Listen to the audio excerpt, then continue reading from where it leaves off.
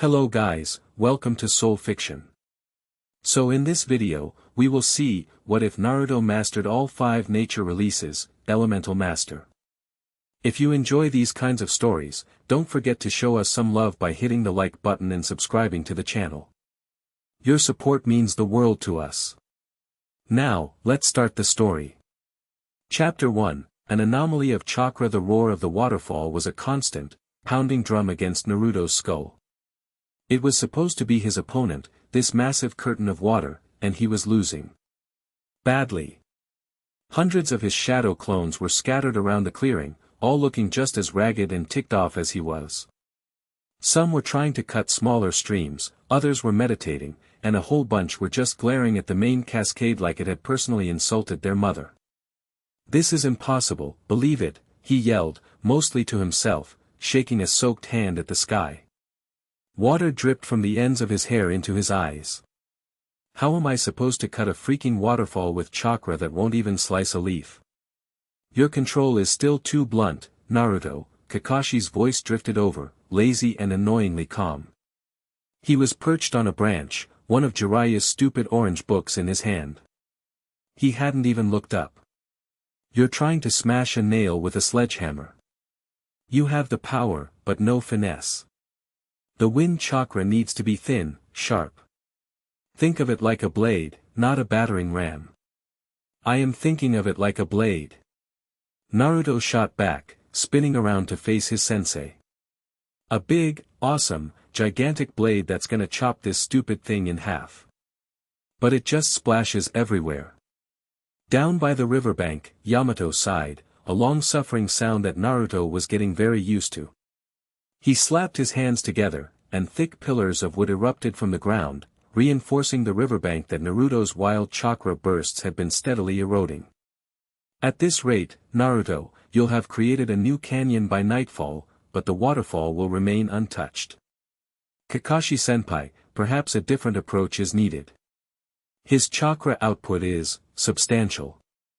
That was Yamato speak for, Naruto's going to blow up the entire training ground. Kakashi finally snapped his book shut with a soft thump and hopped down from the tree, landing without a sound. He ambled over, hands stuffed in his pockets. You're right. The sheer volume of chakra you're pushing out is the problem. It's like trying to thread a needle with a rope. It's too much, too thick. We've been trying to get you to thin it out, but maybe we're looking at this the wrong way. Naruto's head tilted. What do you mean? Maybe the problem isn't just your control, Kakashi mused, his single visible eye crinkling. He reached into his flak jacket and pulled out a small, blank piece of paper. It looked ridiculously flimsy compared to the chaos surrounding them. I should have done this from the very beginning, but your affinity for wind was so obvious I skipped a step. My mistake. Naruto stared at the paper. What's that? You gonna give me a pop quiz? I suck at those. This is chakra induction paper, Yamato explained, walking over to join them. His face was set in its usual neutral, almost carved expression, but there was a flicker of curiosity in his dark eyes. It reacts to the slightest hint of a person's natural chakra affinity. It's the first thing an academy student learns when they start elemental training. Oh yeah? So what's it do? Naruto asked, taking the paper from Kakashi. It felt light, almost weightless. Channel a little of your chakra into it, Kakashi instructed. Don't blast it. Just, let it flow. Gently. Naruto grumbled under his breath. Gently, gently, that's all I ever hear. Still, he did as he was told. He focused, pushing down the urge to just flood the thing with power. He pictured a tiny stream, a trickle of chakra flowing from his palm into the paper. The moment his chakra touched it, the paper split perfectly in two. See? Naruto beamed, holding up the two clean halves. Wind. I told you. I'm a wind master in the making, believe it. Kakashi nodded, a faint smile on his face. Yes, a clean split. A very strong wind affinity. He paused, his eye narrowing slightly. But, wait. Naruto followed his gaze. Something else was happening. One half of the severed paper, the one still in his right hand, was starting to wrinkle. It crinkled up on itself like a piece of balled-up trash. Huh? Naruto blinked. What's that mean?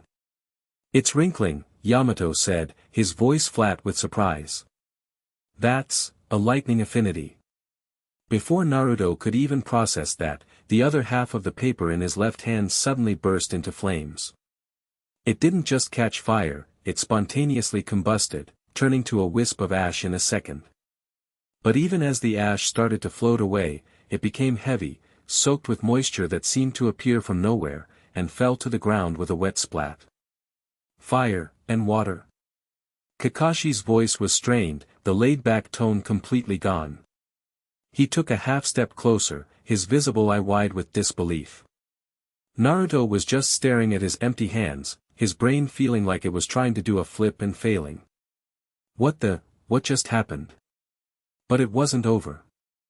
The wet pile of ash on the ground, the last remnant of the paper, suddenly crumbled. It didn't just break apart, it turned into a fine, brown dust, like soil, and then scattered into nothing. Silence.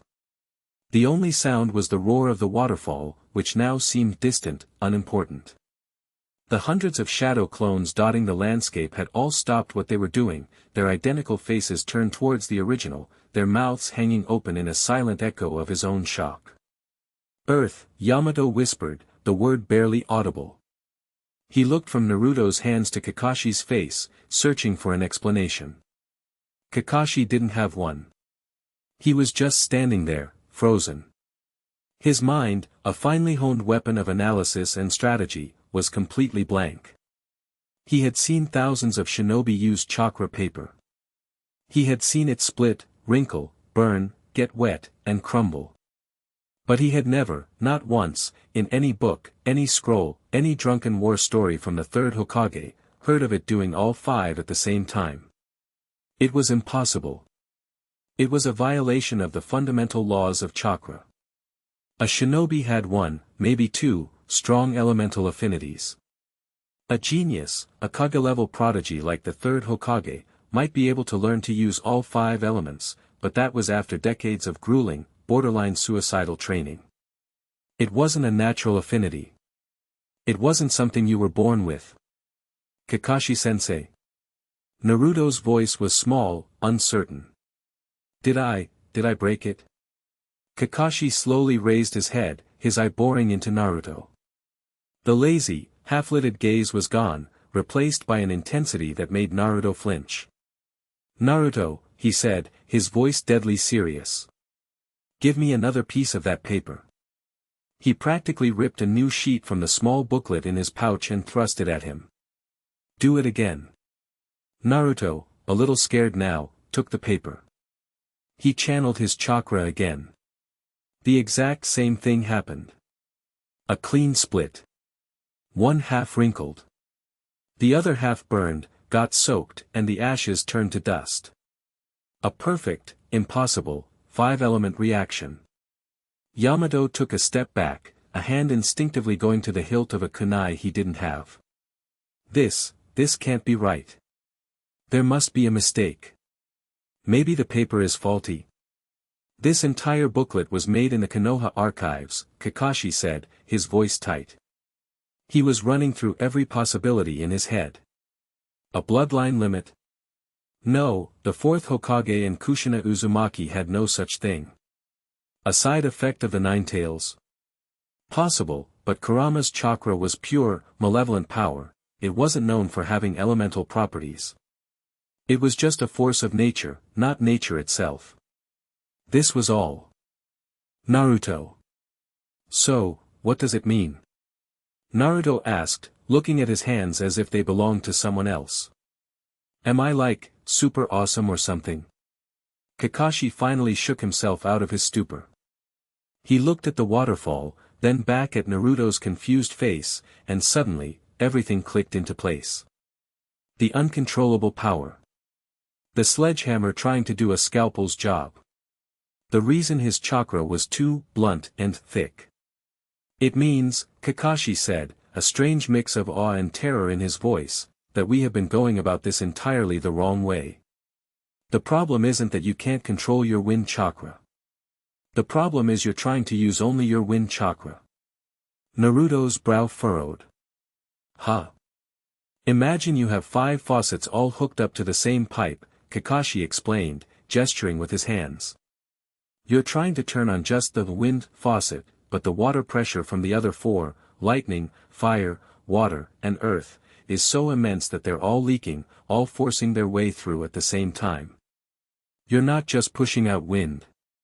You're pushing out a chaotic, elemental storm. That's why you can't form a sharp blade. You're trying to sharpen a hurricane. The hundreds of shadow clones around them all gasped in unison, a chorus of sudden understanding. Then, one by one, they all dispelled in puffs of smoke, the sudden influx of information hitting the real Naruto like a physical blow. He staggered, clutching his head. Whoa, so that's why I'm always so exhausted, he mumbled, his mind reeling. It's not just one thing, it's everything. All at once. Yamato looked grim. This changes everything. Mastering one element is a lifetime's work for most shinobi. Mastering 2 makes you elite. 5. It's unheard of. The amount of training required would be, he trailed off, unable to even quantify it. And that's the problem, Kakashi finished for him. We need to shelve the Raisin Shuriken. For now. What? Naruto's head snapped up, the confusion replaced by outrage. No way. I have to get stronger. I have to bring Sasuke back. I don't have time to start over with lighting a campfire or whatever. You're not listening, Naruto. Kakashi's voice was sharp, cutting through Naruto's protest. You can't build a house on a crumbling foundation. Right now, your foundation is a ticking time bomb. You don't have control. If you try to force the Raisin Shuriken, with all 5 elements leaking into it, you won't just hurt your arm. You could vaporize yourself and half the country along with you. The seriousness in Kakashi's tone finally got through to him.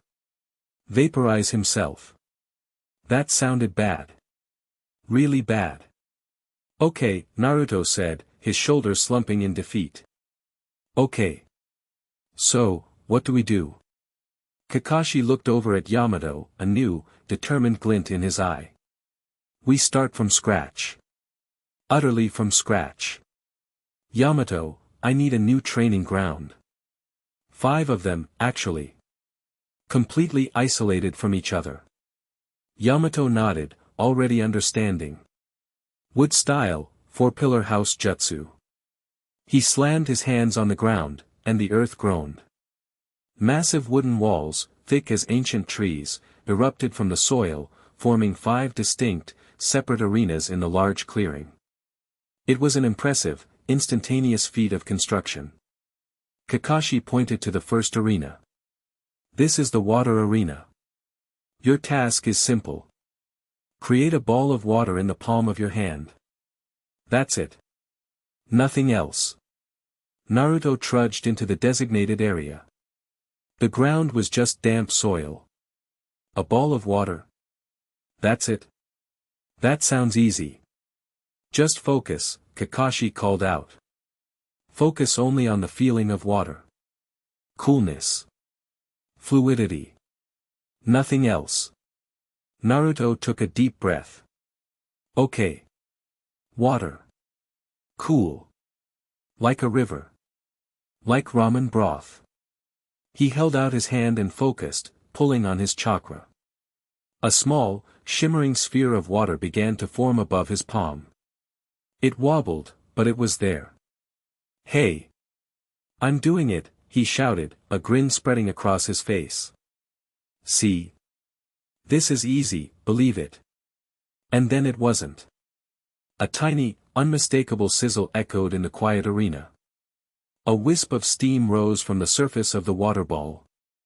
Naruto's brow furrowed in concentration, trying to force it to stay as just water, but the sizzle grew louder. The water began to boil in his hand. No, no, stop that, he grunted, pouring more water chakra into it. Whoosh! A stray spark of fire chakra must have slipped through. The entire ball of water instantly vaporized in a scalding cloud of steam that blasted him in the face.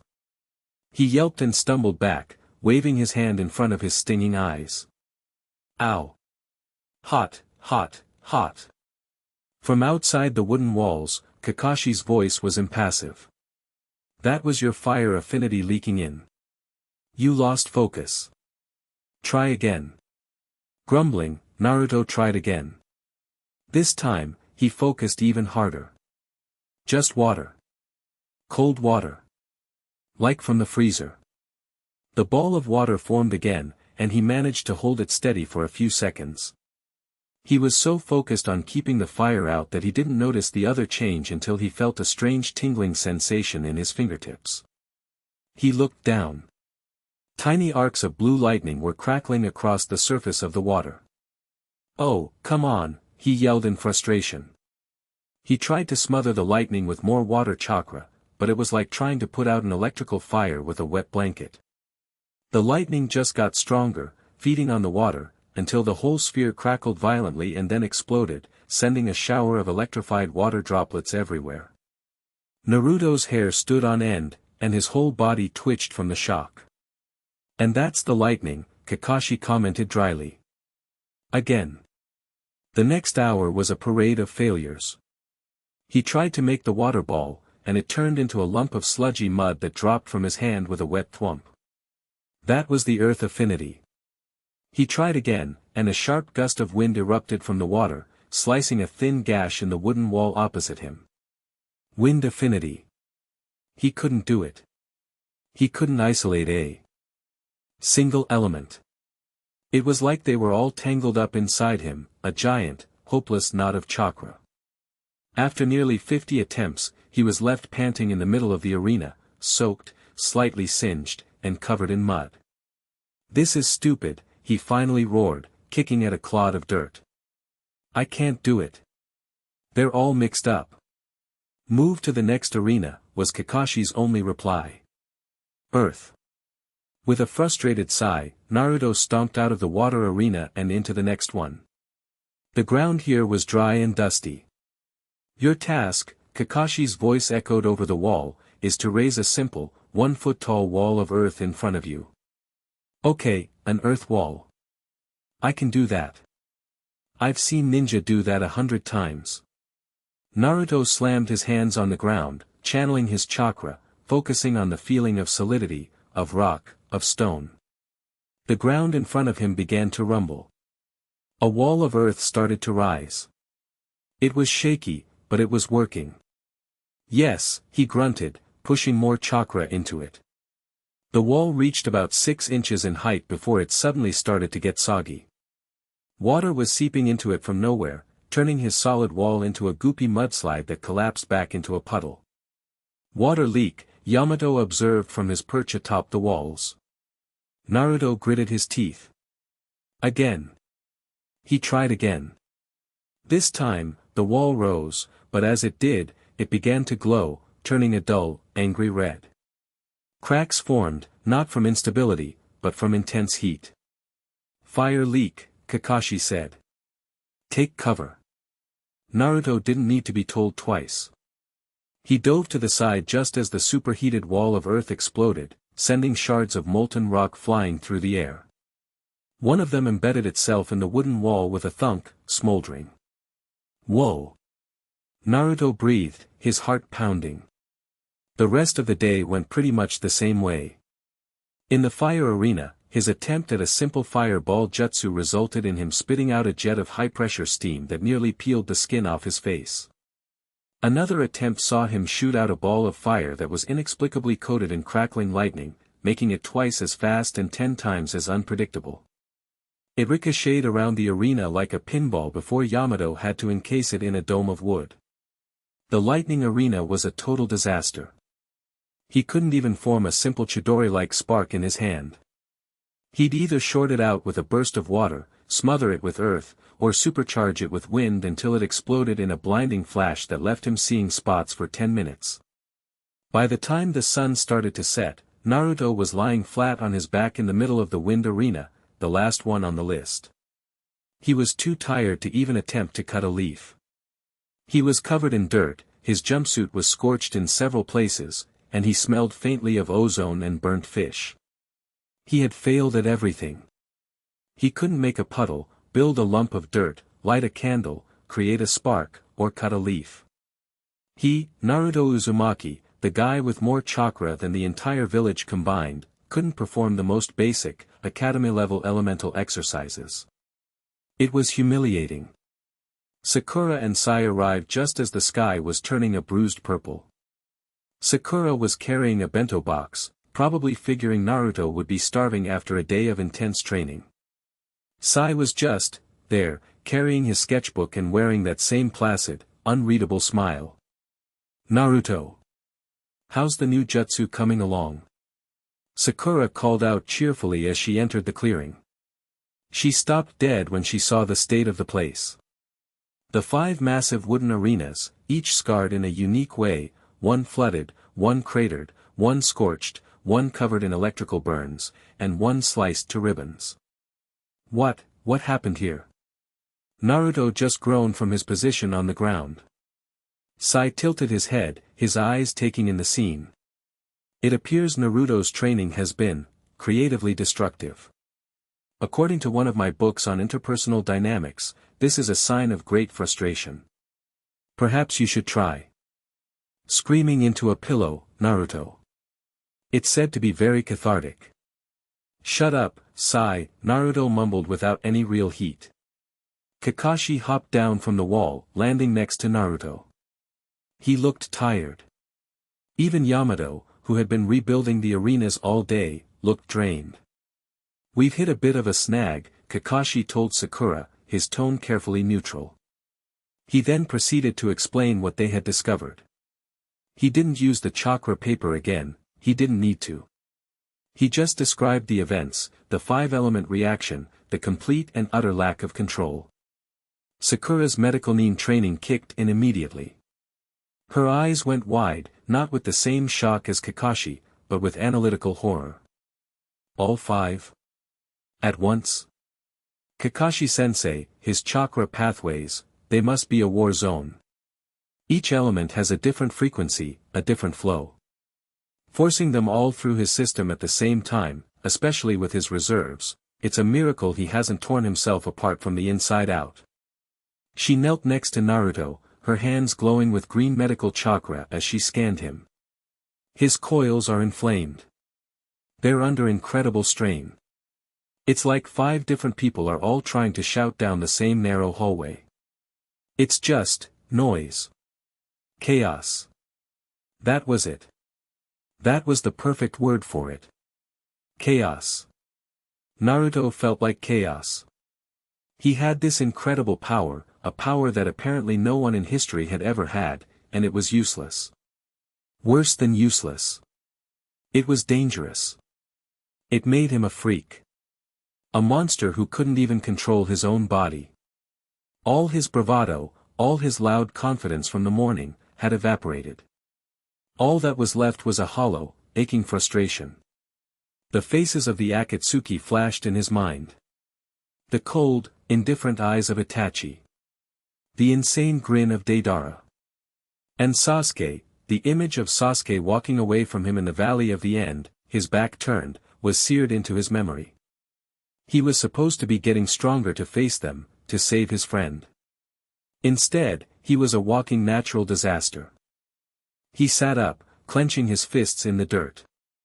"So what am I supposed to do?" he asked, his voice cracking. "Just give up? Am I broken?" "You're not broken, Naruto," Kakashi said, his voice softer now. He sat down across from him, crossing his legs. "You're new. Unprecedented. There's no textbook for this. No instruction manual. We're in completely uncharted territory. That doesn't help." Naruto snapped, jumping to his feet. I don't want to be unprecedented. I want to be strong. I want to be able to protect my friends.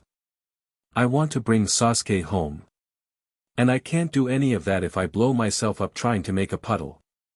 Tears of frustration pricked at the corners of his eyes, and he angrily wiped them away. There was a long silence, broken only by the chirping of crickets. Sakura looked at him with a pained expression, a mixture of sympathy and worry. Sai was actually sketching the scene, his brush flying across the page, capturing the raw emotion with an unnerving accuracy. Yamato just stood silently, a stoic guardian watching over his volatile charge. Finally, Kakashi spoke again. I was wrong today, Naruto. Everyone, including Naruto, looked at him in surprise. Kakashi Hatake didn't admit he was wrong very often. I treated this like a normal training problem, he continued, looking up at the first stars beginning to appear in the sky. I tried to force you into a box that you were never meant to fit in. I asked you to isolate your elements. That was the mistake. Naruto's head tilted. But, you said they were all tangled up. They are, Kakashi agreed. So maybe we stop trying to untangle them. Maybe we lean into the chaos. What if the goal isn't to use one element at a time? What if the goal is to use them all? A spark of something dangerous and exciting lit up in Kakashi's eye. We're not going to try and separate them anymore. We're going to try and harmonize them. We're going to teach them to work together. Instead of 5 people shouting in a hallway, we're going to try and turn them into a choir. Naruto stared at him, bewildered. A choir? What are you talking about? Forget the basic exercises, Kakashi said, getting to his feet with a newfound energy. They're useless for you. Your power isn't about singular notes, it's about the whole chord. We need a new training method. Something that can handle this insane scale. He looked at Naruto, a grin, a real, genuine grin, not his usual lazy smirk, spreading across his face. And I know just the jutsu for the job. Naruto knew what he was talking about. The one jutsu he was better at than anyone. Shadow clones, Naruto breathed, his own despair beginning to be replaced by a flicker of hope. Not just a few, Kakashi said, his voice electric with the thrill of a new, insane idea. We're going to fill this entire valley. We're going to make thousands of them. And we're going to assign each and every one of them a single task. He pointed a finger at Naruto, his eye blazing. We're going to divide and conquer. 1,000 clones will work on nothing but wind. Another 1,000 on nothing but fire. 1,000 for water, 1,000 for earth, and 1,000 for lightning. They'll work simultaneously. They will fail, they will explode, they will short-circuit, and they will blow each other up. But every tiny bit of experience, every microscopic piece of control they gain, will funnel back to you when they dispel. The sheer scale of it was mind-boggling. It was brute force on a level no one had ever contemplated. It wasn't elegant. It wasn't subtle. It was a pure, Naruto-style solution, overwhelmed the problem with sheer numbers and stubborn determination. We won't try to untangle the knot, Kakashi finished, his voice ringing with conviction. We'll just pull on all 5 strings at once, so hard and for so long, that the knot has no choice but to straighten itself out. Naruto's eyes widened, the exhaustion and frustration of the day melting away, replaced by a roaring fire. This was it. This was a plan he could understand. It was crazy. It was reckless.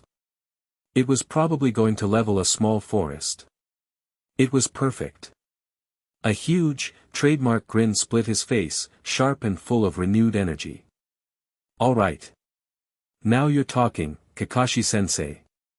That's the most awesome, craziest plan I've ever heard. Sakura looked horrified. Thousands of clones. All practicing volatile elemental jutsu at once. The chakra feedback, the mental strain. Naruto, it could break your mind. My mind is tough. Naruto declared, pounding his chest. And if it means I can finally get a handle on this crazy power, I'll take that risk. Believe it. Yamato just sighed and looked at the pristine forest surrounding their training ground. I'm going to need more chakra for repairs. Kakashi just chuckled. Let's get some rest. We start at dawn. And Naruto? Yeah. Get ready, Kakashi said, his smile turning a little wicked. Because this is going to be hell. Naruto's grin didn't falter. For the first time all day, he felt a surge of genuine excitement. He wasn't broken. He was just, more. And if he had to go through hell to master it, then that's what he would do. Because on the other side of that hell was the power he needed. The power to keep his promises. Chapter 1 End. Chapter 2, The Sage's Gambit. The next morning dawned with an earth-shattering boom. And then another. And another. It sounded like the entire forest was being systematically carpet-bombed by a legion of very angry, very loud gods. Birds that had nested in the valley for generations took one look at the scene below, collectively decided this was no longer a viable place to raise a family, and migrated 3 countries over. The very air thrummed with a chaotic symphony of raw, untamed power. In the center of it all, standing on a hastily constructed wooden tower built by a very tired-looking Yamato, was the real Naruto. His eyes were squeezed shut, his hands clamped over his ears, and he was trembling from head to toe. Down below, spread across 5 massive, crater-pocked arenas, were 5,000 of his shadow clones. It was a sea of orange jumpsuits, a screaming, chaotic mob of himself, and every single one of them was failing spectacularly. The wind arena was a swirling vortex of uncontrolled gales and razor-sharp air currents that were shredding the landscape, and each other. Clones would try to form a blade of wind only to have it explode into a concussive blast that would take out a dozen of their brethren. The fire arena was a vision of hell. Pillars of flame erupted randomly, balls of fire shot off in every direction like wayward comets, and the air was thick with smoke and the smell of burnt fabric. The water arena was a flash-flooding mess, with geysers and tidal waves erupting as clones tried and failed to perform even the simplest water jutsu, often shorting out the clones in the adjacent lightning arena.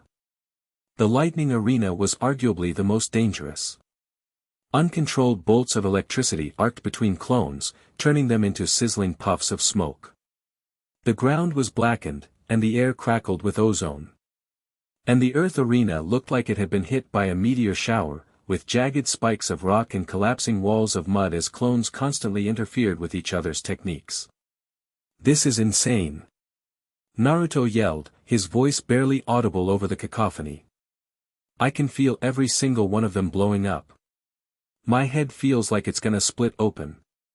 That's the point. Kakashi yelled back from his own perch on the tower, looking ridiculously calm despite the elemental apocalypse unfolding below them. He had his book out, but he wasn't reading it. He was watching the chaos with an unervingly analytical eye. Every failure, every success, no matter how small, is a piece of data. You're learning, Naruto.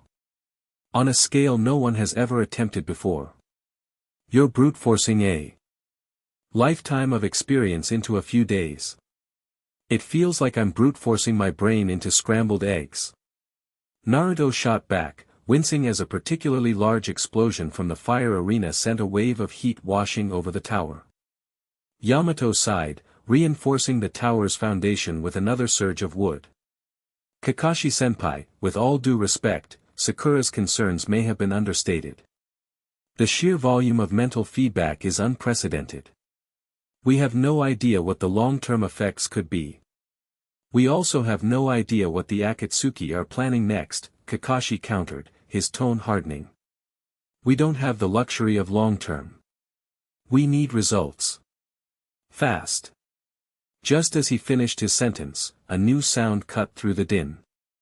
It was a loud, boisterous laugh, a sound so full of life and confidence it seemed to momentarily silence the chaos. Gahahaha. Now this is what I call training. Throwing 1,000 brats at a wall to see what sticks. It's my kind of reckless thinking, Kakashi. Naruto's head snapped up. He knew that voice better than his own. Perched atop the highest point of the valley wall, silhouetted against the morning sun, was a massive figure with a wild mane of white hair. He had a giant scroll on his back and a wide, toothy grin on his face. Pervy sage! Naruto screamed, a wave of relief and excitement washing over him.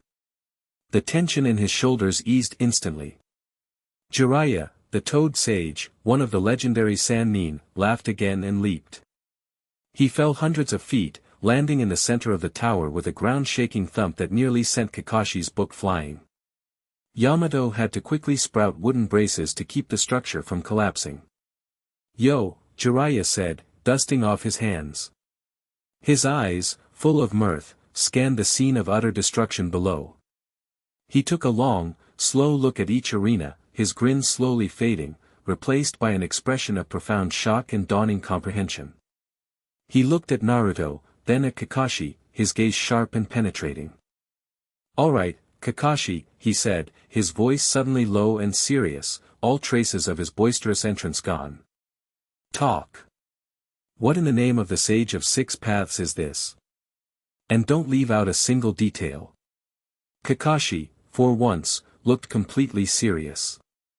He quickly and concisely explained everything: the Raisin Shuriken training, the chakra paper, the discovery of the 5 affinities, the utter failure of conventional methods, and his crazy, last-ditch plan of mass shadow clone training.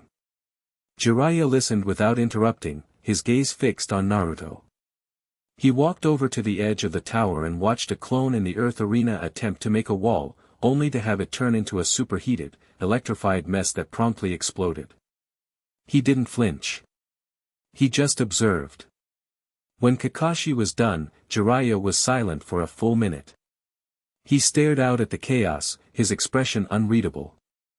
Naruto fidgeted, suddenly nervous under his master's intense scrutiny. Finally, Jiraiya turned around. He looked at Kakashi.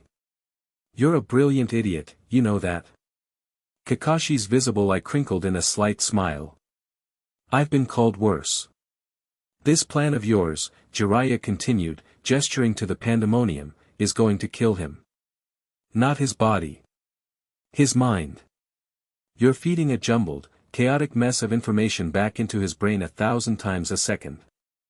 There's no order, no structure. He's not learning to harmonize the elements, he's just learning 1,000 different ways they can explode in his face. You're reinforcing the chaos, not controlling it." Naruto's heart sank.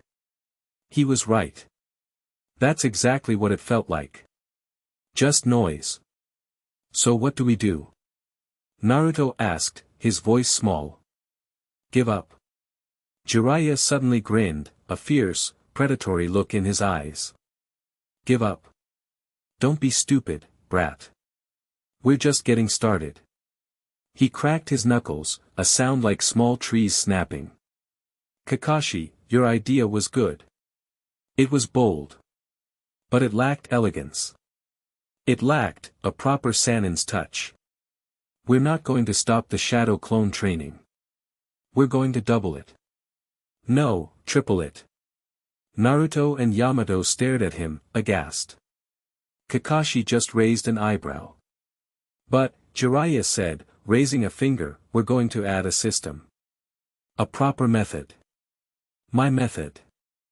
I call it the elemental cascade." He hopped down from the tower, landing in the scorched no-man's land between the arenas. "All right, you 5,000 morons. Dispel. All of you. Now." The clones all complied, vanishing in an enormous, rolling cloud of smoke. The sudden silence was almost as deafening as the noise had been. Naruto collapsed to his knees on the tower, gasping as a tidal wave of conflicting memories and sensations washed over him. He felt the burn of 100 fires, the shock of 100 lightning bolts, the crushing weight of 100 failed earth walls. It was overwhelming. "See?" Jiraiya called up. "Pure, unfiltered chaos. No wonder you've got a headache. Now, get down here, brat. The real training begins." Naruto, still reeling, made his way down the tower, Kakashi and Yamato following. Jiraiya stood with his hands on his hips, looking like a general surveying his battlefield. Kakashi's mistake was trying to teach you 5 different languages at the same time by having you listen to 5 different radio stations at full volume. What we need is a Rosetta Stone. A key to link them all together. He pointed to the water arena. The 5 elements aren't just separate forces. They have a cycle of strengths and weaknesses. Water extinguishes fire. Fire melts metal, which isn't an element, but you get the idea. The point is, they interact. So that's what we're going to train. First, Jiraiya declared, we need more clones. A lot more. Naruto.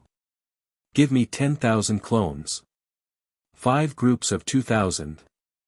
Naruto, despite his mental exhaustion, gritted his teeth and complied. Multi-shadow clone jutsu. The valley floor was instantly flooded with a fresh sea of orange.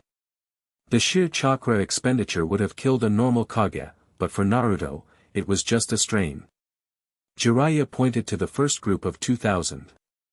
You lot. Water arena. Your only job is to create a constant, steady stream of water. Nothing fancy. Just a river. Your goal is consistency. He then pointed to the second group. You. Fire arena. Your job is to take the water from the first arena and turn it into steam. Your goal is controlled heat application. Not too much, or it'll explode. Not too little, or you'll just be making bathwater. He continued down the line. The lightning clones were tasked with charging the steam created by the fire clones, turning it into a thundercloud. The wind clones were tasked with containing and shaping that unstable thundercloud. And finally, the earth clones were tasked with creating earthen dams and channels to manage the inevitable overflow and runoff from the whole chaotic process. You see. Jiraiya boomed, a manic glint in his eye. It's not 5 separate lessons anymore. It's one big machine. Each group is dependent on the one before it. The water clones have to be stable for the fire clones to work. The fire clones have to be precise for the lightning clones to have anything to charge. It's a system. An assembly line of jutsu. They're not just learning their own element, they're learning how it interacts with the others. Now, get to it. The difference was immediate. The chaos was still there, but it was a directed chaos. It had a purpose. The water clones started, and soon a massive river was flowing from their arena. It was sloppy at first, with surges and lulls, but they were working together. The fire clones went to work on the river, and huge plumes of steam billowed into the air. The lightning clones began to arc electricity into the steam, and the sky above the training ground began to darken with ominous, crackling clouds. The wind clones struggled to form a vortex to contain the clouds, while the earth clones scrambled to build levees to stop the whole area from turning into a swamp. It was still messy. Clones were still dispelling by the hundreds. Explosions still rocked the valley. But now, when a fire clone dispelled, the feedback wasn't just "I failed at making fire." It was "I failed at making fire because the water flow was too strong, and I overcompensated." When a wind clone popped, the memory was "I failed to contain the cloud because the lightning charge was too erratic." Naruto, standing next to Jiraiya, could feel the difference in the feedback. It was still a hurricane in his head, but now the hurricane had patterns. It had a direction. He could start to feel the connections, the way a surge of water chakra affected his ability to control his fire, how a burst of wind could amplify or smother a bolt of lightning. This, Naruto breathed, his eyes wide. I can feel it. How they all fit together. Exactly. Jiraiya slapped him on the back, nearly sending him sprawling. You're not just an Uchiha with a fire affinity or a sand ninja with a wind affinity. You're all of them. Your power isn't about picking one. It's about being the conductor of the whole damn orchestra. Now, stop standing around. Make another clone of yourself, and you get in there and practice with them.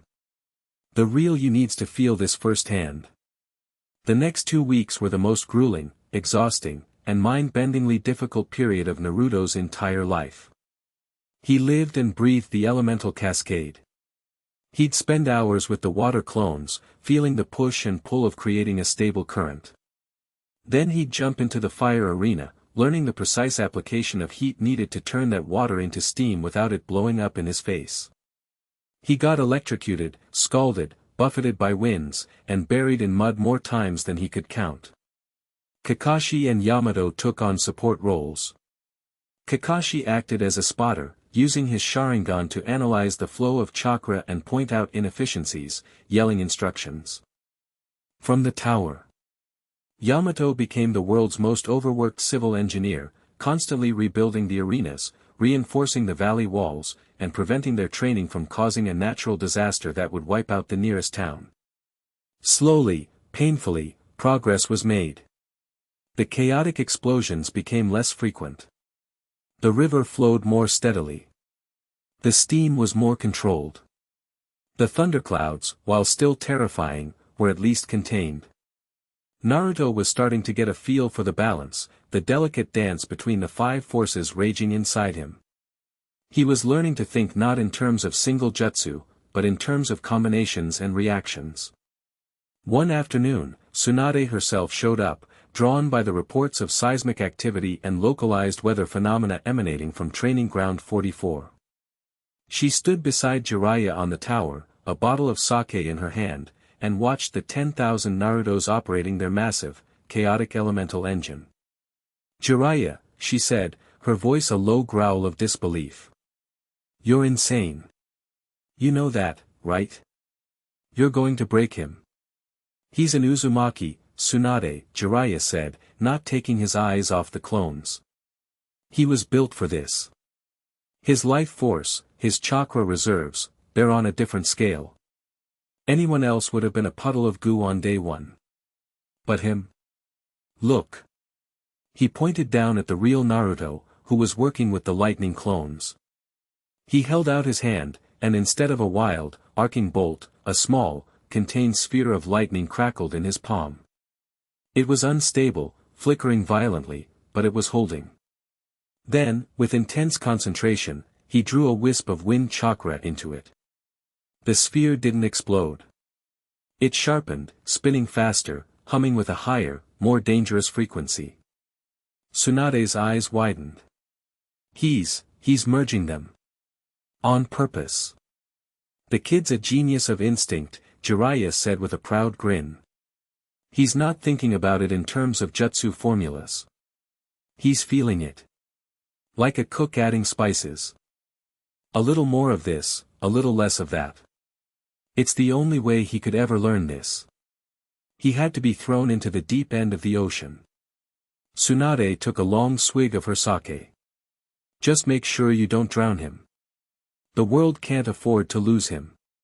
She turned to leave, then paused. Speaking of which. I need him for a mission. Jiraiya's head whipped around. Absolutely not.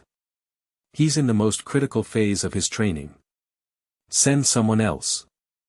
I can't, Tsunade said, her face grim. It's a B-rank escort mission to the land of rivers. A bridge builder named Kenji. It's a politically sensitive area, bordering amicure. Relations are tense. The client specifically requested a Leaf Shinobi team for protection, as a show of trust between our nations. But he also requested someone who could act as a deterrent without being an overt provocation. Someone loud and famous, but not a legendary figure like you or Kakashi. Someone like Naruto, Jiraiya finished, his brow furrowed. Team Yamato is officially assigned, Tsunade stated, leaving no room for argument.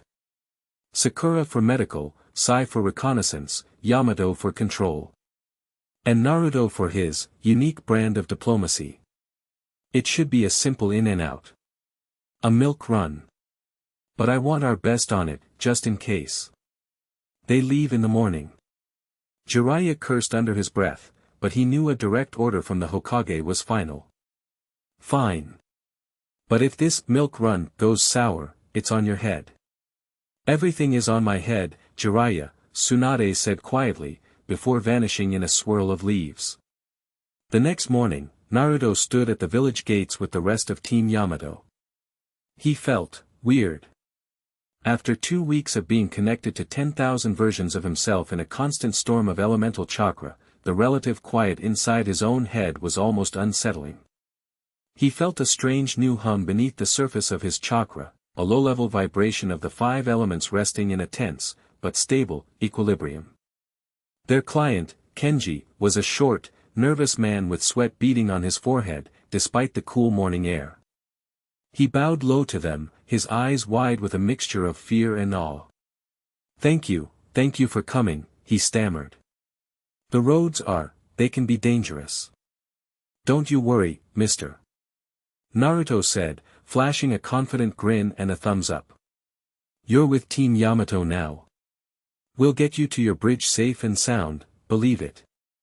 The journey through the land of fire was uneventful. Sai's ink birds scouted ahead, Sakura kept a watchful eye on their client's health, and Yamato maintained a stoic vigilance. Naruto, for his part, was restless. He kept flexing his hands, feeling the crackle of latent power just waiting to be unleashed.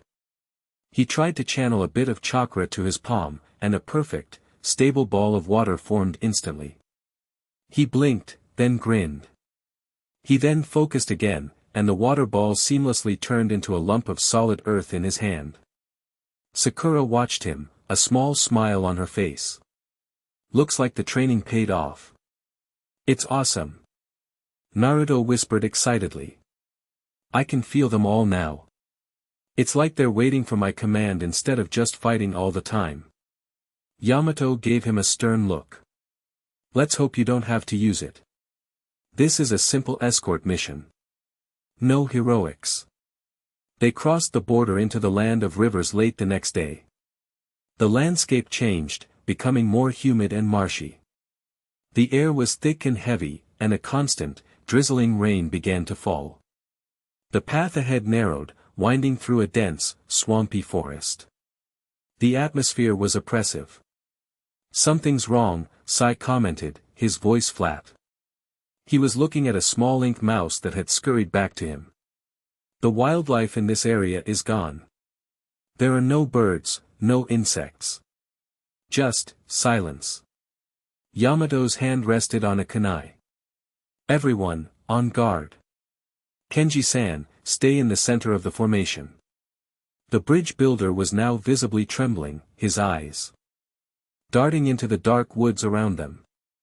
The attack came without warning. It wasn't an explosion or a dramatic shout. It was a sudden, coordinated assault from all directions. Senbon needles, coated in a fast-acting paralytic poison, rained down from the canopy. Yamato instantly slammed his hands together. Wood-style, wood-locking wall. A dome of interlocking wooden pillars erupted around them, the senbon harmlessly embedding themselves in the thick wood. But it was a trap. Now, a voice hissed from outside. The ground beneath them turned to liquid. It wasn't a jutsu Naruto had ever seen. It was like the entire forest floor had become a deep, sucking mud pit. Kenji screamed as he began to sink. Sakura grabbed him, but she was sinking too. Earth-style, swamp of the underworld. Yamato grunted, trying to counteract the jutsu, but his wood dome was rooted in the very ground that was now betraying them. At the same time, 4 figures dropped from the trees, landing on the surface of the swamp as if it were solid ground. They wore the flak jackets of Kirigakure, but their headbands were slashed. Missing nin. Professionals. One of them, a tall man with a cruel sneer, made a series of hand signs. Water-style, water prison jutsu. The water in the mud coalesced, forming spheres around Yamato and Sai, trapping them instantly. Sakura was left struggling to keep both herself and their client from being sucked under. That left Naruto. "He's the Jinchuriki," the leader said, his voice cold and calm. "He had a scarred face and cold, dead eyes. The others are irrelevant. Take him out." The bounty on his head will set us up for life. Two of the ninja blurred into motion, skating across the surface of the mud towards Naruto. One was weaving hand signs for a lightning jutsu, the other was pulling a wickedly curved blade from his back. Naruto's mind raced. He was the only one left who could fight. Yamato and Sai were trapped, Sakura was occupied. He had to protect them. He had to protect the client. His training with Jiraiya flashed through his mind. The orchestra. The balance. He didn't have time to think. He just acted. He slammed his hands on the sucking mud. Earth. I need defense. A wall of mud rose in front of him, but it was sloppy, unstable. The lightning user's attack, a bolt of purple energy, slammed into it, and the wall disintegrated. The swordsman was on him in an instant, his blade whistling through the air. Naruto dodged, the blade slicing through his jacket. He was too slow in the thick mud. He needed something fast, something powerful. Lightning. For speed and offense. He tried to channel lightning chakra to his feet to move faster, and to his hand to form a weapon. But the earth chakra was still active in his system, still trying to manipulate the mud around him. The two forces clashed inside him. It was the old chaos, the familiar feeling of his chakra pathways turning into a war zone. Arg, he grunted, stumbling as his body was racked with conflicting energies. He's losing control, the scarred leader observed with a detached amusement.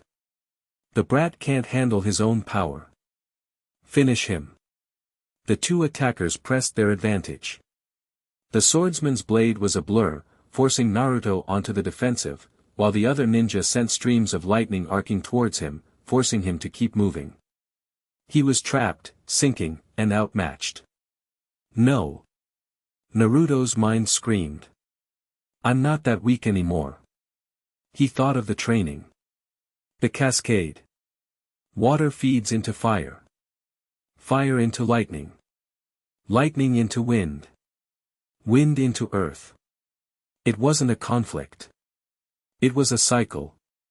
Don't fight it. Use it. He stopped trying to separate them. He stopped trying to pick one. He let them merge. He dug his hands deep into the swampy ground, drawing on the earth chakra, but this time, he didn't try to make a solid wall.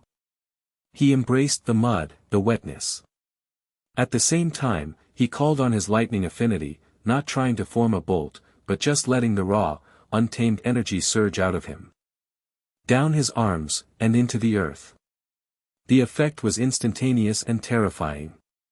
The entire swamp around Naruto began to hiss and bubble. The mud churned violently, and arcs of raw, yellow lightning began to crackle through it. It wasn't earth style. It wasn't lightning style. It was some new, monstrous hybrid. The two ninja attacking him leaped back, their eyes wide with shock. What is this jutsu? Naruto roared, pushing more chakra into the ground.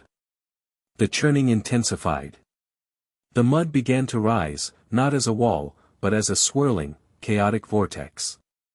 A thick, sludgy tornado infused with deadly, high-voltage electricity.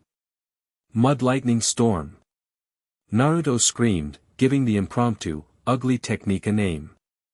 He thrust his hands forward, and the storm surged towards his enemies.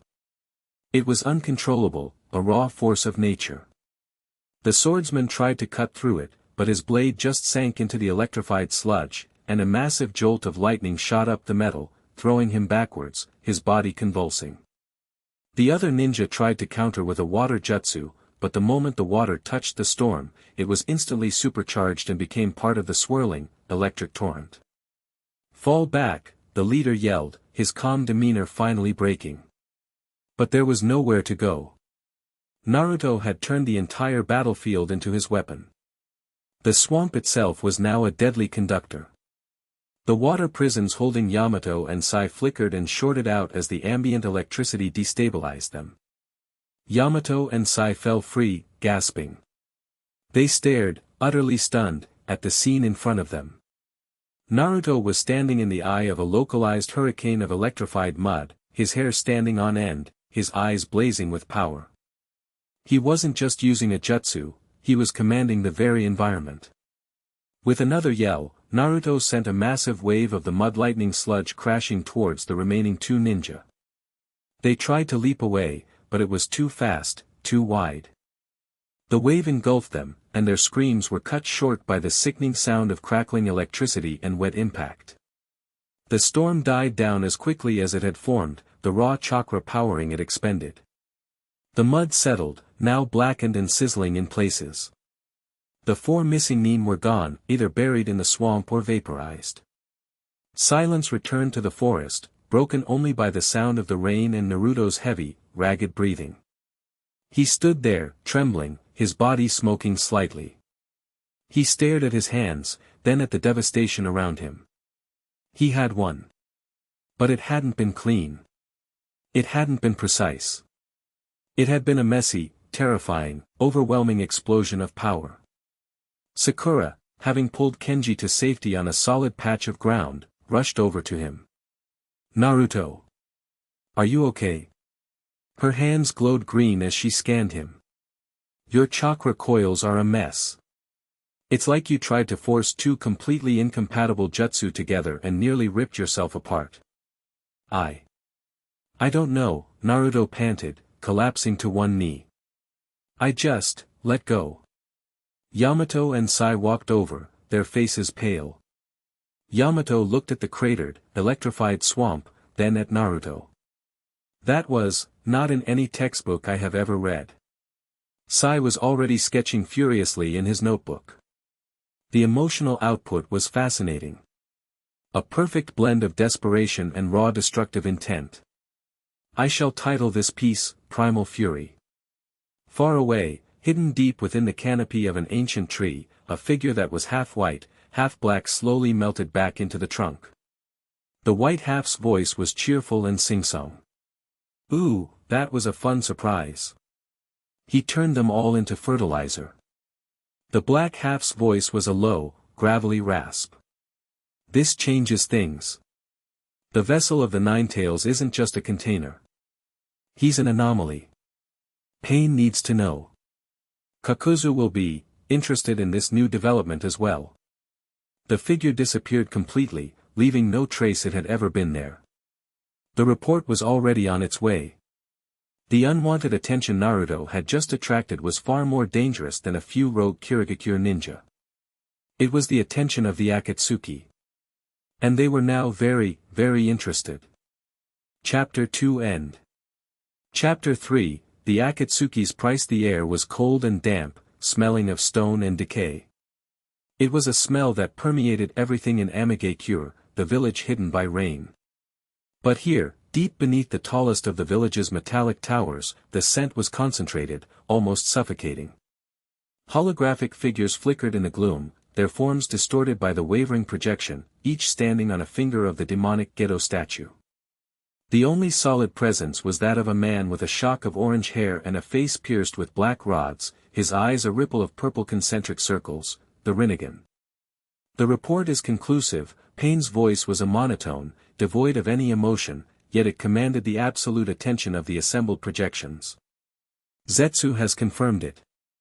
The Ninetales Jinchuriki, Naruto Uzumaki, possesses a natural affinity for all 5 elemental natures." A low chuckle echoed from one of the holograms, a figure wrapped in bandages with a massive, strange-looking sword on his back. Well. A jack of all trades. That's unusual. Sounds like a mess." Kisame Hashigaki's projected grin was all sharp teeth. "It is more than unusual. It is an anomaly that could disrupt the balance of our plans," Pain stated, his gaze sweeping over the members. "His power is volatile, uncontrolled, but Zetsu's memory of the event was clear. The boy combined earth and lightning release on an instinctual level to create a new, devastating technique.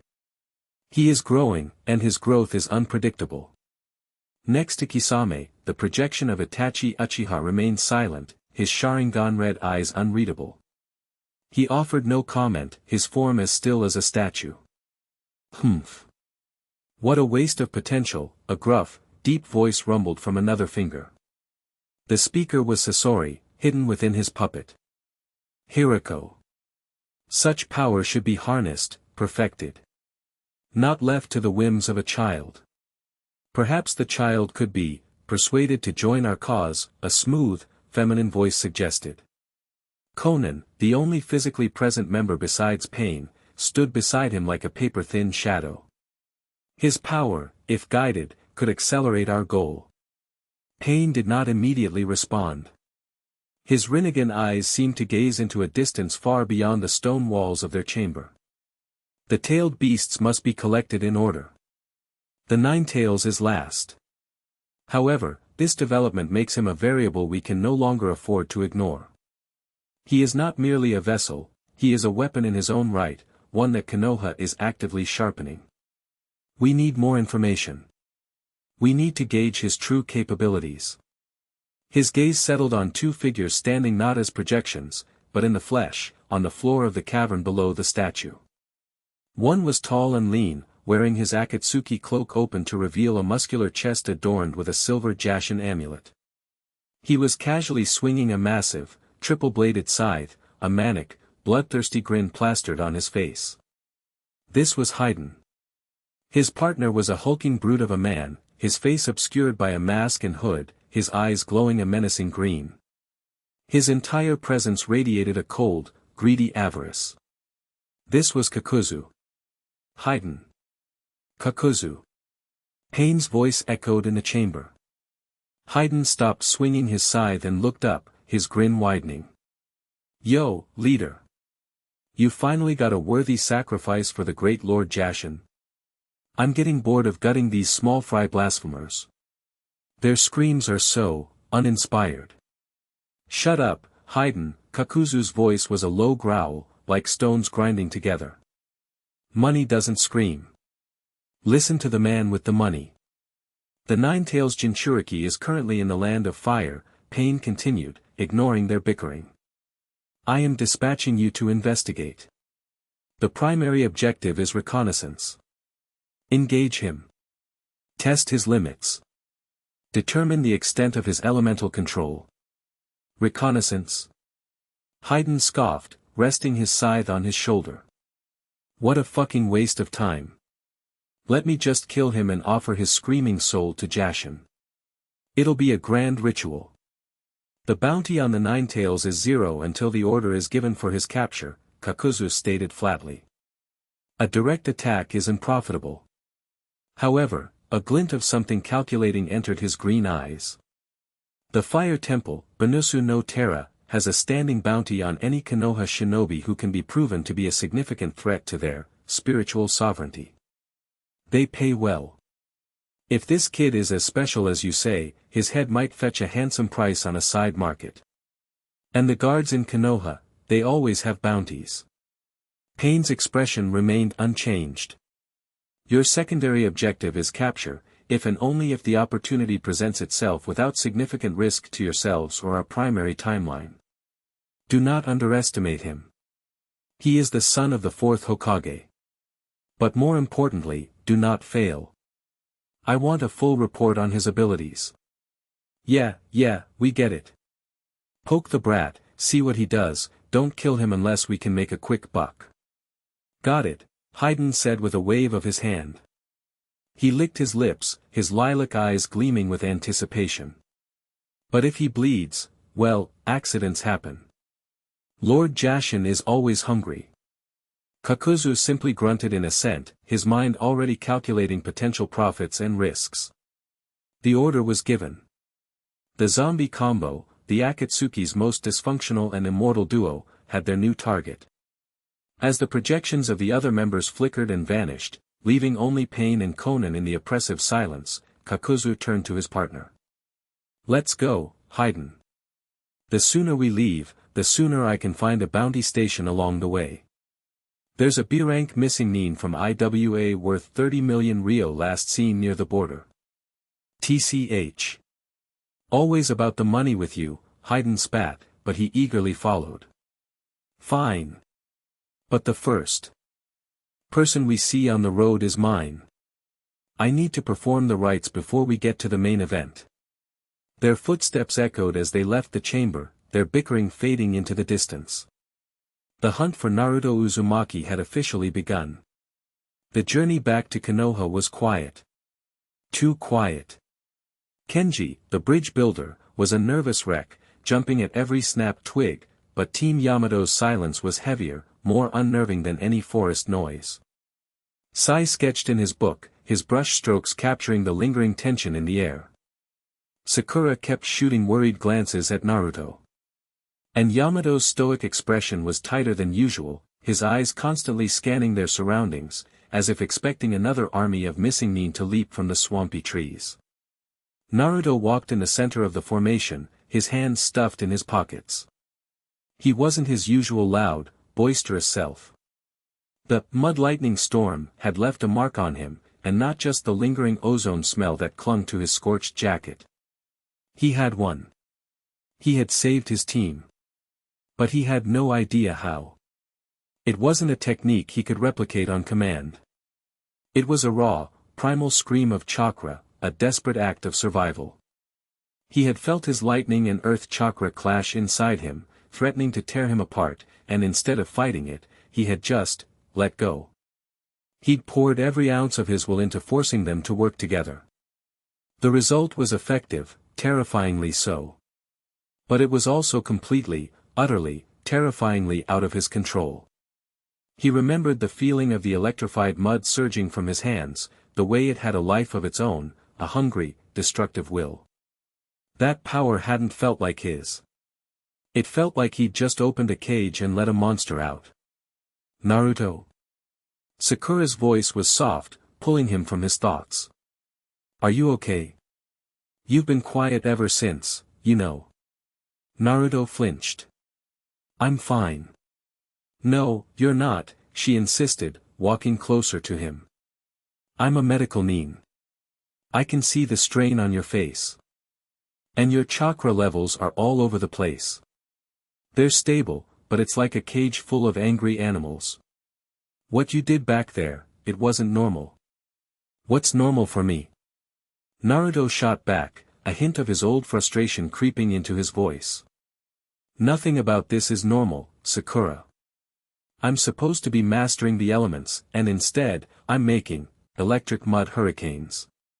Jiraiya's training was all about control, about making the elements work together in a system. But that wasn't a system. That was just a mess.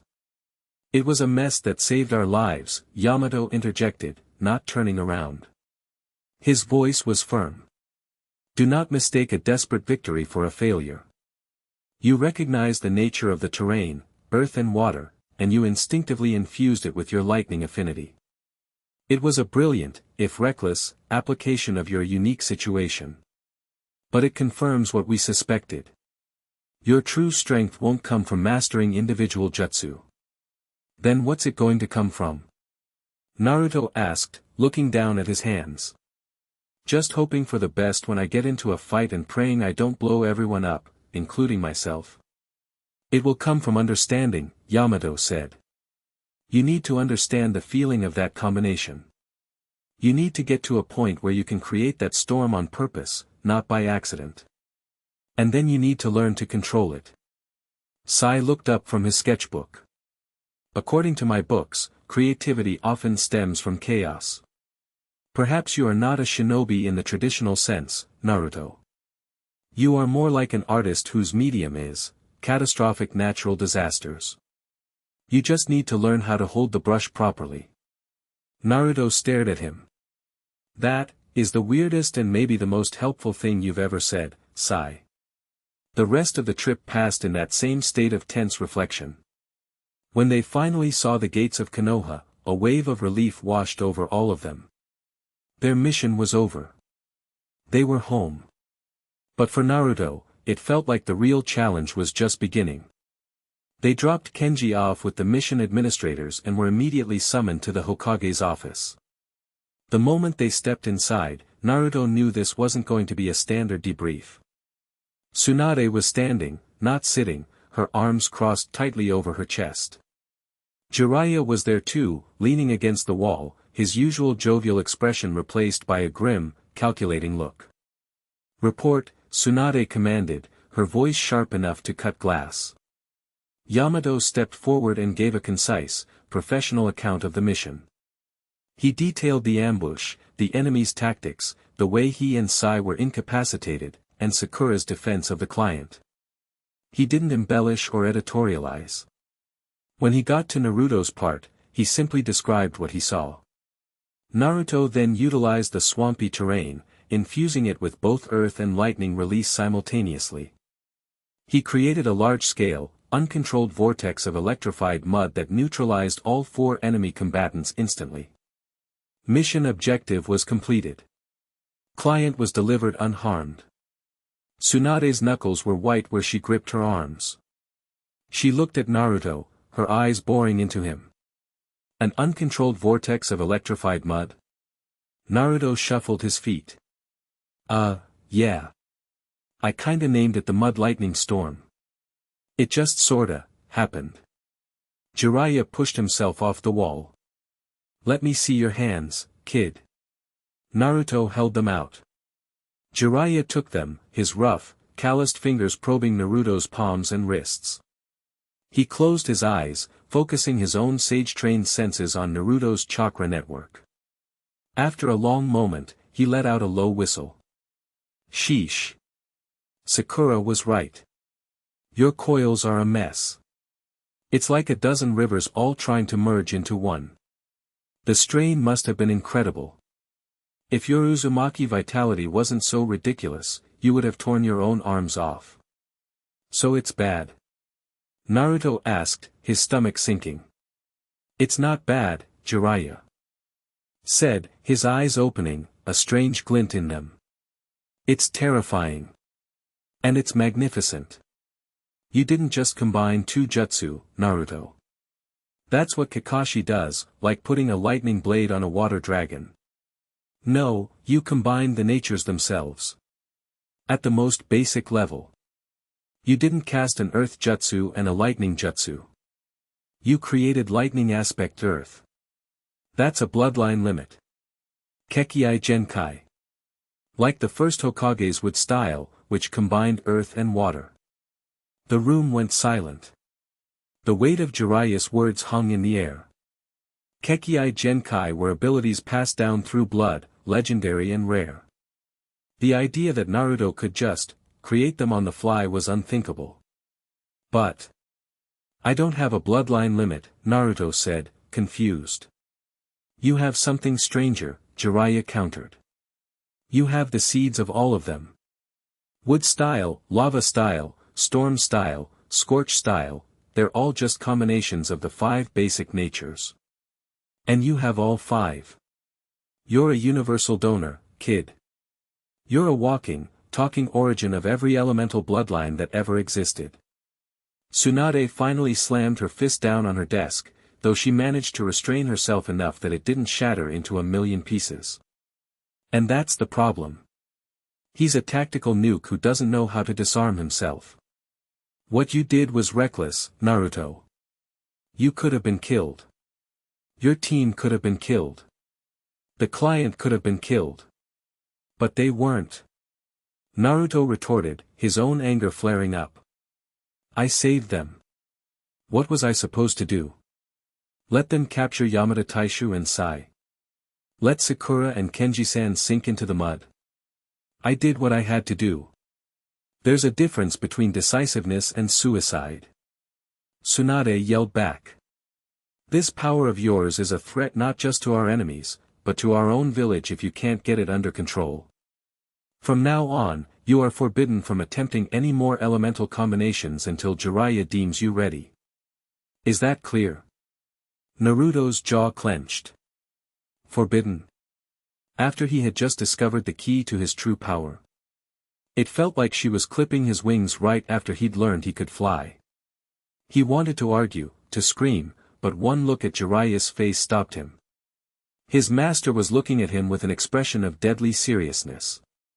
He gave a tiny, almost imperceptible shake of his head. Don't fight this. With a frustrated sigh, Naruto deflated.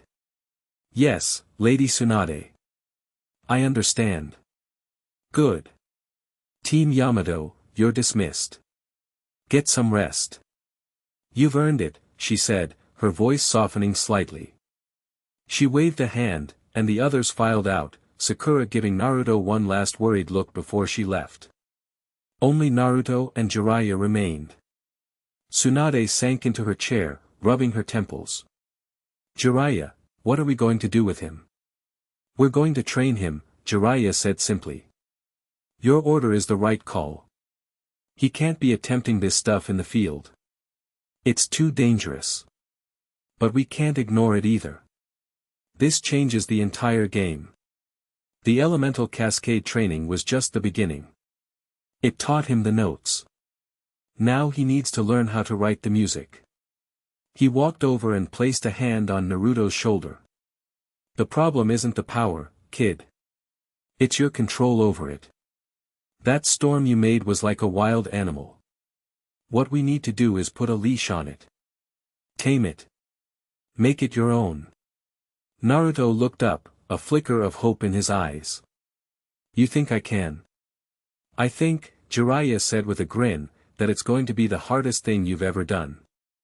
And it's going to be glorious. We'll start tomorrow. We're going back to basics. No more giant storms.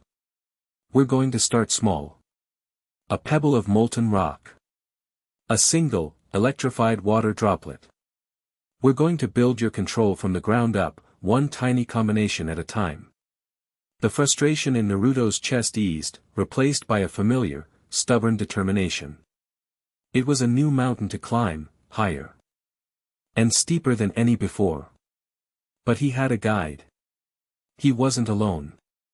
All right, pervy sage, Naruto said, a grin finally returning to his face. Let's do it. Hundreds of miles away, in a dusty, sun-bleached town near the border of the Land of Fire, Kakuzu stepped out of a dilapidated building with a heavy sack slung over his shoulder. The sign above the door depicted a crossed-out bingo book, identifying it as a black market bounty station. It was a place where shinobi could trade corpses for cash, no questions asked. Haydn was sitting on a nearby well, impatiently sharpening the blade of his scythe. He looked up as Kakuzu approached, a bored and irritated expression on his face. Took you long enough, you greedy bastard, Haydn snarled. I'm dying of boredom out here. I haven't killed anyone in almost a day. My body is starting to ache from the lack of ritual. Patience, Haydn, Kakuzu grunted, hefting the sack. It clinked with the sound of coins. Kensuke the Swift was worth 32 million. A good haul. This covers our travel expenses. Expenses? We're on a mission for the Akatsuki. Haydn shot back, standing up. Since when do we have expenses? Everything has a cost, Kakuzu said, his glowing green eyes narrowing. Information costs money. Lodging costs money. Food costs money. I am merely ensuring this mission is profitable. Now, come on. We have the latest intelligence on the Ninetales location. He had spent a small portion of his earnings bribing a disreputable information broker inside the station. The news he got was fresh. Team Yamato had just returned to Konoha less than a day ago. The Jinchuriki was home. So we're going straight to Konoha? Haydn asked, his eyes lighting up with a predatory glee. A full frontal assault? Oh, this will be glorious. The screams of the blasphemers as their precious village burns. Don't be an idiot, Kakuzu snapped, smacking Haydn on the back of the head with a thread-wrapped fist. The blow would have shattered a normal person's skull, but Haydn just stumbled, rubbing his head and cursing. Attacking Konoha is suicide. It's a fortress filled with thousands of ninja. It's strategically and financially unsound. Then what's your brilliant, money-grubbing plan? Haydn sneered. We don't go to the fox. We make the fox come to us, Kakuzu explained, his voice a low rumble. The Jinchuriki is a hero in his village. He's sentimental. Predictable. He responds to threats against his home and his friends. So, we create a threat he can't ignore. One that's close enough to draw him out, but far enough from the village that reinforcements will be slow to arrive. He pulled out a map and spread it on the ground. He pointed a thick, stitched finger to a location a few miles outside the massive walls of Konoha. It was a district of small farms and merchant storehouses. Here, Kakuzu said. The southern agricultural sector. Lightly guarded, full of civilians. We strike here. We make a mess. We kill a few insignificant people. The alarm will be raised, and Konoha will send a response team. And a boy desperate to prove his worth, a boy known for rushing into danger, will almost certainly be at the front of that response. Hayden's grin returned, wider and more savage than before. I like it. A stage. With an audience of the damned. And in the center of it all, the main sacrifice. Yes, yes. This will please Lord Jashin greatly. It will please my wallet, Kakuzu corrected him. We engage him there, on our terms. We test his power, we gather our data, and if the opportunity arises, we take him. It's clean. Efficient. He folded the map and began walking, his massive frame moving with a deceptive speed. Let's move. We can be in position by nightfall. Hayden eagerly followed, his triple-bladed scythe scraping against the dusty road, leaving a thin, menacing line in the dirt. The zombie combo was closing in. The next day's training was a humbling experience for Naruto. After the raw, overwhelming power of the Mud Lightning Storm, Jiraiya had him sitting cross-legged in the middle of the rebuilt training ground, trying to create a single drop of water in one hand and a tiny, ember-like spark of fire in the other. This is stupid. Naruto complained after his 20th attempt ended with the water droplet evaporating in a puff of steam before it was even fully formed. Let me do something big. I know I can do it. You can make a big mess, Jiraiya corrected him, sitting on a log and taking notes in a small journal. You're like a baby who just learned he can scream. You don't know how to talk yet. The goal here isn't power, it's precision. Harmony. Feel the two chakras. Don't let them touch. Keep them separate, coexisting in your body, each under your complete and total command. Naruto grumbled but tried again. He closed his eyes, extending his chakra senses. He could feel it now, after the cascade training. The cool, flowing presence of water chakra and the hot, flickering energy of fire. They were like two restless animals inside him. He focused, building a mental wall between them, and then slowly, carefully, he channeled a minuscule amount of each to his hands. A perfect sphere of water, no bigger than a pea, hovered above his left palm. A tiny, steady flame, the size of a candle's wick, danced on the tip of his right index finger. He held them there, his brow beaded with sweat from the intense concentration. Good, Jiraiya said, nodding in approval. Now, hold it. For an hour. An hour? Naruto squawked, his concentration wavering. The water droplet wobbled, and the flame flickered wildly. Control, brat. Control, Jiraiya said calmly. If you can't master this, you'll never be able to combine them without blowing your own hands off. Naruto gritted his teeth and refocused. It was agonizingly tedious. It was the complete opposite of his personality. He wanted to go fast, to hit hard, to overwhelm his problems. But Jiraiya was right. This was a different kind of strength. It was the strength of a steady hand, of a calm mind. For the rest of the afternoon, he sat there, practicing the simple, infuriating exercise. He moved on to other combinations, a speck of dust and a crackle of lightning, a wisp of wind and a drop of water. Each was a lesson in balance, in keeping these primal forces from tearing each other apart inside his own body. By the time the sun began to set, he was mentally and physically exhausted, more drained than he'd been after creating 1,000 shadow clones. He had finally managed to hold two separate natures steady for 10 minutes straight. It was a small victory, but it felt more significant than the chaotic storm he'd created before. He was packing up his gear, getting ready to head to Ichiraku for a well-deserved victory bowl, when it happened. A tremor ran through the ground, faint but unmistakable. It wasn't an earthquake. It felt violent. A second later, a dull boom echoed from the south. Naruto and Jiraiya both froze, their heads snapping in the direction of the sound. A thin plume of black smoke was rising into the evening sky, just beyond the village walls. Before Jiraiya could say a word, two ANBU agents appeared in a swirl of leaves. Jiraiya-sama, Uzumaki Naruto. The Southern Agricultural District is under attack. Two unidentified hostiles. Multiple casualties reported. The Hokage has ordered an immediate mobilization. Naruto's blood ran cold. The Southern District. That was where farmers and merchants lived. Civilians. It's them, Jiraiya said, his voice a low, dangerous growl. Akatsuki. I'm going. Naruto said, his exhaustion vanishing, replaced by a surge of adrenaline and rage. Naruto, wait. Jiraiya ordered. Tsunade's order, her order was about me trying to combine elements in training. Naruto shot back, his eyes blazing. People are in danger.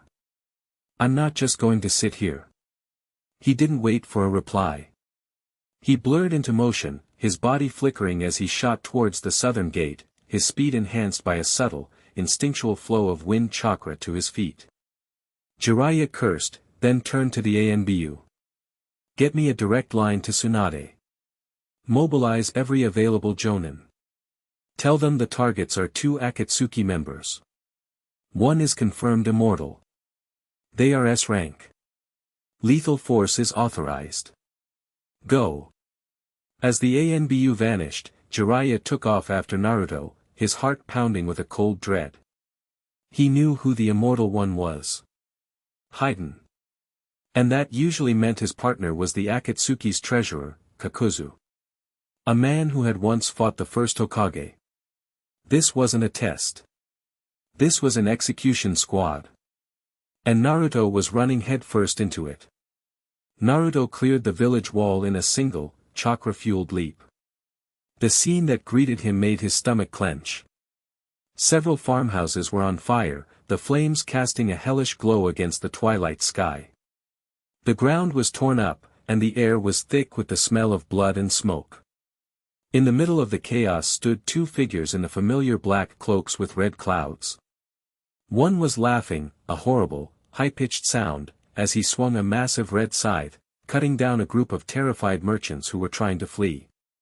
The other stood motionless, a silent, hulking predator, watching the carnage with cold indifference. Stop! Naruto roared, his voice filled with fury. He landed between the Akatsuki and another group of fleeing civilians, his body tensed for a fight. Haiden stopped laughing and turned, his lilac eyes fixing on Naruto. A slow, ecstatic grin spread across his face. Well, well, well. Look what we have here. The main course has arrived right on schedule. Lord Jashin, you are truly generous. The Nine-Tails Jinchuriki, Kakuzu rumbled, his head tilting slightly. You came alone. Foolish. Naruto's eyes blazed. He saw the bodies on the ground, the terror in the faces of the people cowering behind him.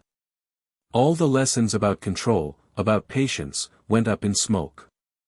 All that was left was a white-hot rage. I'm going to make you pay for this, he growled, his hands flashing through.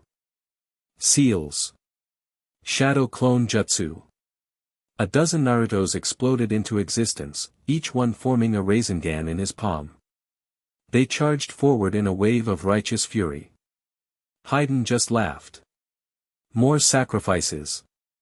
Wonderful. He met the charge head-on, his scythe a whirlwind of deadly motion. He didn't bother dodging. He moved with a fluid, terrifying grace, his weapon deflecting Razengans, severing limbs, and dispelling clones in puffs of smoke. He was toying with them. While Haiden engaged the clones, Kakuzu moved. His cloak fell away, revealing a monstrous form. His back was grotesquely hunched, and strange, masked creatures writhed beneath the skin. Threads shot out from his arms, piercing the remaining clones and dispelling them instantly. The real Naruto charged Kakuzu, a Rasengan held high. "Take this." Kakuzu didn't even move. Just as the Rasengan was about to connect, the skin on his arm hardened, turning a deep, metallic black. Earth style, Earth Spear. The Rasengan slammed into his arm with a grinding shriek of chakra. The ground cracked beneath Kakuzu's feet, but his arm didn't break. The jutsu that could carve through solid rock was stopped cold. Kakuzu's other hand shot out, grabbing Naruto by the throat. "Your power is crude," Kakuzu grunted, lifting Naruto off the ground. Naruto struggled, clawing at the iron-hard grip, but it was useless. For someone with a supposed 5 natures, this is pathetic. Suddenly, Haiden was there, his scythe arcing down towards Naruto's exposed chest. Time for the offering. Naruto's eyes widened in horror. He was trapped. This was it. Whoosh!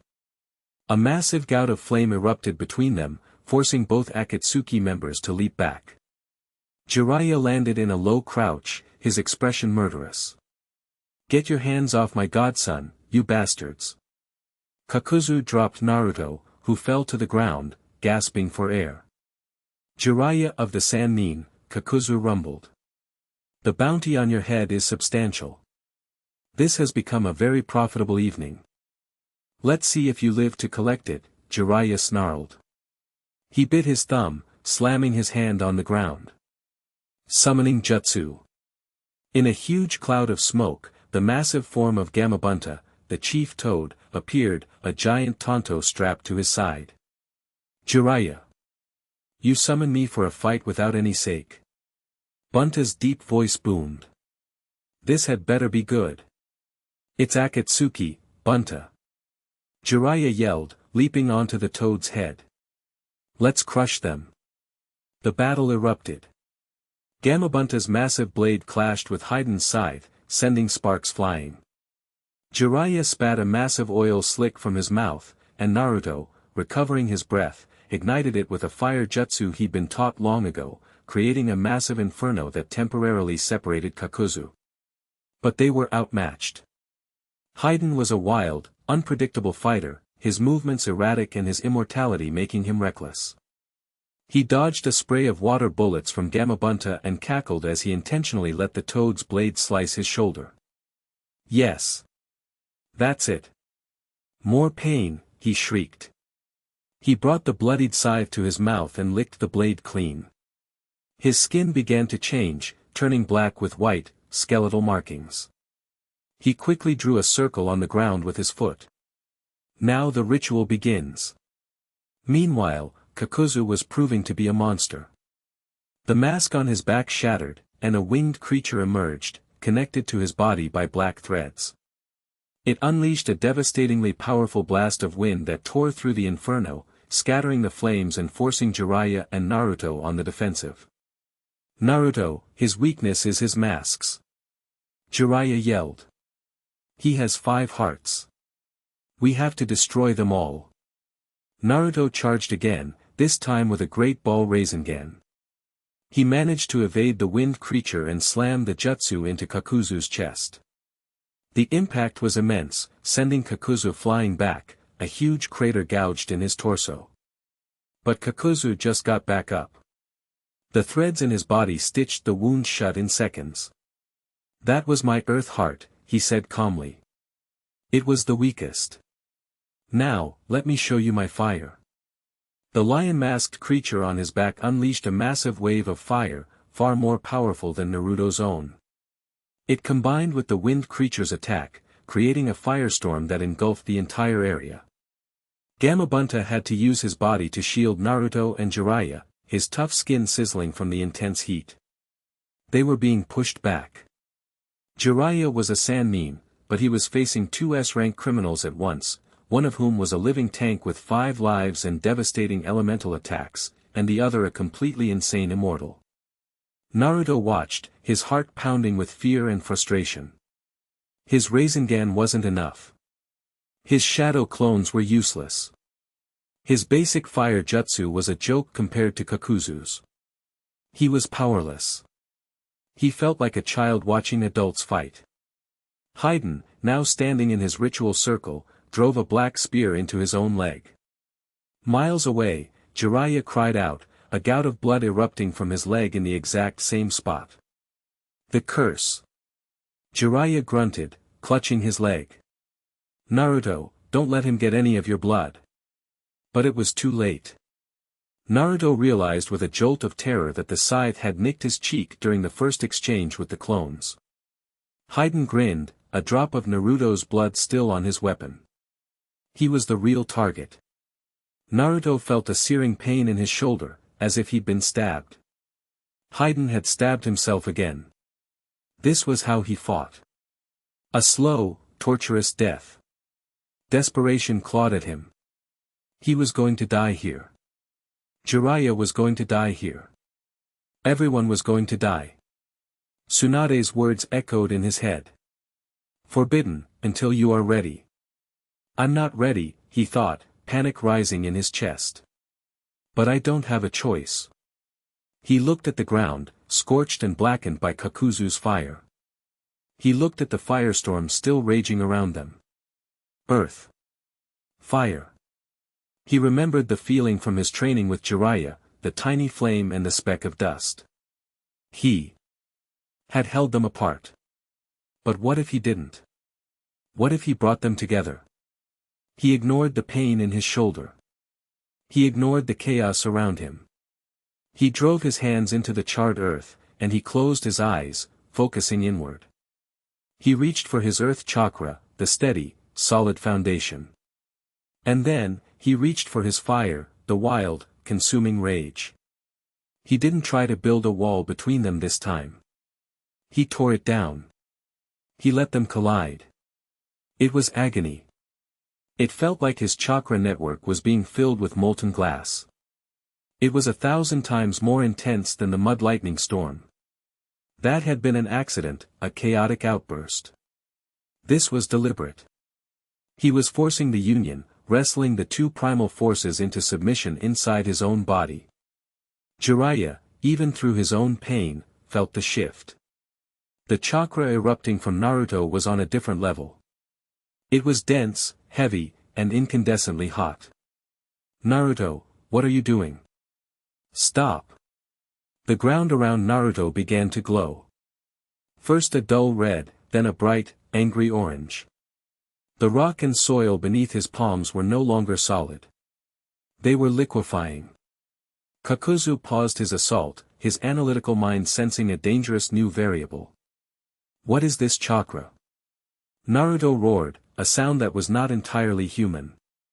It was the sound of a volcano erupting. He threw his hands forward, and the ground itself surged with him. It wasn't a wall of earth. It wasn't a wave of fire. It was a river of molten rock. A makeshift, uncontrolled, utterly devastating lava flow. It surged towards Kakuzu and Haiden. Haiden, caught by surprise, was forced to leap out of his circle, breaking the curse. Jiraiya felt the pain in his leg vanish instantly. The lava wasn't a clean jutsu. It was a messy, rolling wave of destruction. It melted everything in its path, turning the battlefield into a sea of fire and liquid stone. Kakuzu's fire creature was engulfed and destroyed, its thread snapping. Kakuzu himself had to leap back, his cloak singed, a look of genuine shock on his face for the first time. The raw, destructive power was immense. The lava flow gave them the opening they needed. Jiraiya, seizing the moment, blasted Haiden with a Rasengan, sending him flying into the burning woods. Gamabunta spat a volley of high-pressure water bullets at Kakuzu, forcing him further back. But Naruto collapsed. The strain had been too much. His arms were glowing red, his skin blistered and burned from the inside out. Smoke was pouring from his sleeves. He had created a Kekii Genkai through sheer force of will, and it had nearly destroyed him. Reinforcements finally arrived. Kakashi, Guy, Asuma, Kurenai, a flood of Konoha's elite jonin swarmed the area. Kakuzu clicked his tongue in annoyance. The window has closed.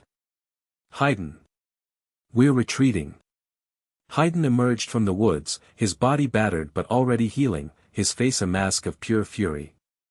I wasn't finished with my ritual. That brat. I'll dedicate his soul to Jashin if it's the last thing I do. But they were professionals. They knew when a mission was a failure. With one last look at the sea of lava and the arriving army of Jonin, they vanished into the trees. Kakashi and Jiraiya rushed to Naruto's side. He was unconscious, his breathing shallow. His arms were a mess of second and third degree burns, his chakra system in absolute chaos. Get him to Tsunade, now. Jiraiya commanded, his voice tight with fear. As Kakashi carefully lifted Naruto, he stared at the devastation he had wrought. A large portion of the forest and farmland was now a cooling, black river of obsidian. He had saved them, but the price had been catastrophic. He had tapped into a power that was far beyond him, and it had almost consumed him completely. The Akatsuki now knew what he was. An anomaly. A prize. And they would be back for him. The first real encounter was over, and it was a terrifying preview of the war to come. Chapter 3 End. Chapter 4, Echoes of Uzushio. Naruto woke up to the smell of antiseptic and the color white. White walls, white ceiling, white sheets. The combination meant only one thing, he was in the hospital. Again. A dull, throbbing ache echoed through his entire body, but it was sharpest in his arms. He tried to lift his head, and a wave of nausea and dizziness washed over him, forcing him back down onto the pillow with a groan. Don't try to move, idiot. The voice was sharp, familiar, and currently radiating an aura of barely contained fury. He cracked an eye open. Tsunade, the fifth Hokage, was standing at the foot of his bed, her arms crossed so tightly it looked like she was trying to snap her own spine. Her face was a thundercloud. Standing beside her, looking unusually grim and avoiding his gaze, was Pervy Sage. Granny Tsunade, Naruto rasped, his throat feeling like sandpaper. What happened? What happened, she repeated, her voice dangerously low. I'll tell you what happened. You ignored a direct order from your Hokage. You engaged two S-rank criminals.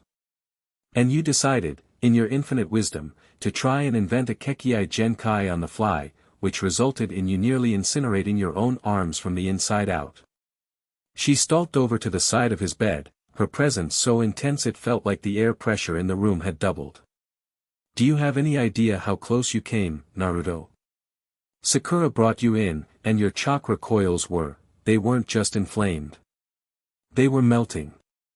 Your entire Tenketsu system was overloaded with a form of chakra so dense and unstable that my diagnostic jutsu couldn't even get a proper reading. It was like looking directly into the sun. Naruto glanced down at his arms. They were wrapped in thick, heavy bandages from his fingertips to his shoulders. He could feel a faint, cool sensation seeping through them, probably medical chakra being constantly applied. He tried to wiggle his fingers and felt a sharp, searing pain that made him gasp. If you weren't an Uzumaki, Tsunade continued, her voice a mix of anger and bone-deep weariness, if you didn't have that ridiculous vitality and the Nine-Tails healing factor working overtime, you'd be crippled. Permanently. You wouldn't have arms anymore, Naruto. You would have two useless, charred stumps. Do you understand me? The words hit him harder than any punch. Crippled. No more ramen eating contests. No more hand signs. No more Rasengan. The thought was so terrifying it made his stomach clench. He had been so focused on winning, on saving Jiraiya, on just surviving, that he hadn't even considered the price. I had to, he whispered, staring at his bandaged hands.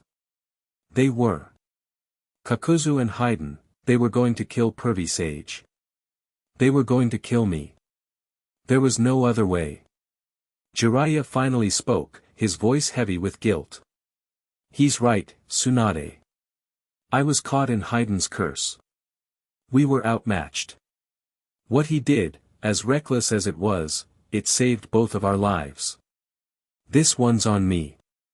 I should have been faster. I shouldn't have let him get drawn into that fight. It's on both of you. Tsunade snapped, whirling on Jiraiya. You, for not properly supervising him, and him, for being a hot-headed brat with more power than sense. This isn't a game. The Akatsuki are not just another enemy you can overwhelm with a bigger Rasengan. They are monsters. Kakuzu has been alive for nearly a century. He fought the first Hokage. You don't beat someone like that with raw, uncontrolled power. You get yourself killed. She took a deep breath, visibly trying to calm herself down. She ran a hand over her face, and when she looked at Naruto again, the fury was replaced by a deep, profound worry that somehow felt worse. Listen to me, Naruto. Medically speaking, you're a miracle. Your system is already rebuilding itself, but it's a slow process. The pathways that you forced open to create that lava, they're fundamentally damaged. If you try to channel that kind of combined chakra again before they're fully healed and reinforced, they won't just melt.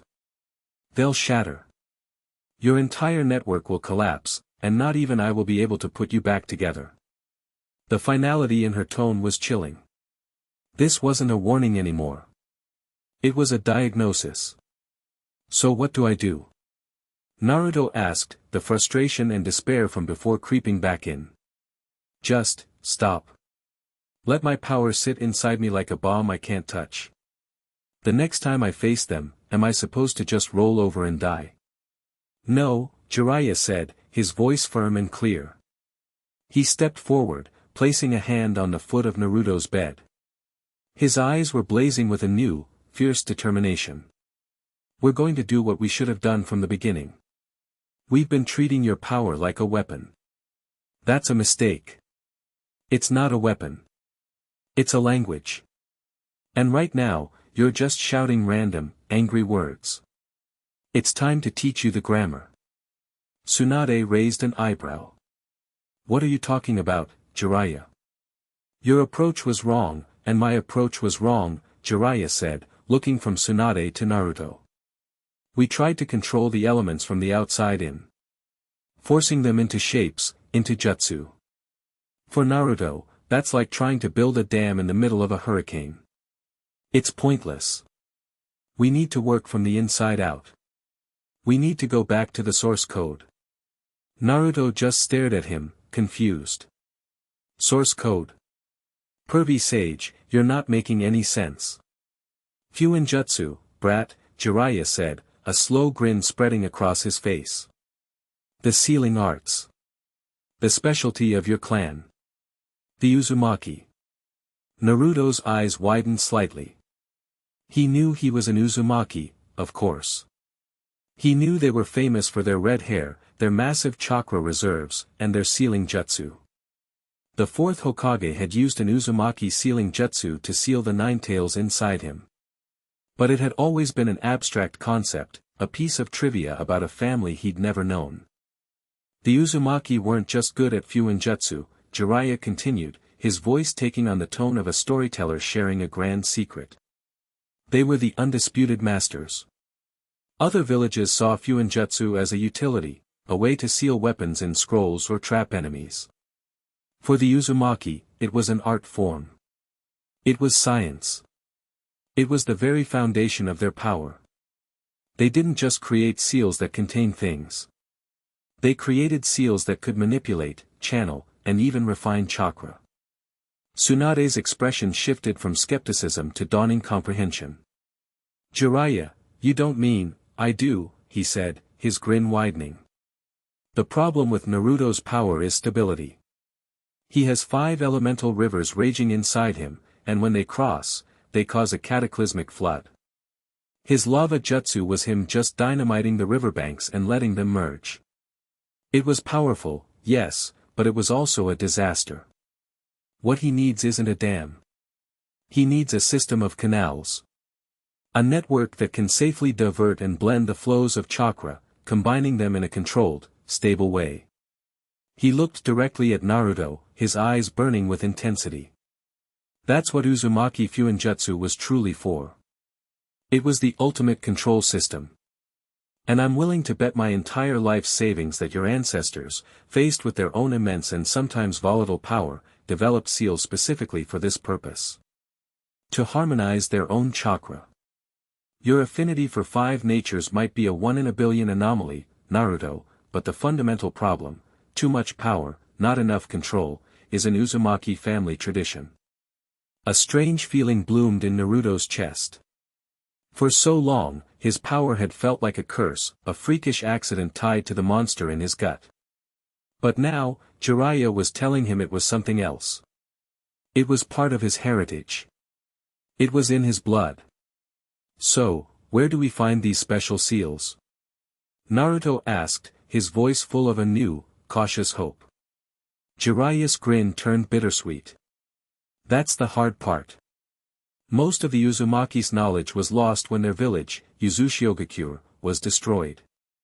The name hit Naruto with a surprising weight. The village hidden by whirlpools. His home. A home he had never seen. It was during the Second Great Ninja War, Jiraiya explained, his tone somber. The other villages, they grew to fear the Uzumaki.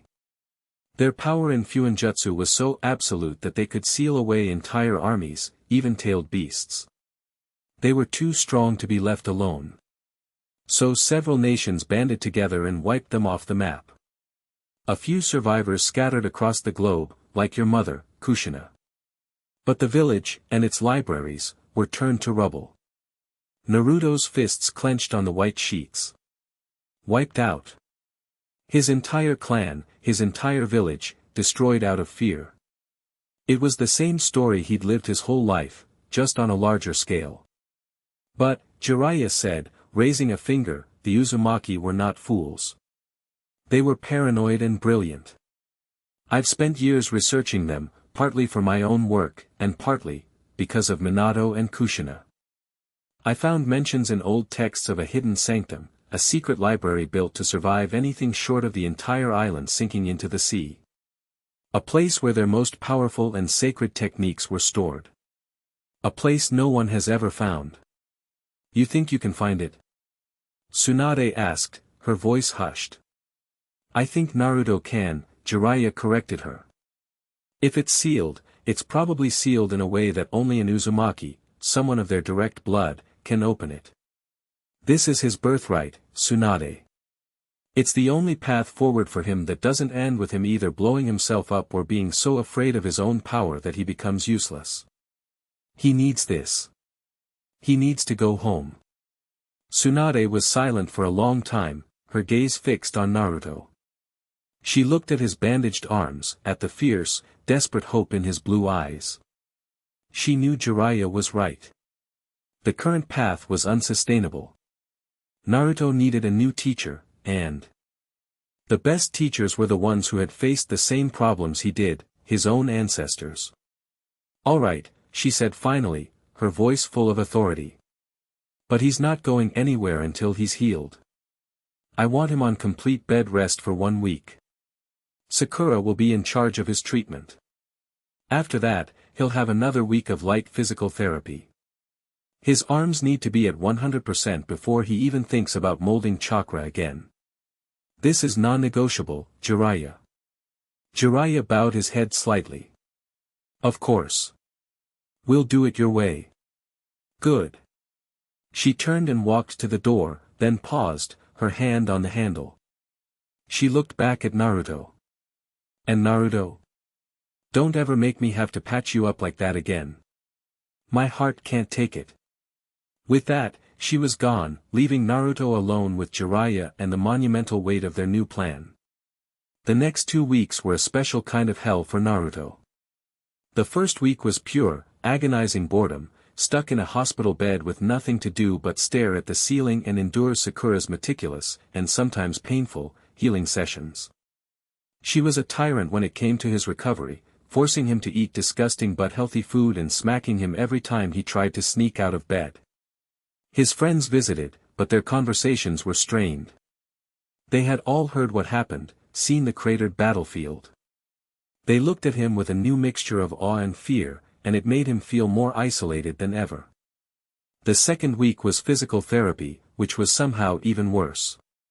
Simple exercises, like flexing his fingers or lifting a small weight, sent shooting pains up his arms.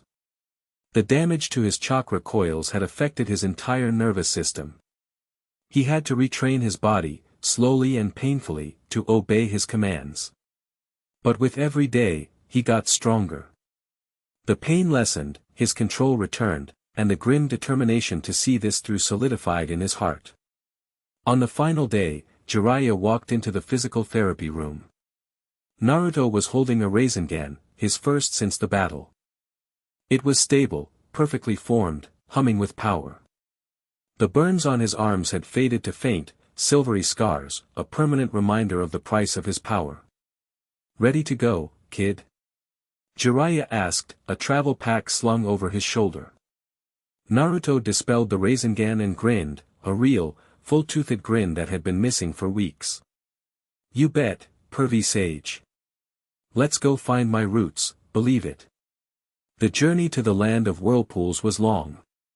They traveled east, past the land of fire's borders and into smaller, unnamed countries that dotted the coastline. Jiraiya decided against taking a toad, opting to travel by sea on a small, rickety fishing boat he'd chartered. He said it was important for Naruto to approach his ancestral home properly. "The land of whirlpools isn't a single landmass," Jiraiya explained as they stood on the deck, the salty wind whipping through their hair. The sea around them was choppy, a deep, angry blue. "It's an archipelago. A collection of islands surrounded by some of the most treacherous currents in the world. Those currents were Uzushio's first and greatest line of defense. No invading navy could navigate them safely." Naruto stared out at the horizon. He could feel a strange thrumming in the air, a low-level vibration of immense, churning power. "So how are we getting there?" "The boatman knows a safe path, a route that changes with the tides," Jiraiya said. "But even he can only get us to the outer islands. The main island, the one where the village was built, is surrounded by a ring of perpetual, massive whirlpools created and sustained by the Uzumaki themselves. We'll have to cross that barrier on our own." As they got closer, the sea grew more violent. The boat was tossed around like a toy, and Naruto could see them now, dozens of massive, swirling vortexes of water, some of them hundreds of meters across, churning the ocean into a white foam. It was a terrifying, beautiful sight. It was a liquid fortress. The boatman, a weathered old man with a face like a sea chart, brought them to a small, rocky islet and refused to go any further.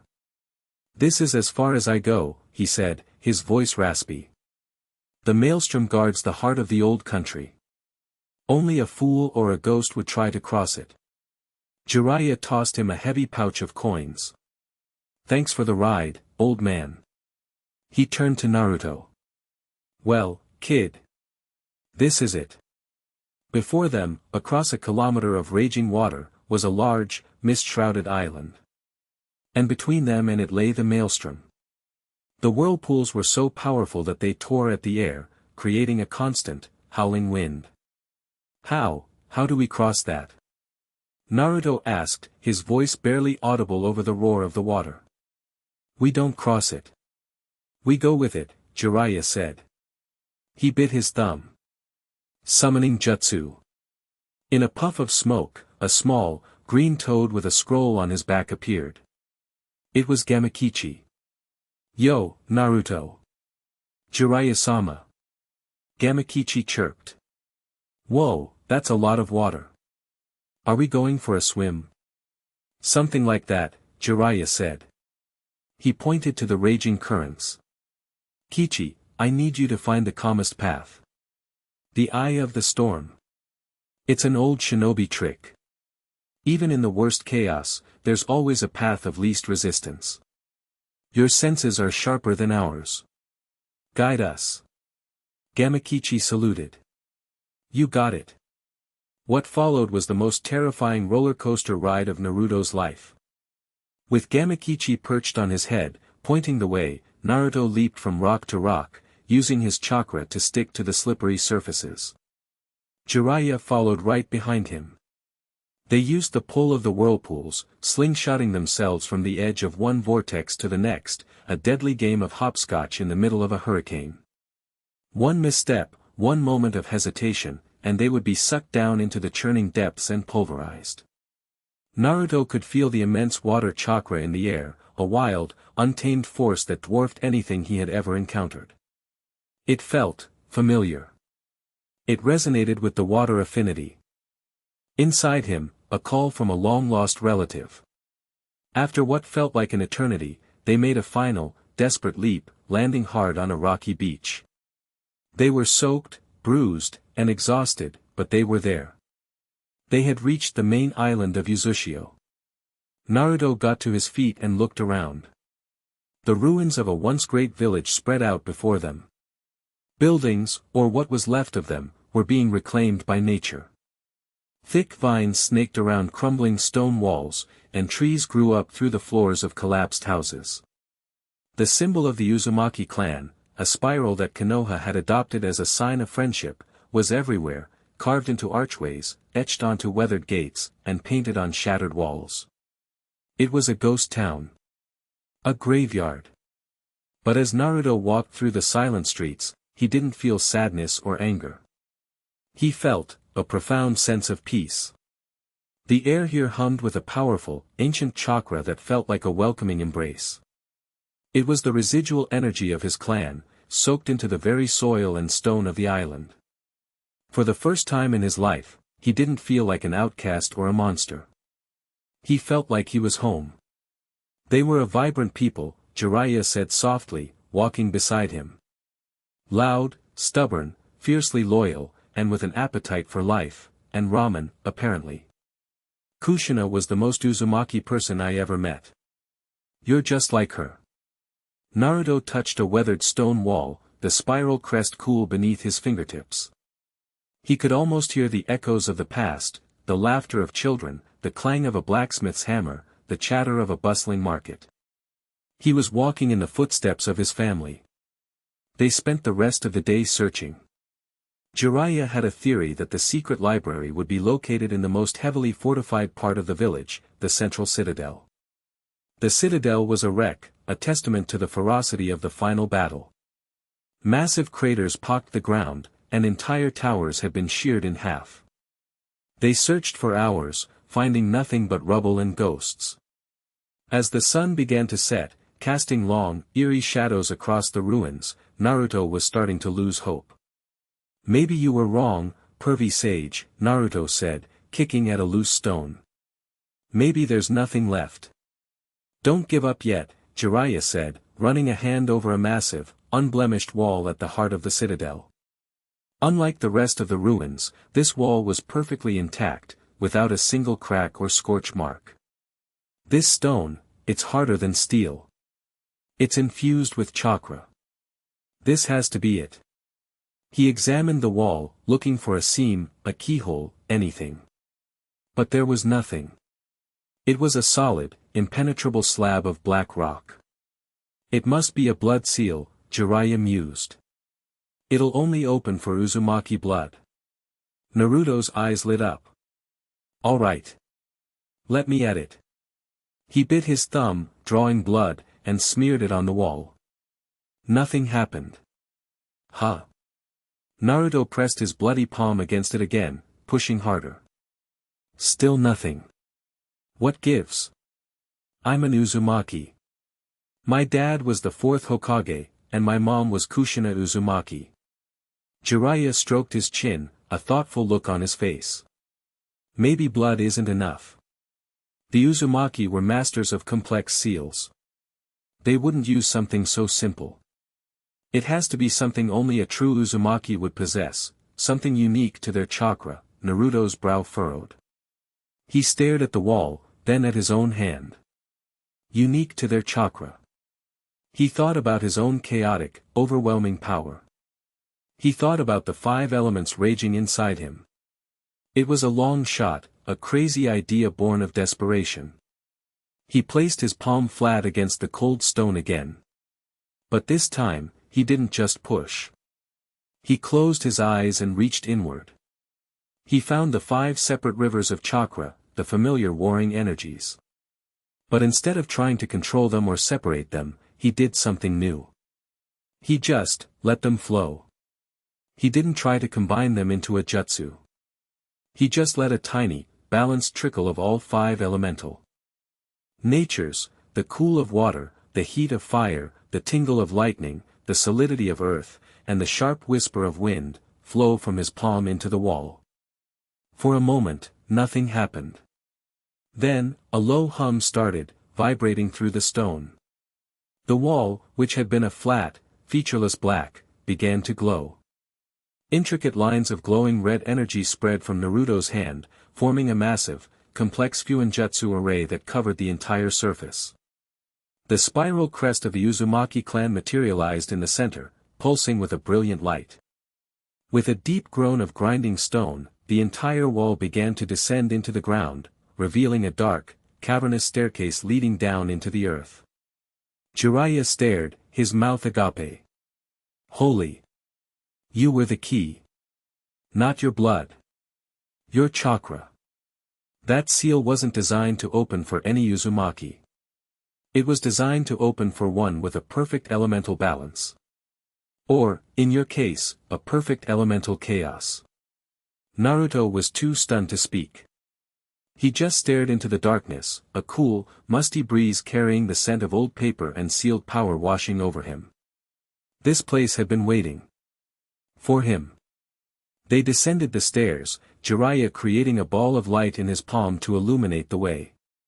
The staircase opened into a massive, circular chamber. The walls were lined from floor to ceiling with thousands upon thousands of scrolls, all neatly organized in cubbies carved from the same black stone. It wasn't a dusty, forgotten tomb. It was a pristine, perfectly preserved library. The air was cool and dry, and a faint chakra hummed from the seals protecting each scroll. This is it, Jiraiya whispered, his voice filled with reverence. This is the legacy of the Uzumaki clan. Naruto walked slowly into the center of the room, turning in a slow circle, trying to take it all in. There was more knowledge here than he could probably read in 100 lifetimes. Scrolls on advanced sealing, on kenjutsu, on medicine, on strategy. But Jiraiya guided him to a specific section, one marked with the symbols of the 5 elements arranged in a circle. Here, Jiraiya said, his voice trembling with excitement. This has to be it. Naruto reached out and took the first scroll from the shelf. It was heavy, made of a durable, almost leathery material. He unrolled it on a large stone table in the center of the room. The script was archaic, the diagrams complex, but the title was clear, written in bold, confident strokes. The Principles of Goshiki Ami, the 5-colored weave. Chakra weaving, Naruto breathed. He spent the next hour poring over the scroll, Jiraiya looking over his shoulder, helping to translate the more obscure passages. It was exactly as Jiraiya had predicted, but far more elegant and profound than he could have imagined. The scrolls described a form of Fuinjutsu that didn't just contain chakra. It acted as a loom. An intricate sealing array, drawn on paper, on the ground, or even tattooed onto the user's own skin, could serve as a conduit to weave multiple elemental natures together. It's like a recipe, Naruto said, his finger tracing a complex diagram. This line here, it channels the fire chakra. This other one channels water. They meet at this central nexus point, and the seal itself forces them into a stable union, producing steam chakra. Whoa! It's a circuit board for jutsu, Jiraiya added, his eyes wide with the genius of it. It takes the raw, incompatible power sources and routes them through a converter that makes them work together. You're not relying on your own internal control to stop them from exploding. You're offloading the stabilization process to the Fuinjutsu array. It's brilliant. Utterly brilliant. Naruto grabbed another scroll. This one was titled, Practical Weaving, Fortification and Defense. It detailed an array that wove together earth and wind chakra. According to the text, a simple earth wall was strong but brittle. A simple wind wall could deflect but had no substance. But by weaving them together, the wind chakra could be used to create a reinforcing, flexible lattice within the earth, making it exponentially stronger and more resilient. I have to try this, Naruto said, his eyes gleaming.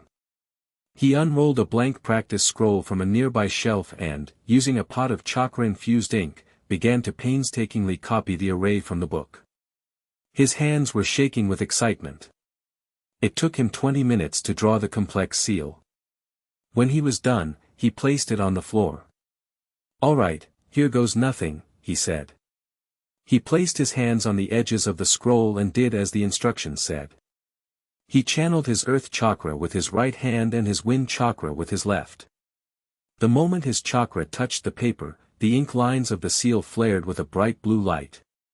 He could feel the Fuinjutsu array coming to life, feel it actively pulling the two distinct energies from him. It was a strange sensation.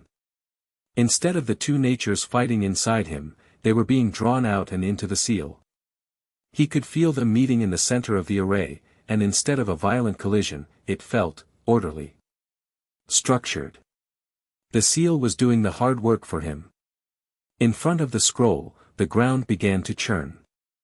A wall of rock, about 3 feet high, erupted from the floor. It looked like a normal earth wall at first, but Naruto could see faint, shimmering lines of green wind chakra swirling across its surface, like veins in a leaf. "Okay, a wall," Naruto said, a little underwhelmed. "Cool, I guess." "Is it?" Jiraiya asked with a sly grin. "Make a clone. Have it hit it with a Rasengan." Naruto's eyes widened. He made a single shadow clone, which formed a Rasengan and charged. The real Naruto braced himself for the wall to shatter. Cracked it on. The Rasengan slammed into the wall. There was a huge grinding sound, and dust flew everywhere. But when it cleared, the wall was still standing. There was a spiral-shaped crater in its surface, but it hadn't broken. The wind chakra woven into it had dispersed the impact across the entire structure. Naruto's jaw dropped. A normal earth wall of that size would have been pulverized. "No way," he whispered. He walked over and touched the wall. It felt incredibly dense, but also, strangely light. He could feel the wind chakra humming within it. This was it. This was the key. It wasn't about suppressing his power. It was about giving it a framework to operate within. He wasn't just a Jinchuriki with a freakish ability anymore. He was the heir to a lost and powerful art. He was an Uzumaki. And for the first time, he understood what that truly meant. He looked around the library, at the thousands of scrolls, at the lifetimes of knowledge waiting to be rediscovered. This wasn't just a place to get stronger. This was his legacy. His home. He had a whole new mountain to climb, but for the first time, he had a map. A huge, unstoppable grin spread across his face. "Pervy Sage," he said, turning around, his eyes shining with a resolve that was harder than any stone wall. "How long can we stay here?" Jiraiya chuckled, a deep, satisfied sound. "As long as it takes, kid. As long as it takes." The real training had just begun. Chapter 4 End. Chapter 5, The Unbalanced Vessel. No, damn it, not like that. Naruto grunted, sweat beading on his forehead and dripping onto the ancient stone floor of the Uzumaki library. The scroll in front of him, detailing the foundational principles of a three-element weave, was starting to look less like a sacred text and more like his own personal enemy. In his left hand, he held a shimmering, unstable ball of water. In his right, a crackling sphere of lightning. The trick, according to the ridiculously complex diagram, was to simultaneously channel a third element, wind, from his feet up through his torso and project it as a stabilizing vortex around the other two. It was, in a word, impossible. Your focus is splitting, Jiraiya's voice echoed from across the massive chamber. He was lounging on a pile of lesser scrolls, looking for all the world like he was on vacation, but Naruto knew his master was watching his every move, analyzing every flicker of his chakra. You're thinking of it as 3 separate tasks. Hold the water. Hold the lightning. Make the wind. It's not 3 tasks, Naruto. It's 1. The jutsu isn't the result, it's the entire process. Feel the flow. Feel the flow. It feels like I'm trying to pat my head, rub my stomach, and juggle chainsaws all at the same time. Naruto shot back, his concentration wavering for a second. The ball of lightning in his right hand immediately spat a vicious arc of electricity that sizzled against the water in his left, causing a loud hiss and a puff of steam that smelled like ozone. He yelped and dropped both, shaking his tingling hands. Chainsaws, huh? That's a new one, Jiraiya chuckled. But the principle is the same. A master juggler isn't thinking about each individual pin. He's feeling the rhythm of the whole pattern. You're still trying to strong-arm your chakra. The seals on the scrolls, they're like training wheels. They provide the structure for you. But this, what you're trying to do now, this is weaving without a loom. You have to become the seal. Naruto groaned and wiped his sweaty brow with the back of a bandaged forearm. The silvery scars from his fight with Kakuzu were a constant reminder of what happened when he brute-forced things. But this was different. This was supposed to be about control.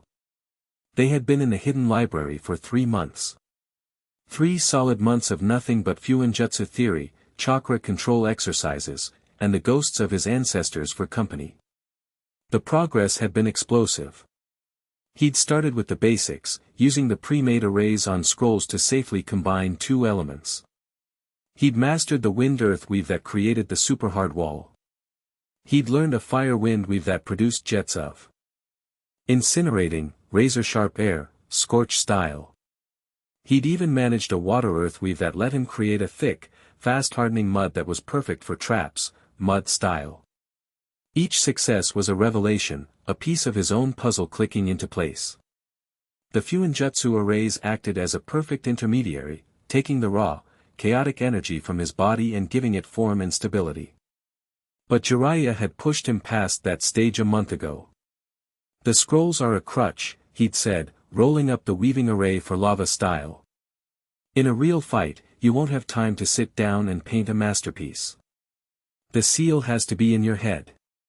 The patterns, the pathways, the nexus points, you need to visualize it, create it with your own chakra flow. Your body has to become the scroll. And that's where the trouble started. Weaving 2 elements mentally was hard enough. It required a level of concentration that left him mentally drained after a few minutes. But 3? It was a nightmare. The moment he introduced the 3rd element, his internal balance would shatter.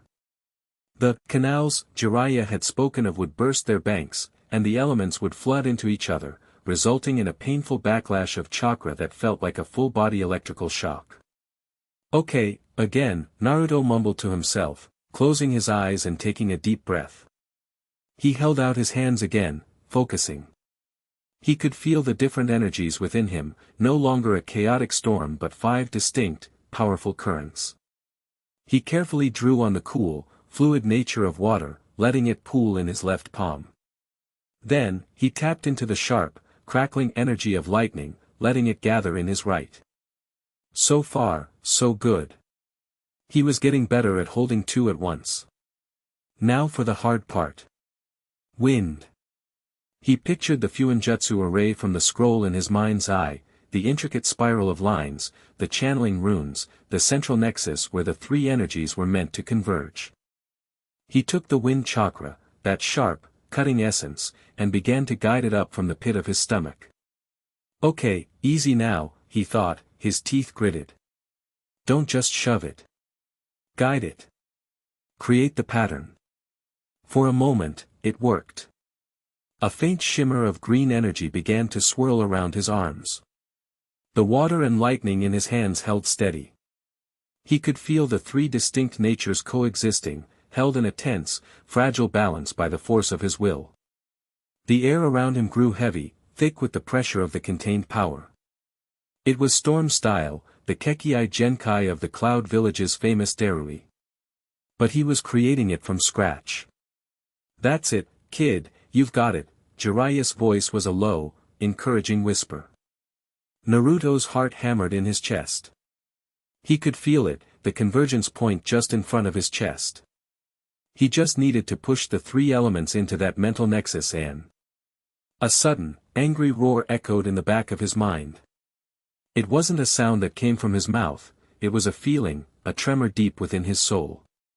"Insolent child! You dare mix these flawed energies so close to my own? Cease this foolishness." Kurama. The Nine Tails had been mostly quiet during his training, a sullen, grumbling presence in the back of his consciousness.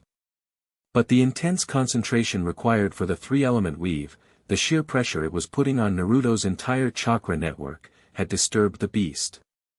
The fox's chakra, a force of pure, malevolent power, reacted to the unstable elemental energy like gasoline to a spark.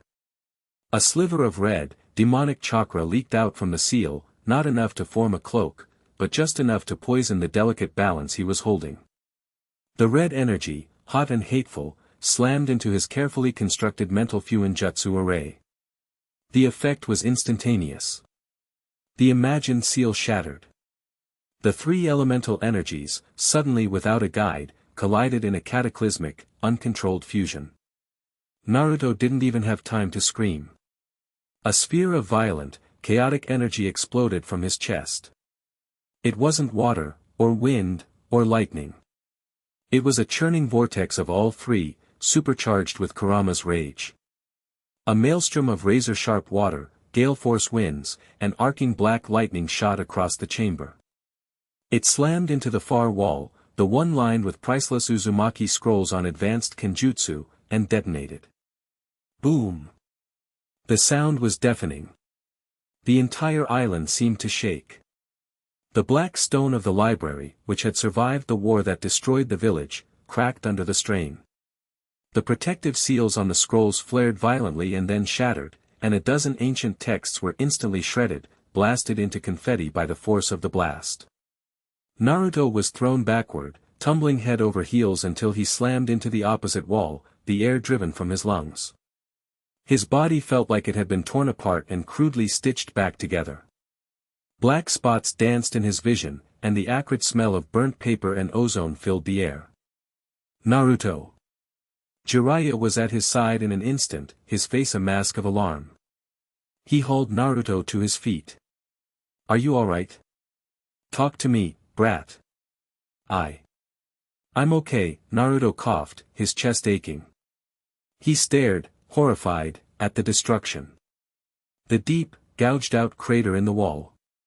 The fluttering scraps of paper that were all that remained of his clan's knowledge.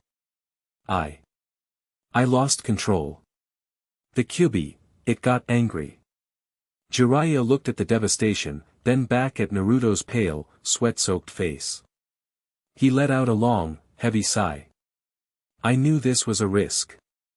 Your chakra system is the vessel. The elements are the ingredients. But the Kyuubi, it's a lit fuse sitting right next to the powder keg. The more complex the weave, the more strain it puts on the seal." He helped Naruto over to the central table, forcing him to sit down. "This is the limit, for now. Your body and your mind can handle weaving two elements. Your connection to your heritage, the Fuinjutsu, has made that possible. But 3, it requires a level of internal stability that you just don't have yet. Not while he's in there, fighting you every step of the way." Naruto slammed a fist on the table, ignoring the jolt of pain. "So that's it. I've hit a wall. I come all this way, I find the key to my power, and I can't even use it because of this stupid fox. What am I supposed to do?" "What you're supposed to do," Jiraiya said, his voice firm, "is recognize how far you've come. 3 months ago, you couldn't make a puddle of water without it exploding. Now, you're creating Kekii Genkai on a whim. You've mastered dozens of two-element combinations. You've absorbed more Fuinjutsu theory than most seal masters learn in a lifetime. You haven't hit a wall, Naruto. You've just reached the peak of this particular mountain. It's time to find a new one. Naruto looked up, confused. What do you mean? I mean, we've done all we can do here, Jiraiya said, gesturing to the library around them. He looked at the destroyed scrolls with a pained expression. This place is a treasure, but it's also a crutch. And it's too dangerous to continue this level of training here. That last blast, if it had been any stronger, it might have destabilized the foundations of this entire chamber. We can't risk losing it all. He placed a hand on Naruto's shoulder. We'll take what we need. We'll copy the most important scrolls. And then we're going home. It's time you put what you've learned into practice. Real practice. Against real opponents. That's the only way you'll truly learn to master this power. A week later, they stood on the rocky shores of Uzushio for the last time. Naruto had several large sealing scrolls strapped to his back, each one filled with dozens of other scrolls, copied from the library. He had the complete works on chakra weaving, advanced Fuinjutsu, and even some Uzumaki-style taijutsu scrolls he thought looked interesting. It was a heavy burden, but it felt good. He was carrying his family's legacy with him. He took one last look at the ruined village, the mist-shrouded hills, the churning maelstrom. He'd arrived here as a confused kid with a dangerous, chaotic power. He was leaving as the last heir of a legendary clan, armed with their secret knowledge. He still had a long way to go, but now, he had a path. Ready? Jiraiya asked. Naruto nodded, a determined glint in his eye. Yeah. Let's go home. The return to Konoha was a strange experience.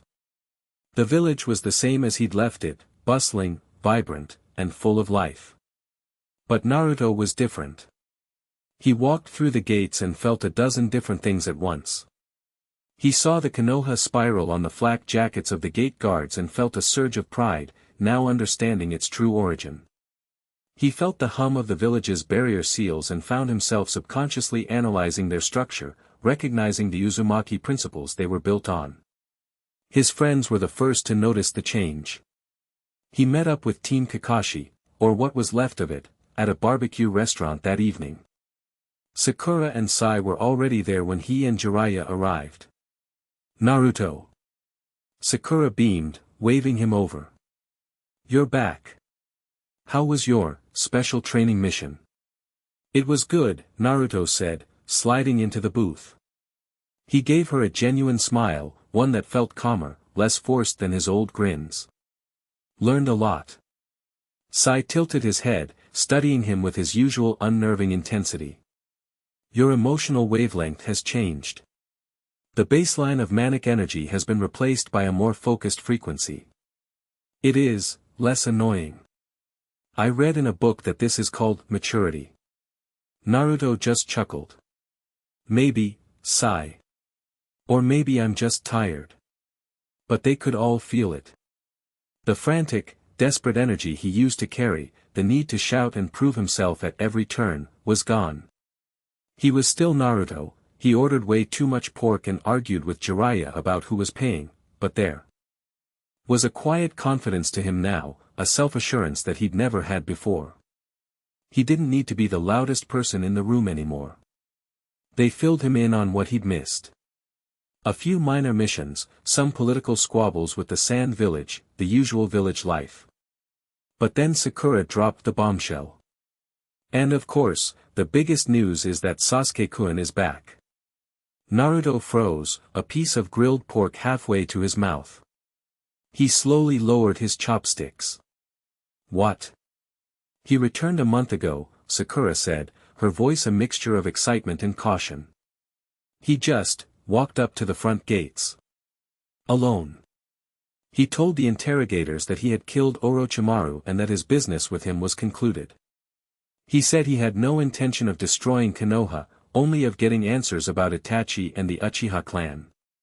Tsunade-sama has him under heavy surveillance, of course. He's essentially on probation. But, he's back, Naruto. Sasuke was back. The words echoed in Naruto's head. After all this time, all the fighting, all the chasing, he just came back on his own. 1,000 emotions warred inside him, relief, anger, confusion, and a deep, profound joy that overshadowed everything else. Where is he? Naruto asked, his voice quiet. He has his own apartment in the old Uchiha district, Sakura said. He mostly keeps to himself. He trains a lot. Naruto didn't say anything for the rest of the meal. His mind was racing. Sasuke. His rival. His friend. His brother. What would he say to him? What had he been through? How strong had he gotten? And how would he react to the new Naruto? He found out 2 days later. He was in training ground 3, practicing his new skills. He had a large scroll unrolled on the ground, the Fuinjutsu array for a water lightning we've drawn on it. He channeled his chakra, and a volley of electrified water senbon shot from the seal, embedding themselves deep into a training log and making it smoke. It was precise, powerful, and perfectly controlled. Impressive. The voice was cool, detached, and so familiar it made the hairs on Naruto's arms stand up. He turned. Sasuke Uchiha was leaning against a tree at the edge of the clearing, his arms crossed. He looked older, leaner. His hair was longer, and his eyes held a new kind of darkness, a depth of pain and power that Naruto had only seen glimpses of before. He wore simple black pants and a high-collared white shirt, the Uchiha fan crest on the back. The cursed seal was gone from his neck. But the biggest change was the palpable aura of power that rolled off him in waves. It was sharp, focused, and dangerous, like a perfectly honed blade. Sasuke, Naruto said, his voice steady. I heard you'd gotten stronger, Sasuke said, his eyes scanning the Fuinjutsu scroll on the ground, then Naruto himself. His Sharingan wasn't active, but Naruto felt like he was being dissected anyway. They said you fought 2 Akatsuki members and survived. That you leveled a forest. This little water pistol trick doesn't seem to match the rumors. Naruto felt a flash of the old irritation. This is called control, Sasuke. Something you probably wouldn't understand. A faint smirk touched Sasuke's lips. Control is for those who need it.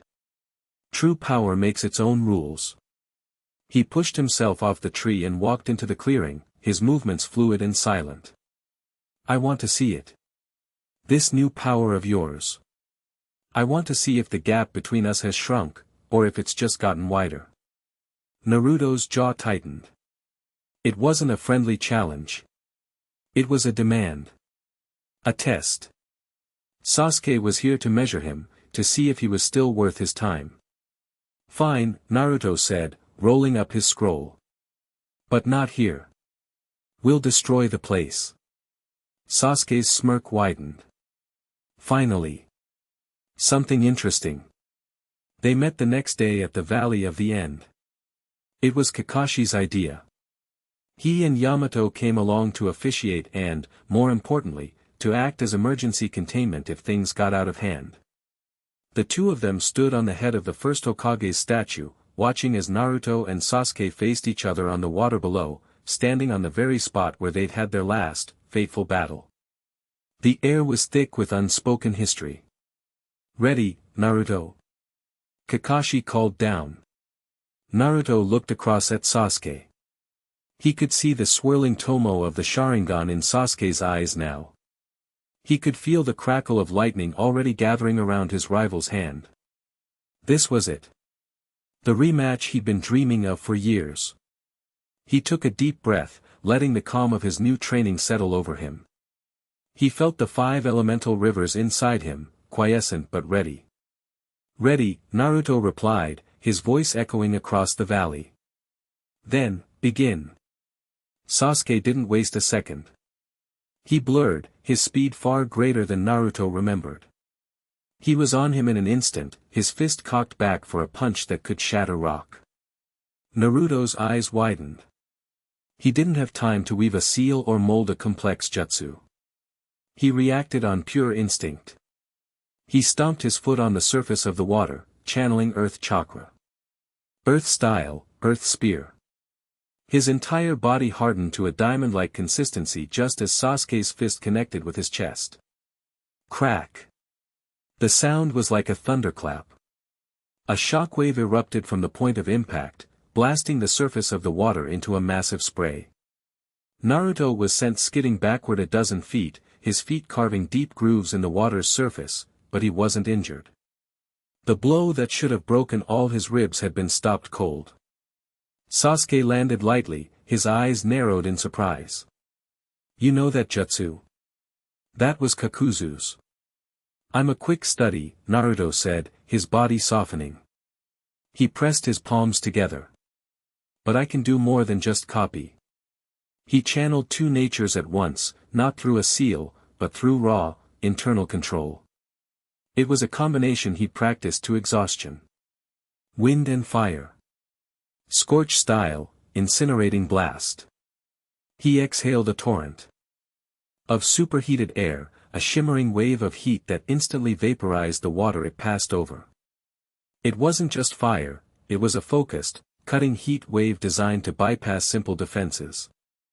Sasuke's reaction was just as fast.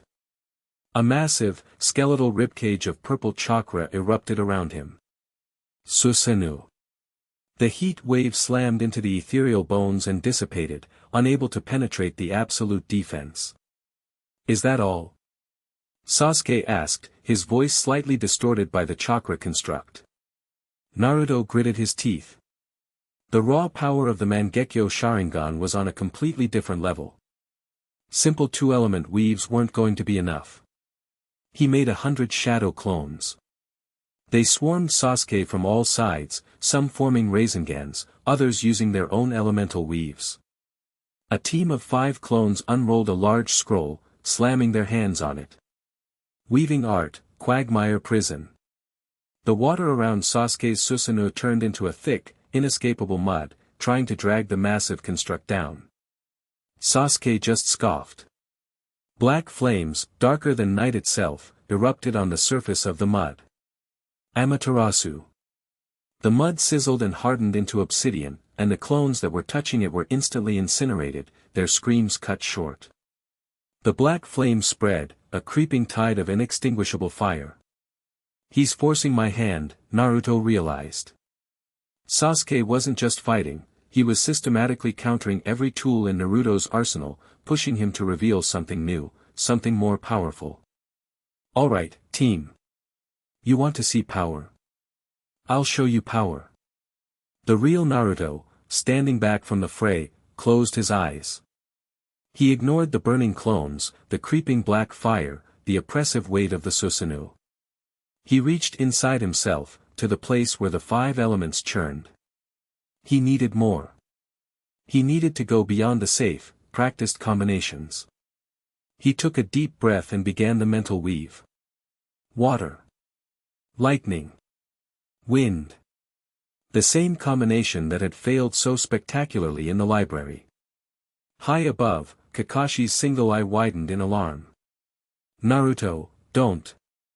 Your system can't handle it. But Naruto didn't listen.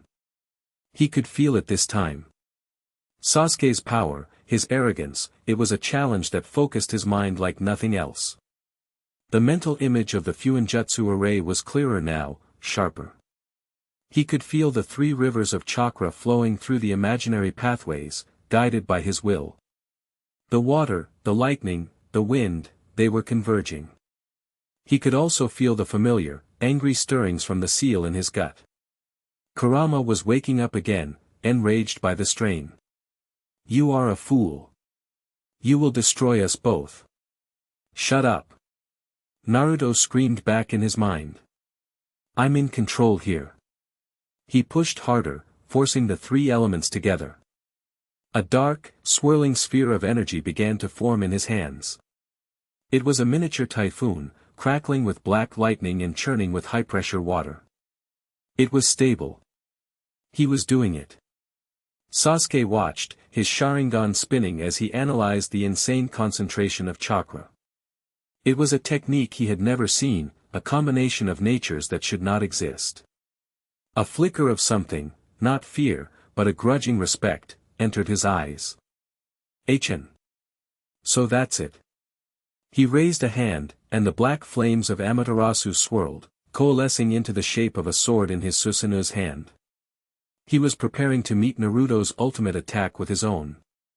But then, it started to go wrong. The strain of controlling three elements while simultaneously suppressing the Ninetales was too much. A tremor ran through Naruto's body. A single drop of sweat rolled down his temple. His concentration, held together by sheer stubbornness, fractured for a nanosecond. It was all it took. The sliver of Kurama's chakra that he'd been holding back surged forward, not in a trickle, but in a flood. The red, demonic energy poured into the unstable storm release sphere in his hands. And then, a fourth element joined the mix. Naruto didn't even mean for it to happen. In his moment of panic, his subconscious mind reached for something solid, something to ground him. It reached for his earth affinity. A torrent of raw earth chakra, heavy and unrefined, slammed into the already volatile mix of water, wind, lightning, and demonic energy. The sphere in his hands stopped being a jutsu. It became a singularity of pure, elemental chaos. The color bled out of it, replaced by a churning, nauseating vortex of black, gray, red, and blue. It wasn't spinning anymore, it was vibrating, tearing at the very fabric of the space around it. "Naruto, let it go. Disperse it." Yamato's panicked voice yelled from the statue. But Naruto couldn't. It wasn't his anymore. It was a wild animal, and his hands were caught in its teeth. He could feel it drawing in more and more of his chakra, feeding itself, growing. Sasuke's eyes widened in genuine alarm. The attack he was preparing was forgotten. The power radiating from the vortex in Naruto's hands was something his Sharingan couldn't even comprehend. It wasn't a jutsu. It was a localized apocalypse. He didn't hesitate. The skeletal ribcage of his Susanoo instantly fleshed out, growing into a full-bodied ethereal samurai, wrapping its arms around itself in a desperate, absolute defense. Naruto screamed, a raw, terrified sound, as the vortex finally exploded. It wasn't a concussive blast. It was an uncreation. A wave of pure, elemental chaos erupted outwards. It wasn't fire, but it burned. It wasn't wind, but it cut. It wasn't lightning, but it shocked. It wasn't earth, but it crushed. It was all of them and none of them, a hurricane of raw nature that shredded everything it touched. The water of the valley was instantly vaporized, leaving a deep, dry chasm. The stone of the valley walls was flayed, stripped away in layers like an onion. The black flames of Amaterasu were snuffed out, not extinguished, but simply erased. High above, Yamato roared, slamming his hands together. Wood-style, deep forest emergence. A massive, writhing forest of gigantic trees erupted from the top of the statues, forming a desperate, living shield to protect him and Kakashi. The trees were shredded to splinters in seconds, but they slowed the wave of destruction just enough. Sasuke's Susanoo took the full force of the blast. The perfect, absolute defense groaned, cracking under the strain. The purple chakra construct flickered violently, threatening to shatter as the multi-elemental chaos tore at its very existence. And then, as quickly as it had begun, it was over. Silence. A dead, ringing silence descended on the valley. The landscape was unrecognizable. The river was gone. The waterfall was gone. The very shape of the valley had been altered, gouged and scarred by a power that had no place in the world. Sasuke's Susanoo faded, revealing him panting on one knee, his eyes wide with shock, blood trickling from one of them. He had survived, but just barely. In the center of the newly formed crater, Naruto lay unconscious. He was not physically injured, but his face was pale, his body limp. The power hadn't erupted from him, but through him. He had been the conduit for Armageddon. Kakashi and Yamato were at his side in a flash. Sakura, who had been watching from a safe distance with Jiraiya, arrived a second later, her hands already glowing with green chakra. "He's alive," she breathed, a wave of relief washing over her. "His chakra system is in complete shock, but it's intact. It's like a circuit breaker flipped." Sasuke slowly got to his feet and walked over, his expression unreadable. He stared down at Naruto's still form, then at the utter devastation surrounding them. He looked at his own trembling hand. He had come here today to confirm his superiority, to prove that his path of power was the correct one. And he had, in a way. His power was controlled, precise. A weapon. But what he had just witnessed, that was not a weapon. It was a force of nature. An untamable, world-breaking power that made his own carefully cultivated abilities seem small, almost petty, in comparison. And he had seen the look on Naruto's face right before it happened. It wasn't the look of a warrior unleashing his ultimate attack. It was the look of a terrified child who had just opened a cage and realized the monster inside was real. Naruto's eyes fluttered open. He blinked, looking up at the concerned faces of his sensei and friends. He saw the ruined valley. He saw Sasuke, standing there, alive. And then the memory of what he had done crashed down on him. The loss of control. The raw, mindless destruction. The terror. He had almost killed his best friend. He had almost killed everyone. The power that was supposed to be his key to protecting people had become the single greatest threat to them. He slowly sat up, his body trembling. He wasn't looking at anyone. He was just staring at his own hands, the source of it all. The awe he had felt in the library, the confidence he had built during his training, it all evaporated, replaced by a cold, hollowing fear. The fear wasn't of the Akatsuki. It wasn't of losing. It was of himself. Jiraiya had called his power a language. But Naruto saw the truth now. It wasn't a language. It was a loaded gun with a hair trigger, and he was the one with his finger on it. He wasn't a hero. He wasn't the heir to a noble clan. He was just a monster with a new and more terrifying face. Chapter 5 End. Chapter 6, The Siege of Five Elements. The silence was the worst part. In the 3 weeks since he'd blown a new canyon into the Valley of the End, Naruto had surrounded himself with silence. He didn't go out for ramen. He didn't pick fights with Kiba. He didn't show up at the training grounds. He just existed. He'd spend most of his days in his small, messy apartment, staring at the ceiling or meticulously cleaning things that were already clean.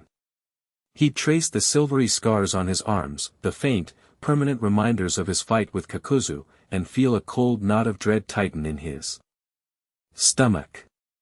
The power was there, coiled inside him like a nest of sleeping dragons.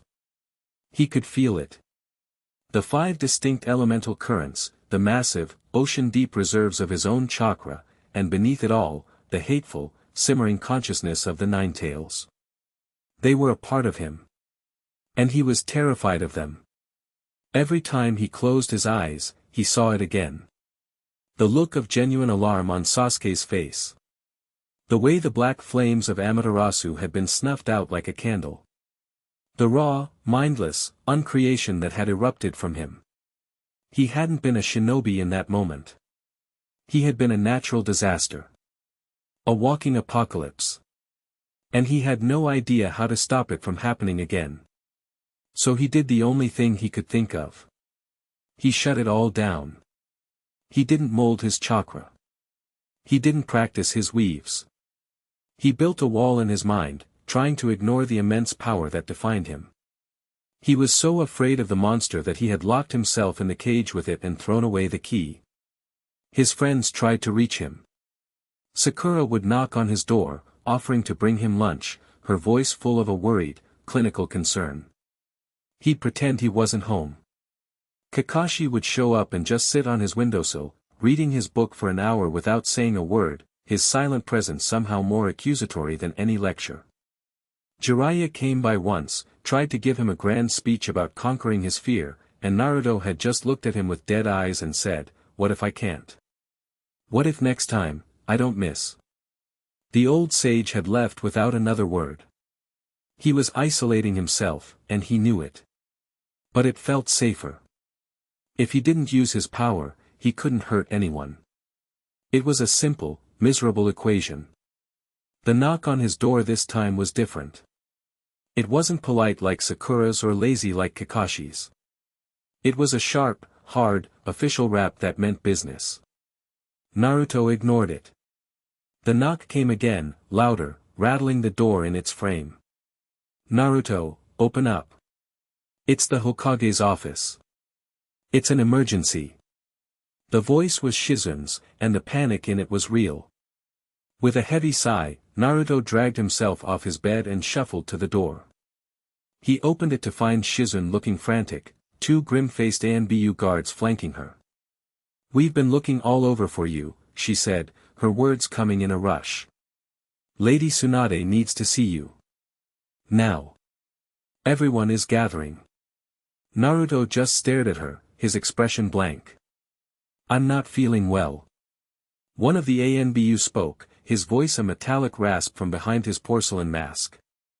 "This is not a request, Uzumaki Naruto."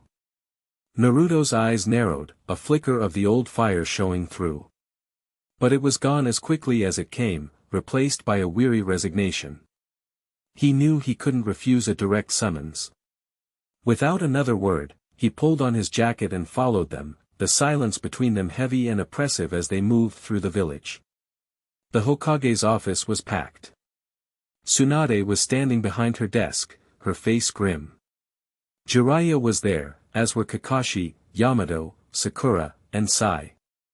Even Shikamaru and his father, Shikaku, the Jonin commander, were present, standing over a large map spread across the desk. The mood in the room was tense enough to cut with a kunai. "Naruto, glad you could finally join us," Tsunade said, her voice sharp and devoid of pleasantries. She pointed a finger at the map. "We have a situation." Shikaku Nara, a man who always looked tired but whose mind was sharper than anyone in the village, spoke up. 12 hours ago, Fort Ishigaki was attacked. He tapped a location on the map, a point on the mountainous border between the land of fire and the land of lightning. It's a joint operations fortress, co-managed by Konoha and Kumogakure. A symbol of our new alliance. Attacked by who? Iwa. Kiri. Jiraiya asked, his arms crossed. "That's the problem," Tsunade said, taking over. "We don't know." The initial reports were confused. They spoke of a single attacker who destroyed the outer walls with an unseen force. Then, a few hours later, the communications went dead. "We sent a reconnaissance team. They found this." She slid a folder across the desk. Kakashi picked it up and opened it. Naruto was close enough to see the photograph inside. It was a long-range shot of the fortress, or what was left of it. The massive stone walls were shattered, not like they'd been hit by an explosion, but like they'd been pushed over by a giant, invisible hand. The surrounding landscape was a mess of craters and bizarre, metallic debris. There were no bodies visible, but the entire fortress looked empty. Dead. "The attack is methodical," Shikaku continued, his brow furrowed in concentration. "It's not a full-scale invasion. It's a siege. But it's a siege by a handful of individuals who are systematically dismantling one of the most heavily fortified positions on the continent. Kumogakure is in an uproar. The Raikage is threatening to send his entire army, which could be misinterpreted by the other nations and shatter the fragile peace we've built. So it's a political nightmare," Kakashi mused, his visible eye narrowed on the photo. "An attack on both villages, but done in a way that forces us to be cautious in our response." A full battalion could be seen as an aggressive move against our allies. This is smart. Troublesome. The Reikage has agreed to hold back his forces for 24 hours, Tsunade stated. On the condition that Konoha sends a small, elite rapid response team to neutralize the threat and identify the attackers. He wants our best. He wants a team that can hit hard, fast, and end this before it escalates into a full-blown international incident. Everyone in the room knew what that meant. A small team that could hit with the force of an army. All eyes in the room slowly, inevitably, turned to Naruto. He felt their stares like a physical weight. He looked at the picture of the ruined fortress, at the calculating look in Shikaku's eyes, at the worried plea in Sakura's. They were all looking at him, the village's ultimate weapon. The walking natural disaster. He shook his head, taking a step back. No, the word was quiet, but it landed in the silent room with the force of a bomb. Tsunade's eyes flashed with anger. What did you just say? I said no, Naruto repeated, his voice a little stronger now. He finally looked up, meeting her gaze. The fear in his own eyes was plain to see. You can't send me. Not for this. You saw what happened at the valley. I can't. I can't control it. What if I get there and I lose it again? I could destroy the whole fortress. I could kill everyone, friend and foe alike. I'm too dangerous.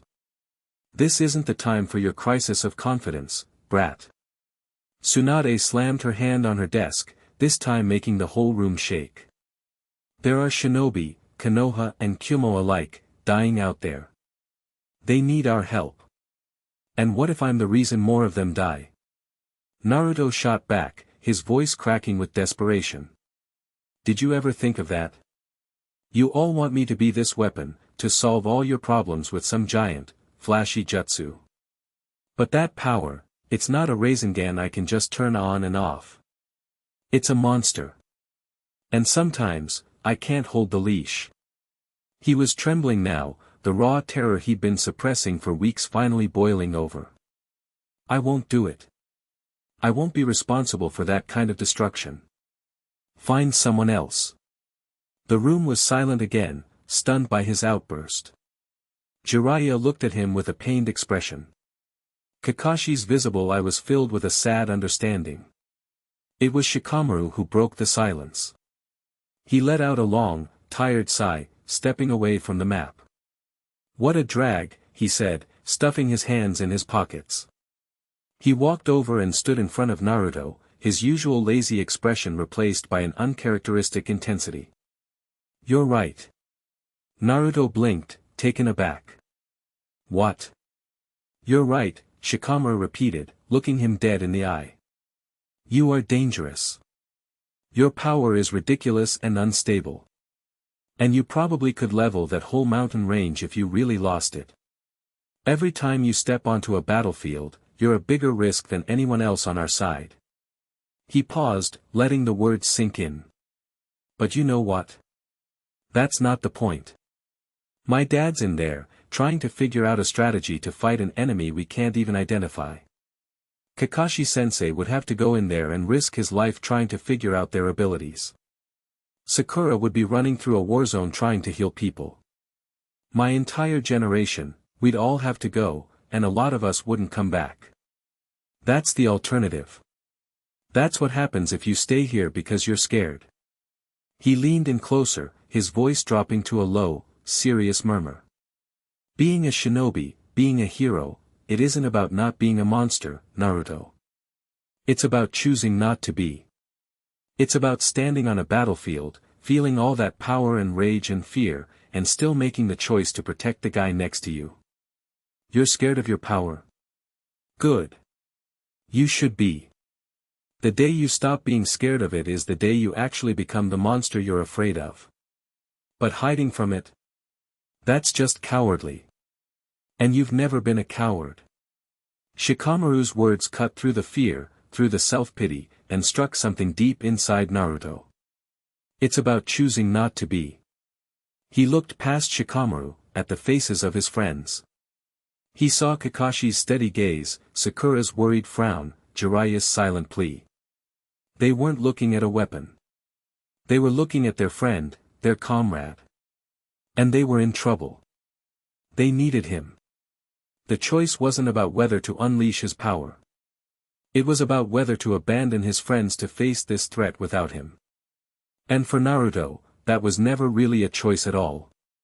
He took a deep, shaky breath, the first truly full breath he'd taken in weeks. The knot of dread in his stomach didn't disappear, but it loosened its grip. The fear was still there, a cold companion at his side, but it no longer had him by the throat. He looked at Tsunade, a new, hard resolve in his eyes. "I'll go." A collective sigh of relief went through the room. "But I'm doing this my way," he continued, his voice firm. "I won't use the big stuff. Not unless there's no other choice. I'll rely on what I can control. The two-element weaves. My Fuinjutsu. My team. This won't be a one-man show." Tsunade nodded, a flicker of pride in her eyes. "That's all I've ever asked, Naruto. Team Kakashi is officially reactivated for this mission. Yamato, Sai, you're with them. Jiraiya and I will coordinate from here. Get your gear. You leave in 10 minutes. There was no wasted motion. The team assembled at the gate, their movements crisp and professional. Kakashi was the comm center, as always, giving quiet instructions. Yamato stood stoically, his pack full of the supplies needed for long-term missions. Sai was already sketching an ink bird, preparing for aerial reconnaissance. Sakura was checking her medical pouches, her brow furrowed in concentration. Naruto stood with them, feeling like he was slotting back into a place he belonged. The fear was still there, a cold hum beneath his skin, but now it was joined by something else, purpose. Shikamaru was right. This was his burden to carry, and he had to be strong enough to bear it. "All right, team," Kakashi said, his eye crinkling in that familiar way. "Let's go see what all the fuss is about." They moved out, a tight, 5-man cell, blurring into the trees. They traveled at top speed, leaping from branch to branch in a silent, practiced rhythm. Sai's ink birds flew high above, acting as their eyes, while Kakashi's hounds, summoned for the journey, scouted the path ahead. The journey was tense. Every few hours, they'd receive an update via a messenger toad from Jiraiya. The situation at Fort Ishigaki was deteriorating. The attacks were relentless, each one targeting a new structural weakness. It wasn't a chaotic assault, it was a dissection. The enemy wasn't just trying to win, they were trying to learn. "This feels personal," Yamato commented as they paused to rest near a stream. "It feels like a trap." "It is," Kakashi said, his gaze distant. "The question is, who is the bait, and who is the target?" They arrived on the second day, coming to a halt on a high ridge overlooking the valley where the fortress was built. The sight was even worse than the photograph. A battle was raging. The fortress was a ruin, with entire sections collapsed. Smoke poured from a dozen different fires. And in the center of the chaos were the attackers. There were 6 of them, all wearing the black Akatsuki cloak. But they were strange. They moved with an eerie, unnatural coordination, their eyes a flat, lifeless orange, with the same rippling purple pattern that Naruto had only ever seen in history books. "The Rinnegan." "Pain," Kakashi whispered, his voice tight with a shock and horror that Naruto had never heard from him before. "The leader of the Akatsuki." But the stories all said he was one man. One of them, a slim man with orange hair styled in a ponytail, was effortlessly deflecting every jutsu sent his way with an invisible force. Another, a heavy-set man, was absorbing ninjutsu like a sponge. A third, a man with a bizarre, mechanized body, was firing a barrage of rockets and lasers that were shredding Yamato's wood constructs that the fortress defenders had erected. The other 3 were just as deadly. One summoned a host of monstrous, multi-headed creatures, one could pull the very souls from people's bodies, and the last seemed to be able to resurrect the others if they fell. They were a perfectly balanced team. An unstoppable assault unit. And they were cutting through the combined forces of Konoha and Kyumo like they were academy students. Their vision, it's linked, Kakashi analyzed, his Sharingan spinning. They see what the others see. That's why they're so perfectly coordinated. A frontal assault is suicide.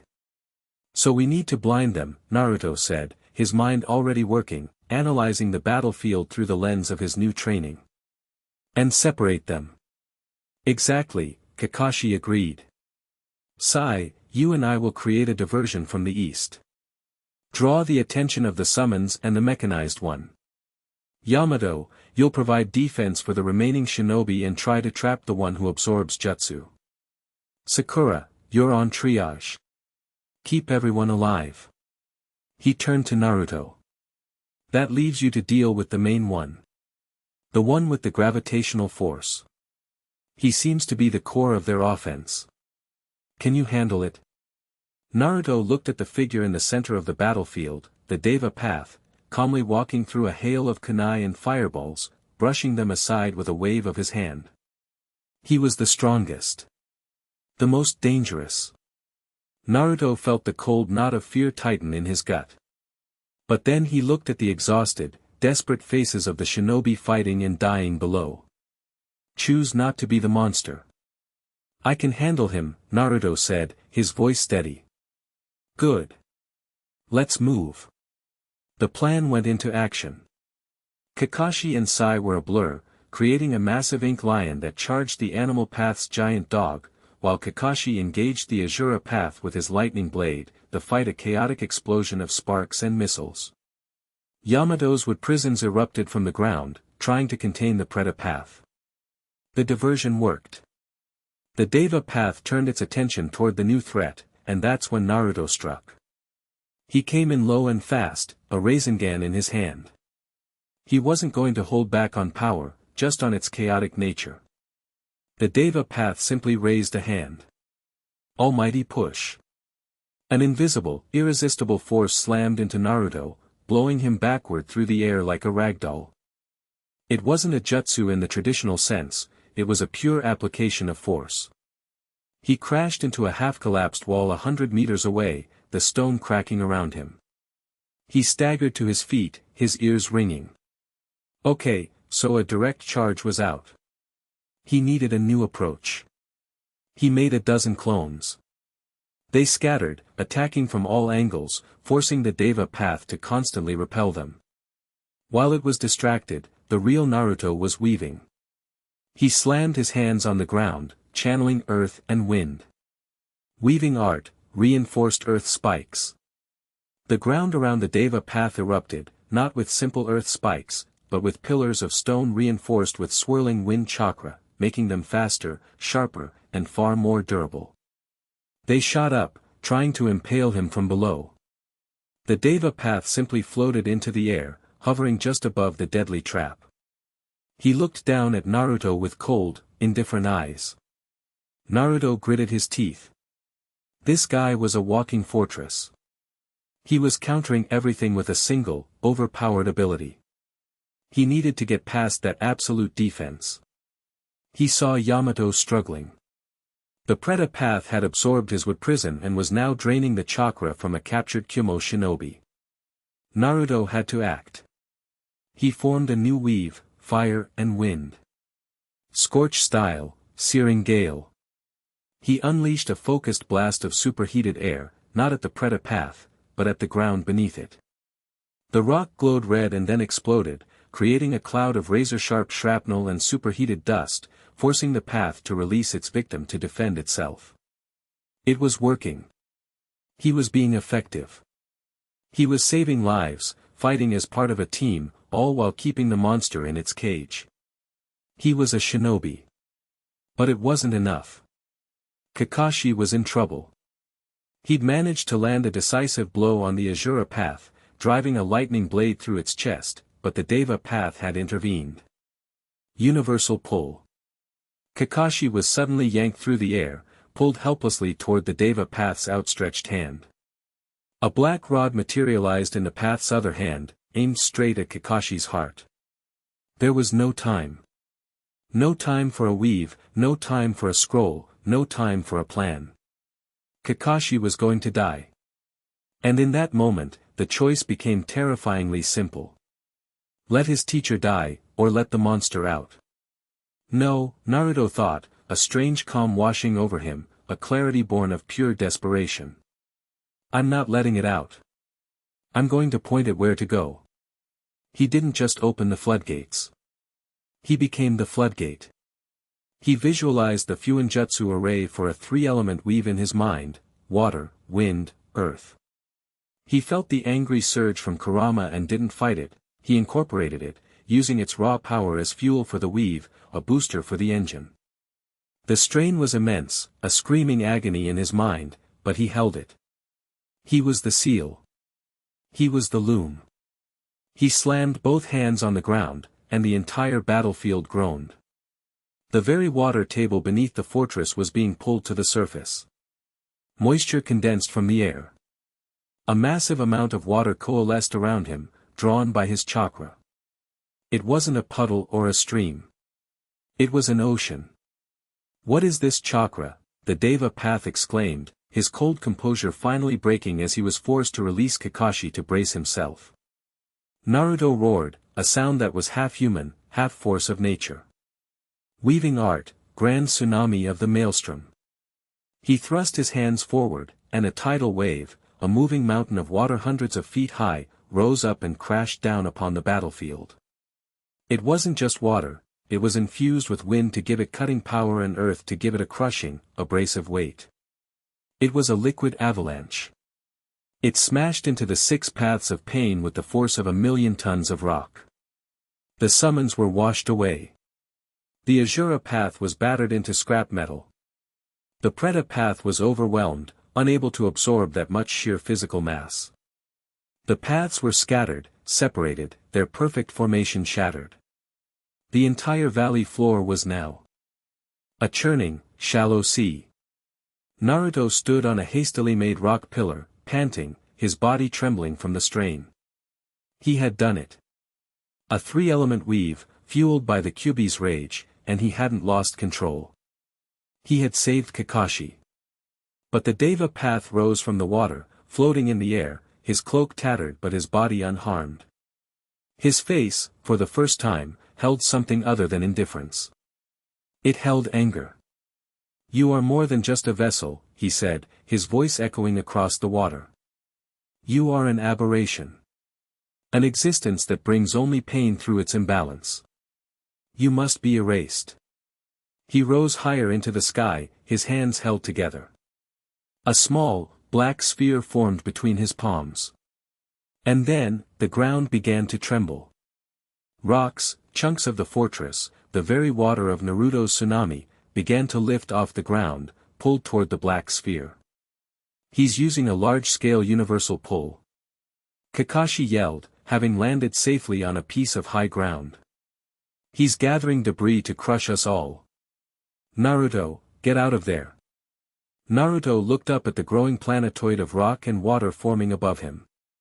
He knew he couldn't dodge it. It was too big. The entire valley was its target. He needed to fight it. He needed to go bigger. He looked at the shattered mountainside, the rock face exposed and weakened by the battle. An idea, born of madness and Uzumaki genius, sparked in his mind. He wasn't just a master of 5 elements. He was the master of their combination. He drove his feet into his rock pillar, grounding himself. He reached for his earth affinity, not just a little bit, but a massive, country-sized portion of it, sinking his chakra deep into the mountain itself. Then, he pulled on his fire. He didn't try to create a neat jutsu. He just pumped raw, incandescent fire chakra directly into the tectonic plate he was connected to. He was turning the heart of the mountain into a furnace. The mountainside began to glow, cracks of orange light spreading across its surface. The Deva path paused, his attention drawn to the impossible phenomenon. The entire mountain was turning into a volcano. "You want to throw rocks at me?" Naruto roared, his voice hoarse, blood trickling from his nose from the sheer strain. "Fine. My rock is bigger than your rock." With a final, deafening scream of effort, he performed the most insane, reckless, and magnificent jutsu of his life. He combined the earth and fire on a cataclysmic scale. Lava style, eruption of heaven and earth. He ripped a piece of the mountain free. Not a boulder. Not a chunk. A piece of the mountain the size of the Hokage monument. And it wasn't rock anymore. It was a semi-molten, incandescent meteor. He didn't just let it fall. He threw it. The molten meteor soared into the air, a miniature sun blotting out the sky. It slammed into Payne's carefully constructed planetoid. The collision was silent for a moment, and then the sky exploded. Rock vaporized. Water flashed into steam. The force of the impact shattered both constructs, turning the sky into a rain of fire and scalding water. Down below, the remaining shinobi, from both Konoha and Kyumo, just stared up in utter, dumbfounded silence. They weren't watching a fight between shinobi anymore. They were watching a battle between gods.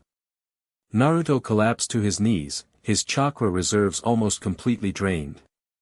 The battlefield was a wreck. The paths of Pain were scattered, most of them heavily damaged or destroyed by the molten rain. But he had done it. He had faced an impossible enemy and fought them to a standstill. But the fight wasn't over. To break their shared vision, he needed one more thing. He gathered the last of his strength. He stomped on the ground, now a mixture of mud and cooling rock, and channeled wind and earth, creating a massive, swirling dust storm. Then, he fed every last drop of his lightning chakra into it. Lightning style, blinding dust of 1,000 sparks. The entire valley was plunged into a swirling vortex of brown and yellow. The dust wasn't just blinding, it was statically charged. Tiny arcs of lightning crackled everywhere, shorting out vision, disrupting senses, and turning the air into an electric cage. Inside the storm, Naruto moved. He was exhausted, but he was in his element. He was the storm. He could feel everything within it. He found the Naraka path, the one who could heal the others, and hit it with a final, desperate Rasengan, destroying it. The effort was too much. He fell forward, his vision going black, the roar of his own storm the last thing he heard. When he woke up, it was to the sound of Sakura's voice, frantically shouting medical terms. He was lying on a makeshift stretcher. The storm had dissipated. The sky was clear. The surviving paths of Pain were gone. Retreated. Kakashi was kneeling beside him, a hand on his shoulder. His mask was torn, and his face was bruised, but his visible eye was shining with an emotion Naruto had never seen there before. It was sheer, unadulterated awe. "You did it, Naruto," Kakashi said, his voice rough with emotion. "You saved us all." Naruto looked around. The fortress was gone. The valley was an apocalyptic wasteland of mud, steam, and cooling lava. The scale of the destruction was absolute. And he had caused all of it. He looked at his hands. They were trembling, not from strain, but from the adrenaline wearing off. He had unleashed the monster. He had pointed it. And he had won. But as he looked at the devastation, at the price of that victory, he didn't feel like a hero. He felt the immense, crushing weight of his own power. He hadn't just mastered the elements. He had become one. And he knew, with a chilling certainty, that the world would never look at him the same way again. Chapter 6 End. Chapter 7, The Nature of Balance. The first thing Naruto was aware of was the pain.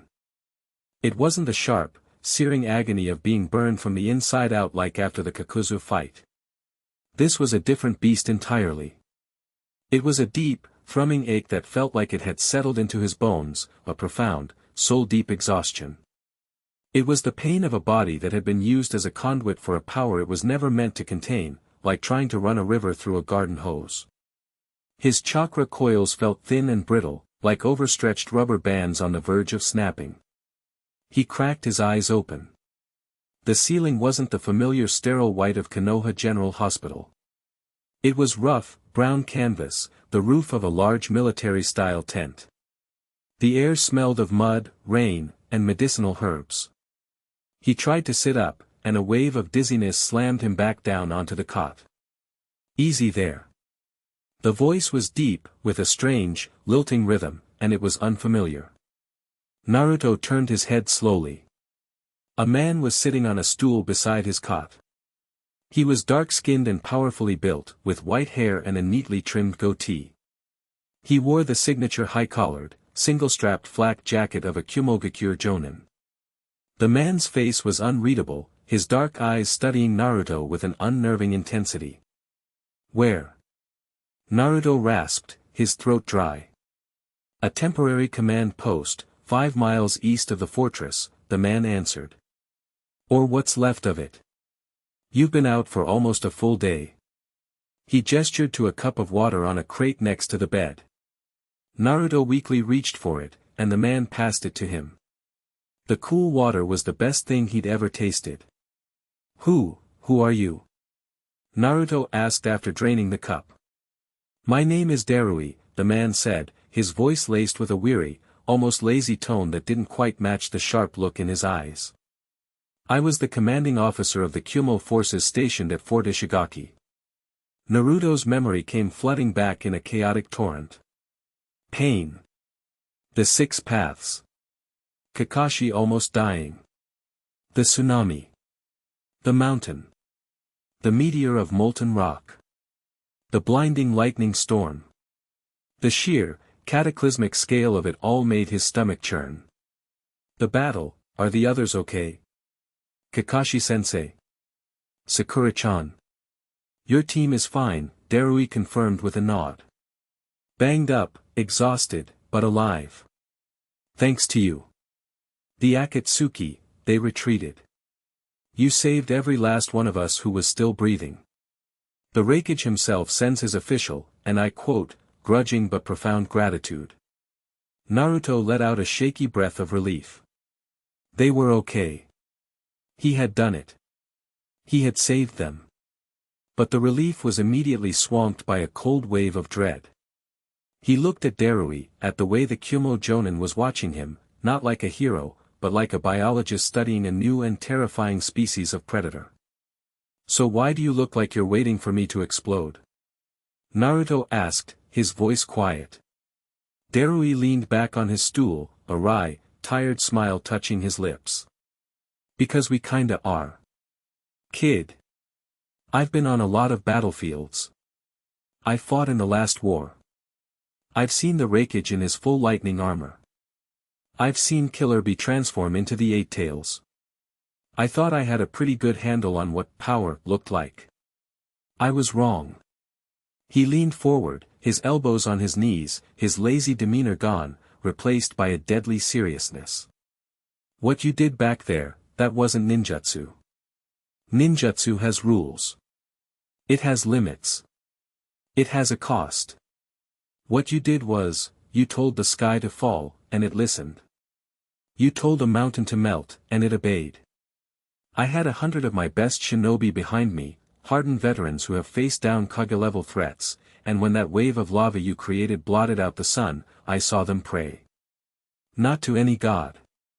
They were just praying that you were on our side. Every word was a nail hammering the guilt deeper into Naruto's heart.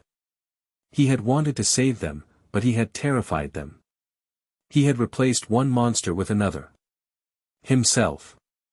I didn't mean for it to get that big, Naruto whispered, looking down at his hands.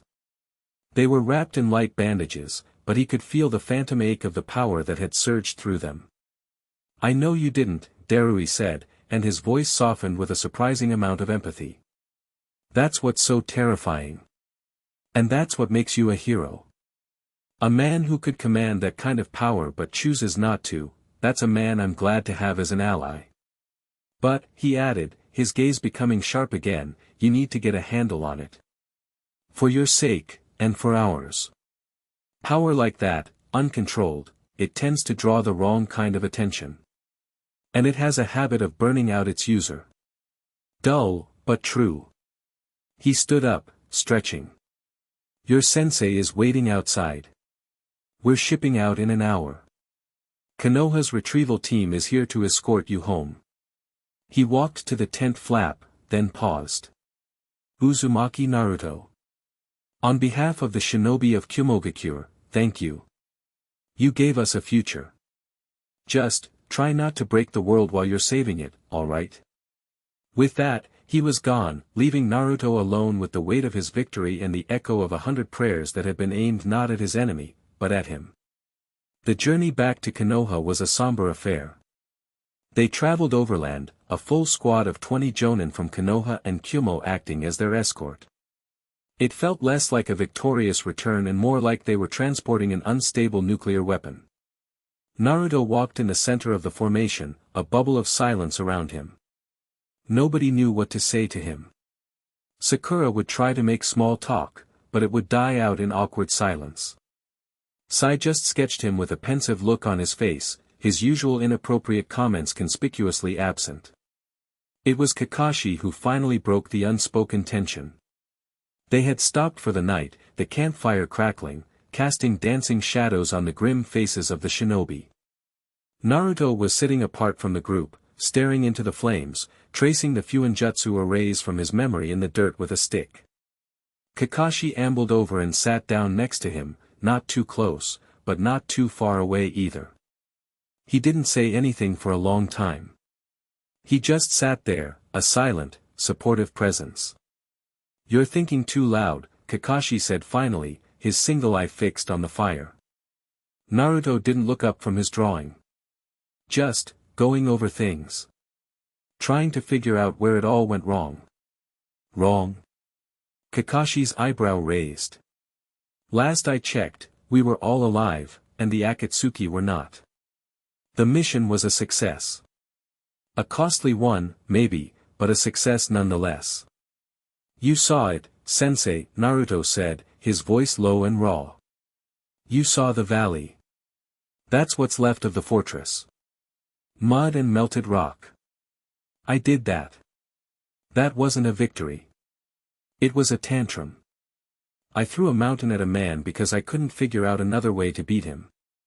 And it worked, Kakashi countered simply. That's not the point. Naruto snapped, finally looking up, his eyes blazing with a desperate, frustrated light. What if it didn't? What if I missed? What if you, or Sakura, or one of those Kumo ninja had been in the way? I couldn't control it. I just aimed it in the general direction and hoped for the best. That's not being a shinobi, that's being a cannon with a faulty trigger. He jabbed the stick into the ground, breaking it. I'm scared, Sensei. I'm really scared. Every time I close my eyes, I feel it. That power. It's too big. And a part of me liked it. The feeling of all that power, making the world bend to my will, it felt good. And that's what scares me the most. He finally admitted it, the dark, ugly truth he'd been hiding from himself. The rush of absolute power had been intoxicating. And it had horrified him to his very core. Kakashi was silent for a moment, his gaze unreadable. When I first unlocked my Mangekyo Sharingan, he said softly, his voice barely a whisper. I felt something similar. It gave me the power to bend space, to send anything I looked at to another dimension. Kamui. A perfect, unstoppable jutsu. Naruto stared at him, shocked. Kakashi never, ever talked about his past, about his Sharingan. I thought it made me invincible, Kakashi continued, his eye taking on a haunted, distant look. I thought I could protect everyone, that I would never lose anyone important to me ever again. But that power, it comes with a price. It drains you, body and soul. It makes you arrogant. It makes you believe you're a god. And when you believe you're a god, you start making mistakes. You get reckless. And people get hurt. People you were trying to protect. He finally turned, his single eye boring into Naruto's. The fact that you're scared, Naruto, the fact that the feeling of that power disgusts you, that's what proves you're not a monster. Shikamaru was right. You're afraid of the power, not addicted to it. That's your anchor. That's what makes you, you. Don't ever let go of that fear. It's the most important weapon you have. Naruto didn't know what to say. He just sat there, letting his sensei's words wash over him. It wasn't a solution. It wasn't a magic fix. But it was, an understanding. He wasn't alone in this feeling. The burden of wielding too much power was one that other, greater shinobi had carried before him. Maybe he could learn to carry it too. Their arrival in Konoha was met with a strange, muted reception. The news of their victory had preceded them, but so had the rumors. Rumors of a battle that had reshaped the landscape, of power that defied comprehension. As Naruto walked through the streets, people didn't cheer like they used to. They stopped. They stared. They whispered. He saw gratitude in their eyes, yes, but it was overshadowed by a new emotion, awe. The kind of awe you give to a typhoon or an earthquake. He wasn't their noisy neighbor anymore. He was their protector, yes, but he was also something to be feared. He was a living deity of destruction, and the reverence was mingled with a primal terror. The debriefing in the Hokage's office was even more tense. Tsunade looked like she had aged 10 years. The Rakige's official scroll lay on her desk. It was a masterpiece of political diplomacy, a document that managed to simultaneously thank Konoha for its aid, praise Naruto as a hero of the alliance, and strongly, pointedly, demand an explanation for the existence of a shinobi who could casually perform acts of god-level creation and destruction. He calls you Konoha's final solution, Tsunade said, rubbing her temples. He's grateful we have you, but he's also making it very clear that the other villages are now watching you. You're no longer just Konoha's Jinchuriki. You're a global strategic asset. A deterrent. A walking, talking international incident waiting to happen. Jiraiya, who had been listening silently from the corner, finally spoke. The political side of this is a mess, but it's not the real problem. The real problem is sitting right there. He pointed at Naruto. Look at him, Tsunade. He's running on fumes. That lava jutsu, it didn't just drain his chakra. It scorched his network. Again. It's not as bad as the first time, his system is adapting, but it's cumulative. He's like a battery that's being overcharged and completely drained over and over. Sooner or later, he's going to burn out for good. So what do you suggest? Tsunade shot back. We lock him in a box until the next apocalypse. He's the only one who could stand up to a monster like Pain. No, Jiraiya said, his voice deadly serious. We don't lock him up. We fix the underlying problem. We've been trying to teach him how to control the storm inside him. The 5 elements, the Kyubi, it's too much. His own spiritual and physical energy isn't enough to act as a container. We need a third, external component. A stabilizer. A perfect catalyst. Naruto looked up, a sinking feeling in his stomach. He knew what Jiraiya was talking about. It was the one path of training they hadn't explored. The one he had always associated with his master. You're talking about Sage Mode, Kakashi said, his voice quiet. I am, Jiraiya confirmed. Senjutsu. The art of absorbing natural energy from the world around you and blending it with your own chakra. It's the ultimate power-up. But for Naruto, it's more than that. His problem is that his internal energies are in a constant state of war. Natural energy is the perfect mediator. It's the source from which the 5 elements are born.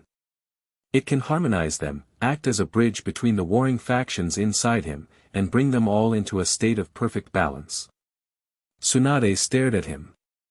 You want to teach him Senjutsu? Now. Jiraiya, you were never able to perfect it. You always partially transformed. And what about Naruto's unique situation? She gestured vaguely at Naruto's stomach. Adding natural energy to that mix. It could react with the Kyuubi's chakra in ways we can't even predict. It could make him even more unstable.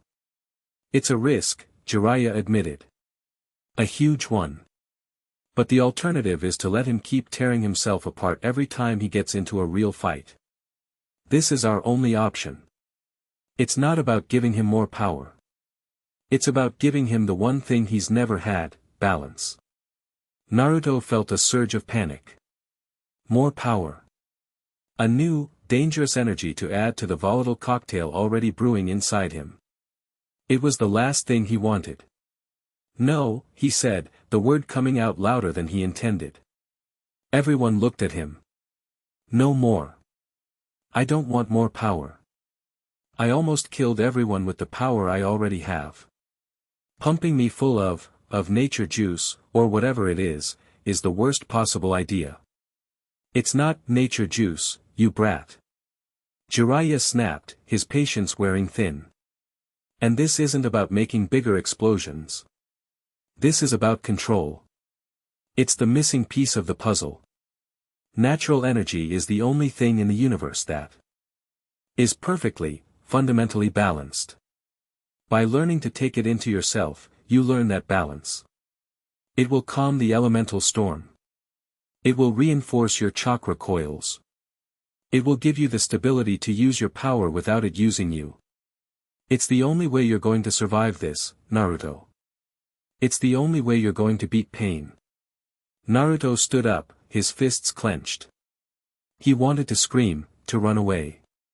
He was tired of being a puzzle to be solved, a weapon to be upgraded. He was just a kid, and he was carrying the weight of the entire world, a weight that was crushing him. He looked at Jiraiya, at the desperate conviction in his master's eyes. He saw the logic in his words, as much as he wanted to deny it. He was a walking imbalance. His life was defined by the extremes raging within him. The idea of balance, of a moment of peace and quiet inside his own head, it was a seductive one. More seductive than any promise of power. What if I can't do it, he asked, his voice barely a whisper. What if I fail? Then you'll turn into a frog, and then into a stone statue, and you'll stay that way forever, Jiraiya said, his tone brutally honest. The stakes are that high. But you won't fail. Because you have to succeed. The world is counting on it. There it was again. The weight. But this time, it felt different. It wasn't a burden being forced upon him. It was a challenge being offered. A path to something other than destruction. A path to peace. He took a deep breath. Okay, he said, his voice firm, the decision made. Okay, pervy sage. Let's do it. Let's go see some frogs. A week later, Naruto found himself in a place that felt like it was from another world. Mount Myaboku, the land of the toads, was a riot of impossible nature. Strange, bulbous plants pulsed with a soft inner light. The air was thick and humid, buzzing with the sound of unseen insects and heavy with an energy that made the hair on his arms stand up. It was natural energy, and it was so dense here it was almost tangible. He could feel his own elemental affinities reacting to it, the water chakra inside him resonating with the moisture in the air, his earth chakra humming in tune with the massive, living landscape. An ancient, wizened-looking green toad, smaller than Naruto's hand, was sitting on a large mushroom, puffing on a tiny pipe. He had a stern, grumpy look on his face. This was Fukasaku, one of the two great toad sages. So this is the brat, Fukasaku said, his voice a gravelly croak. He hopped down and circled Naruto, prodding him with his pipe. He's got a lot of chakra, I'll give him that. But it's a mess. A noisy, chaotic, sloppy mess. It's like a hurricane in a bottle. He's a special case, Pa, Jiraiya said respectfully. Humph. They're all special cases, Fukasaku grumbled. Alright, brat. Senjutsu training is simple, and it is impossible. You must perfectly balance your own physical and spiritual energy with the natural energy you draw in from the outside. Too little natural energy, and the jutsu fails. Too much, and you lose yourself to nature. You will cease to be human and become a frog. And if you can't expel the energy after that, you turn to stone. We have a lovely garden of our past failures. Try not to join them. He pointed to a pool of thick, viscous oil. The secret is this toad oil. It has the special property of attracting natural energy. Smear it on yourself. It will help you feel the flow. Now, the trick is to sit perfectly still. You cannot move a muscle. Moving your body burns your own chakra, which disrupts the balance. You must become one with the world. You must sit, and you must feel. That is the first and last lesson. Now, begin. Naruto looked at the goopy oil, then at Jiraiya, who gave him an encouraging nod. With a sigh, he stripped off his jacket and dipped his hands in the oil, smearing the surprisingly pleasant-smelling stuff all over his arms and face. He then sat down on a large, flat stone in a meditative pose, just as Jiraiya had shown him. The moment he sat still, the chaos began. The oil started working immediately, drawing in the thick natural energy from the air. Naruto felt it seeping into his skin, a strange, tingling sensation. But the moment it entered his chakra network, his own power reacted violently. His 5 elemental natures, which he had finally managed to keep in a tense truce, saw the natural energy as an invader. They surged and crashed against it, trying to expel it. His own massive chakra reserves pushed back against the influx. It was a war on a new front, and his body was the battlefield. "Stop fighting it, you fool." Fukasaku's voice croaked from nearby. "Do not try to contain it. Do not try to control it. You must accept it. Let it flow. Become a part of you." Naruto tried. He gritted his teeth, attempting to relax, to let the energy in. But it was like trying to stay calm while being torn apart by 5 different wild animals. He could feel himself losing the battle. He was drawing in too much, far too quickly. The power was overwhelming him. "Jiraiya boy! Get the staff!" Fukasaku yelled. Naruto's vision started to blur. His skin felt thick and warty. He looked down at his hand, and to his horror, his fingers were becoming webbed. He was turning into a frog. Panic seized him, which only made him absorb the energy faster. Whack! A sharp, painful blow to his head sent a jolt through his entire system. The world snapped back into focus. Jiraiya was standing over him with a large, flat staff, a concerned look on his face. That special staff is the only thing that can knock the natural energy out of you before the change becomes permanent. You lost the balance. Try again. The next few days were a humiliating cycle of failure. He would sit, absorb, lose control, start to transform, and get smacked by Jiraiya. He just had too much chakra, and it was too chaotic. His own power was actively rejecting the very thing that was supposed to save it. He was his own worst enemy. "This isn't working," Fukasaku said on the 5th day, watching as Naruto was once again knocked out of a partial transformation. His own energy is too strong, too wild. It's like trying to pour a cup of tea into a raging waterfall. He needs a different approach. Naruto sat panting, his head throbbing. He was ready to give up. This was just another power he couldn't control, another way for him to fail. But then, an idea came to him. An idea born from his unique senses. He had been trying to ignore his own chakra, to suppress it, to make room for the natural energy. But that was impossible. What if he did the opposite? What if he used his own power as a guide? He closed his eyes, ignoring the oil, ignoring Fukasaku's instructions. He didn't try to pull the energy in. Instead, he reached out with his senses. He felt the earth beneath him, the solid, living presence of the mountain. He felt his earth affinity resonate with it, a low, steady hum. He felt the wind rustling the strange leaves, and his wind affinity rose to meet it, not as a blade, but as a curious whisper. He felt the coolness of the water in the nearby streams, the heat of the distant sun on his skin, the latent static in the air. His 5 elements weren't fighting the natural energy. They were a part of it. They were its children, its different expressions. He had been trying to force a reunion between a mother and her estranged children. All he had to do was let them talk to each other. He stopped pulling. He stopped fighting. He just opened the door. He let his earth chakra guide the earth aspect natural energy into him. He let his water chakra invite the water aspect energy. He didn't take in a single, overwhelming flood of natural energy. He took in 5 smaller, familiar streams, guided by the parts of himself that already understood them. And suddenly, there was no conflict. The natural energy flowed into him, not as an invader, but as a welcome guest. It moved through his chakra coils, and where it passed, the raging elemental rivers grew calm. The natural energy acted as a perfect, gentle buffer, flowing between his fire and water, his earth and lightning, keeping them from clashing. It filled the gaps, soothed the friction, and brought a profound sense of peace.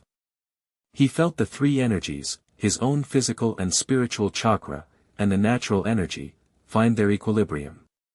It clicked into place with a feeling not of power, but of absolute, perfect rightness. Of stillness. A profound silence descended upon his mind. The constant, warring noise that had been the soundtrack to his entire life was gone. The storm was over. There was only a calm, deep, placid lake. He opened his eyes. Jiraiya and Fukasaku were staring at him, their jaws slack. Naruto stood up. He felt light. He felt connected to everything. He could feel the life force of every plant, the skittering of every insect, the flow of water deep within the earth. He held up a hand. It wasn't warty or webbed. But when he looked at his reflection in a nearby puddle, he saw that his eyes had changed. The pupils were now horizontal bars, like a toad's, and a reddish-orange pigmentation fanned out from the corners, like a mask of sacred war paint. He did it, Fukasaku croaked, his pipe falling from his mouth. On his first proper attempt, he achieved a perfect sage mode. Jiraiya just grinned, a massive, proud smile that lit up his entire face. Naruto took a deep breath, and for the first time, it felt like the air he drew in was a part of him. He clenched his fist. The power he felt was immense, far greater than anything he had ever touched before. But it wasn't wild. It wasn't chaotic. It was perfectly, completely, and utterly under his control. He wasn't a vessel anymore, struggling to contain a storm. He was the eye of the hurricane. A point of perfect, absolute calm at the center of limitless power. He had finally found his balance. Chapter 7 End. Chapter 8, The Goshiki Kage. The wind howled, a dry, abrasive scream that tasted of grit and ancient anger. It wasn't a normal wind.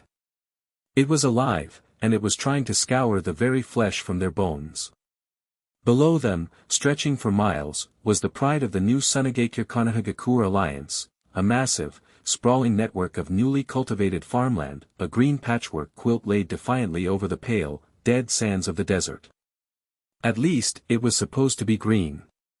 Right now, it was being systematically buried under a tidal wave of sand from the most violent and unnatural storm Gaara had ever seen.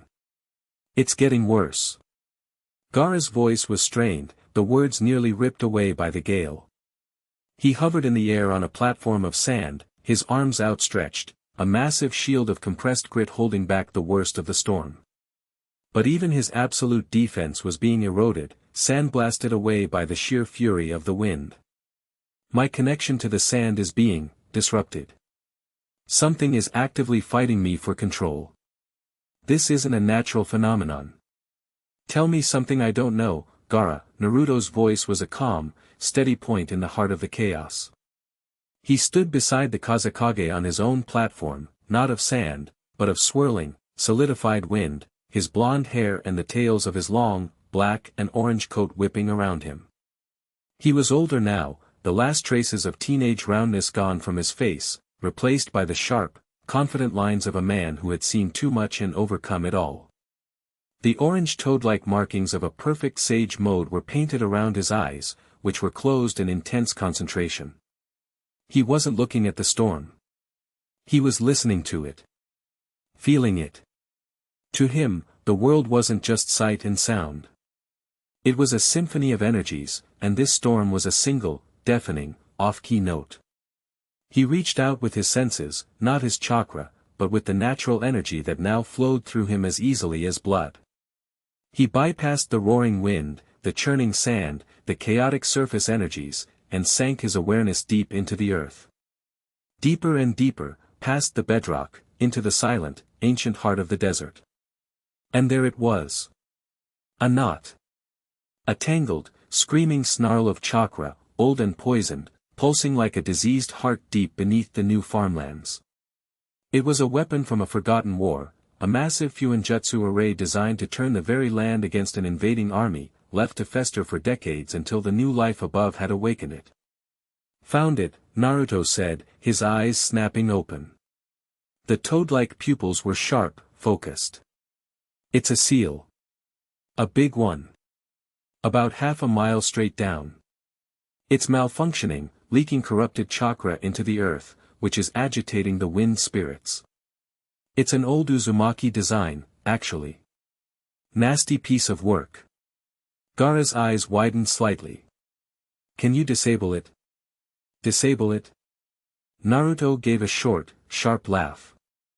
Gaara, if we try to disable this thing from the surface, the backlash will turn this entire oasis into a glass crater. It's like trying to defuse a bomb by hitting it with a hammer. I gotta go in.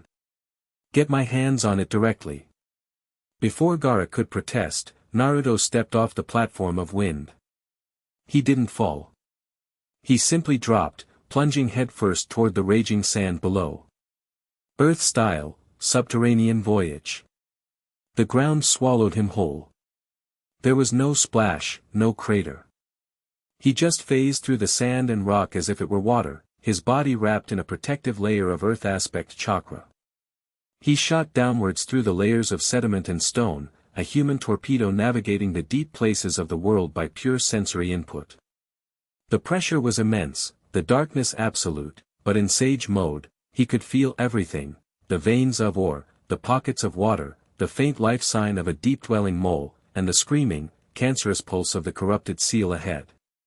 He burst into a cavern, a perfect, spherical bubble carved from the bedrock, the air humming with a sickening, purple energy. In the center, etched into the very stone of the floor, was the Fuinjutsu array. It was a complex, beautiful, and utterly lethal spiral of characters, glowing with a malevolent light. It was indeed his clan's handiwork, a testament to their genius and their paranoia. He didn't have much time.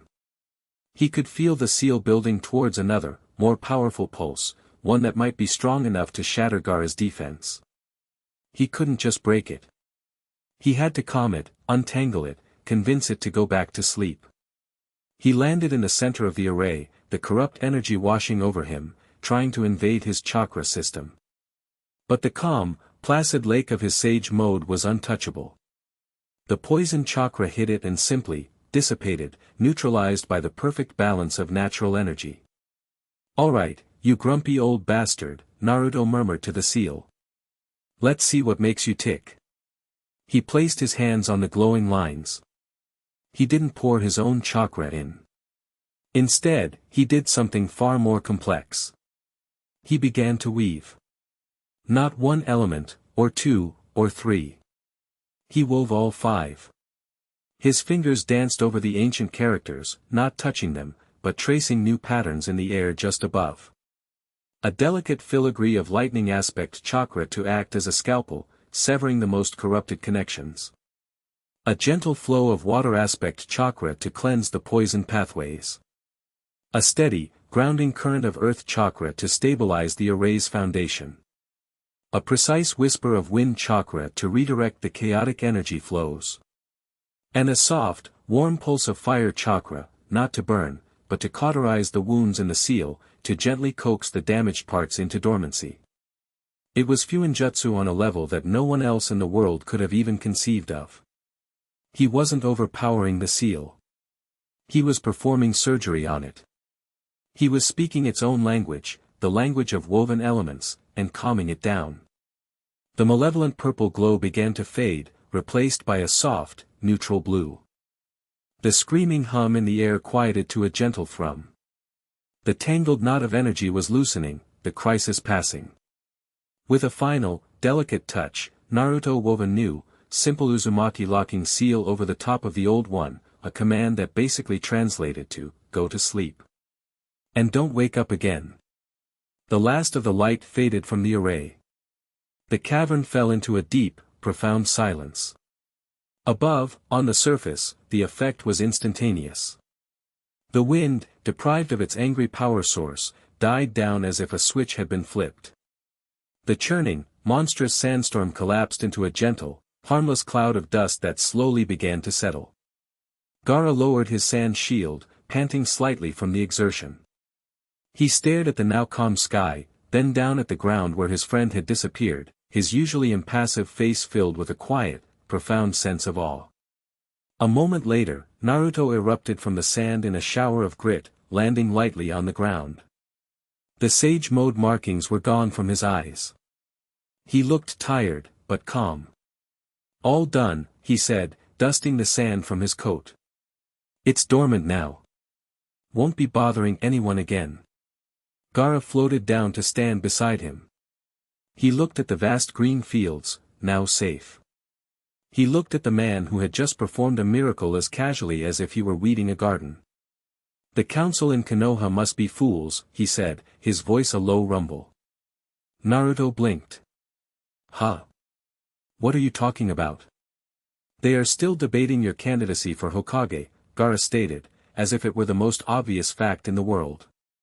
They fear your power is too great, that it is a threat to the village's stability. They are blind. Your power is not the threat. Your power is the reason there is still a world left to threaten. You are not just the strongest shinobi of our generation, Naruto. You are the pillar that holds up the sky. Naruto was taken aback by the sheer, unwavering conviction in his friend's voice. He just rubbed the back of his neck, a gesture of sheepishness that was a holdover from his younger days. Come on, Gaara, you're making me blush. I just did what anyone would have done. No, Gaara said, his sea-green eyes locking with Naruto's. You did what only you could do. Do not mistake that. Accept the burden. Accept the title. Konoha needs you. Led them. The weight of his friend's words settled on Naruto's shoulders, but it wasn't a crushing weight anymore. It was a familiar one, like a well-worn cloak. He had spent years running from his power, then fighting it, then just trying to survive it. Now he was just living with it. I'll think about it, Naruto said with a small smile. But for now, I'm thinking about a giant bowl of ramen. My treat. Back in Konoha, the Hokage's office was just as Naruto remembered it, except the stacks of paperwork threatening to consume the desk were even taller. Kakashi Hatake, the sixth Hokage, looked up as Naruto entered, a tired but genuine smile crinkling the corner of his visible eye. He had more gray in his silver hair now, and the lines of responsibility were etched deep into his face, but he wore the Kage hat with a quiet competence that had defined his entire life. Mission report? Kakashi asked, gesturing to a chair. Problem solved, Naruto said, slumping down. Old Uzumaki battlefield seal went haywire. I put it to bed. Gaara sends his regards and says you owe him for the overtime his shinobi had to put in. Kakashi chuckled. I'll add it to his tab. Good work, Naruto. The agricultural alliance is too important to fail. He leaned back in his chair, his expression turning more serious. Speaking of things that are too important to fail. Hamura and Koharu paid me a visit this morning. Naruto groaned. The two village elders, holdovers from the third Hokage's reign, were a constant thorn in his side. They respected his power, but they fundamentally distrusted it. They saw him not as the village's hero, but as its Jinchuriki, a weapon that had simply become too powerful to control. "Let me guess," Naruto said, rubbing his temples. "They're still pushing for me to be placed under a special advisory council if I take the hat. One that just so happens to be made up of them and their old cronies. They're concerned about an over-concentration of power in a single individual," Kakashi quoted, his voice dripping with sarcasm. "They think your abilities make you a political liability. They're afraid of how the other villages will react to Konoha being led by a man who can melt mountains. The other villages are the ones who keep asking me to solve their mountain melting level problems," Naruto pointed out, a flash of irritation in his voice. "I just got back from saving the Kazekage's prize-winning pumpkins. They can't have it both ways." "That's politics, Naruto," Kakashi said with a sigh. "And unfortunately, being Hokage is about 50% politics, 40% paperwork, and 10% actually being a shinobi.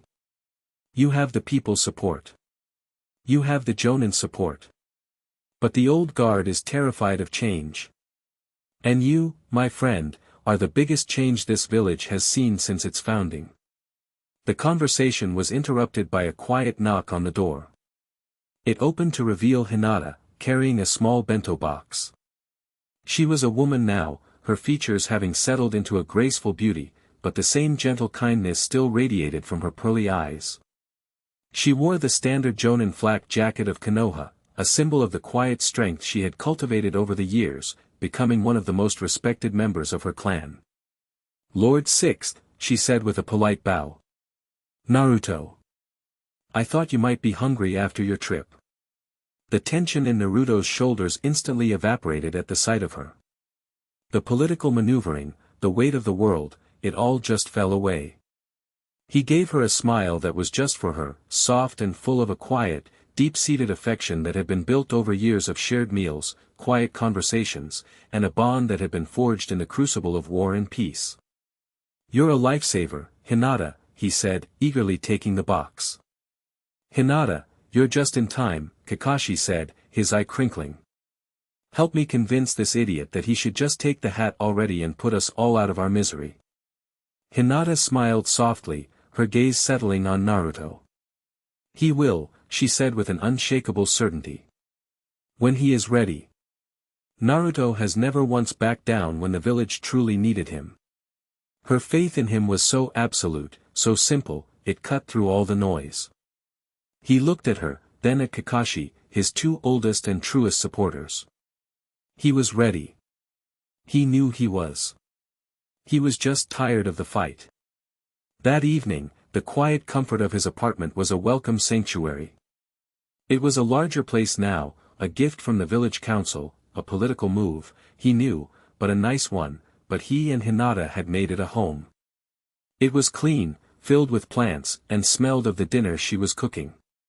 The loud, obnoxious orange of his youth had been replaced by warmer, more muted colors. It was a place of peace. They sat at the small table, eating, the conversation easy and comfortable. They talked about her day leading her genin team, about his mission in the desert, about a new ramen stand that had opened up that they needed to try. It was normal. It was real. It was everything he had fought for. He was helping her with the dishes when the first tremor hit. It wasn't a shaking of the ground. It was a flicker in the air, a subtle wrongness in the flow of chakra throughout the village. It was so faint that only a master sensor would have noticed it. For Naruto, in his perpetually aware sage-like state, it was like a discordant note in a perfect song. He froze, a plate in his hands. "Did you feel that?" Hinata activated her Byakugan, her pale eyes instantly seeing the world in a tapestry of chakra. Her face went pale. "Naruto, the children. In the hospital. Their chakra networks, they're unraveling." Naruto didn't wait. He was out the window in a flash, a yellow blur heading for the Konoha General Hospital. He arrived in the children's ward to a scene of quiet, terrifying chaos. Sakura was there, her hands glowing with a frantic green light as she moved from bed to bed. A dozen children, all academy students or younger, were lying in their beds, their faces pale, their breathing shallow. They weren't injured. They weren't sick. They were just fading. Sakura-chan. What's happening? Naruto demanded. I don't know. Sakura's voice was strained with a frustration and fear he hadn't heard since the war. It started an hour ago. One kid collapsed during training, then another. Now this. Their chakra coils are becoming brittle, frayed, like old ropes. My medical ninjutsu, it does nothing. It's like trying to pour water into a sieve.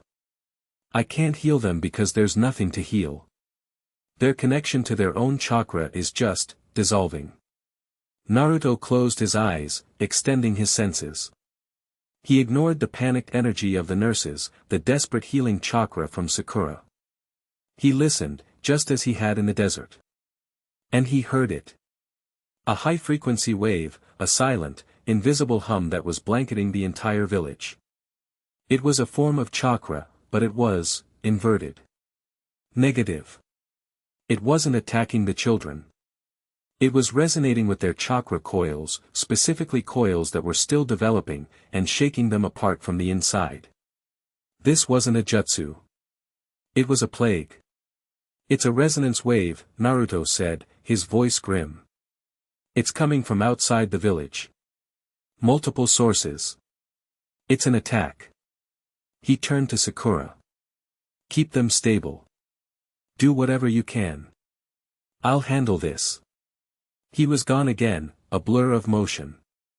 He shot to the top of the Hokage monument, his senses spreading out, pinpointing the sources of the wave. 5 of them. Perfectly spaced. Atop the village's outer walls. He moved toward the nearest one, a silent, vengeful shadow. He landed on the wall without a sound. Standing there, silhouetted against the moon, was a figure. They were clad in a simple, pure white robe, their face hidden by a blank, emotionless porcelain mask. They radiated an aura of absolute, chilling calm. And they were emitting the inverted chakra wave. Took you long enough, anomaly, the figure said. Its voice was strange, a harmonized chorus of male and female tones, utterly devoid of inflection. 4 other identical figures shimmered into existence around Naruto, boxing him in. The silencers. Who are you? Naruto demanded, his body tensing, the sage energy already beginning to flow into him. We are the inevitable, the lead figure stated. We are the correction. We are the silencers. What do you want? Naruto growled. Why are you attacking children? We are not attacking them, the silencer replied, its head tilting slightly. We are liberating them. Chakra is a disease. A gift from a fallen god that has done nothing but breed centuries of war, hatred, and pain. It creates Jinchuriki, weapons of mass destruction. It creates men like you, mortals who wield the power of creation, a blasphemy against the natural order of the world. The age of shinobi is a cancer, and we are the cure. We will sever humanity's connection to this corrupting energy, and the world will finally know peace. A quiet peace. Naruto stared at them, a cold fury building in his chest. These weren't madmen. They were zealots. They truly believed they were doing the right thing. And that made them infinitely more dangerous. You're insane, Naruto said, the sage markings flaring to life around his eyes. You talk about peace while you're hurting innocent kids. Unnecessary, temporary pain to prevent an eternity of suffering, the silencer said. It raised a hand. Your power is an affront, Naruto Uzumaki. It must be cleansed. We will start with you. The 5 silencers attacked at once. They didn't use hand signs. They didn't shout the names of jutsu. They just moved, and the very air around Naruto seemed to unravel. He threw a Raisin Shuriken, the pinnacle of his wind style. The screaming, grinding sphere of chakra shot toward the leader, tearing a screeching rift in the air. And then it just vanished. A few feet from the silencer's face, it simply dissolved into nothing, the sound cutting off abruptly. Our energy is of the spirit, the silencer intoned. It predates your corrupted ninjutsu. Your techniques are meaningless here. They are loud, flashy, and hollow. They are nothing. Naruto's eyes widened. They weren't nullifying his jutsu. They were unmaking it. He was a being of perfect balance, but they were a force of pure negation. He changed tactics. He wasn't going to win with a single, massive attack. He had to be smarter. He had to be more. He drew a deep breath, sinking into the heart of his power, into the calm lake of his sage mode. He wasn't just a Jinchuriki. He wasn't just a sage. He was an Uzumaki, a master of the 5 natures, a weaver of the elements. He was the Goshiki Kage, the 5-colored shadow. And it was time he showed them what that meant. He didn't shout. He didn't roar. He simply acted. He stomped his foot on the wall. Earth and lightning chakra flowed from him, not as a jutsu, but as a raw weave. The stone of the wall became a massive electromagnet. The silencers, whose robes apparently had metallic fibers woven into them, were suddenly pulled down, their feet stuck to the wall. At the same time, he wove water and wind. A thick, super-chilled mist erupted from his body, blanketing the top of the wall in a zero-visibility fog. To them, it was blinding. To his sage senses, it was as clear as day. He moved through the mist, a phantom they couldn't see or sense. He didn't use a Rasengan. He wove fire and wind to create a blade of superheated, invisible air and disarmed one of the silencers, severing the hand that was emitting the corrupting energy. The figure didn't scream. It just looked at its stump with detached curiosity. This was not going to be easy. They were relentless, adapting, their strange spiritual energy lashing out in the fog, forcing him back. He needed more. He needed to be in 5 places at once. He came to a stop in the center of the mist, a faint orange glow emanating from his body. He brought his hands together in a single, unique seal. Goshiki Bunshin, the 5-colored clones. His chakra flared, and then it split. 5 perfect, solid clones of himself appeared around him. But they weren't shadow clones. Each one was made of a pure, single element. One was a being of pure, raging fire, its form constantly shifting and burning. Another was made of solid, unyielding earth, its skin like granite. A third was a crackling, impossibly fast form of pure lightning.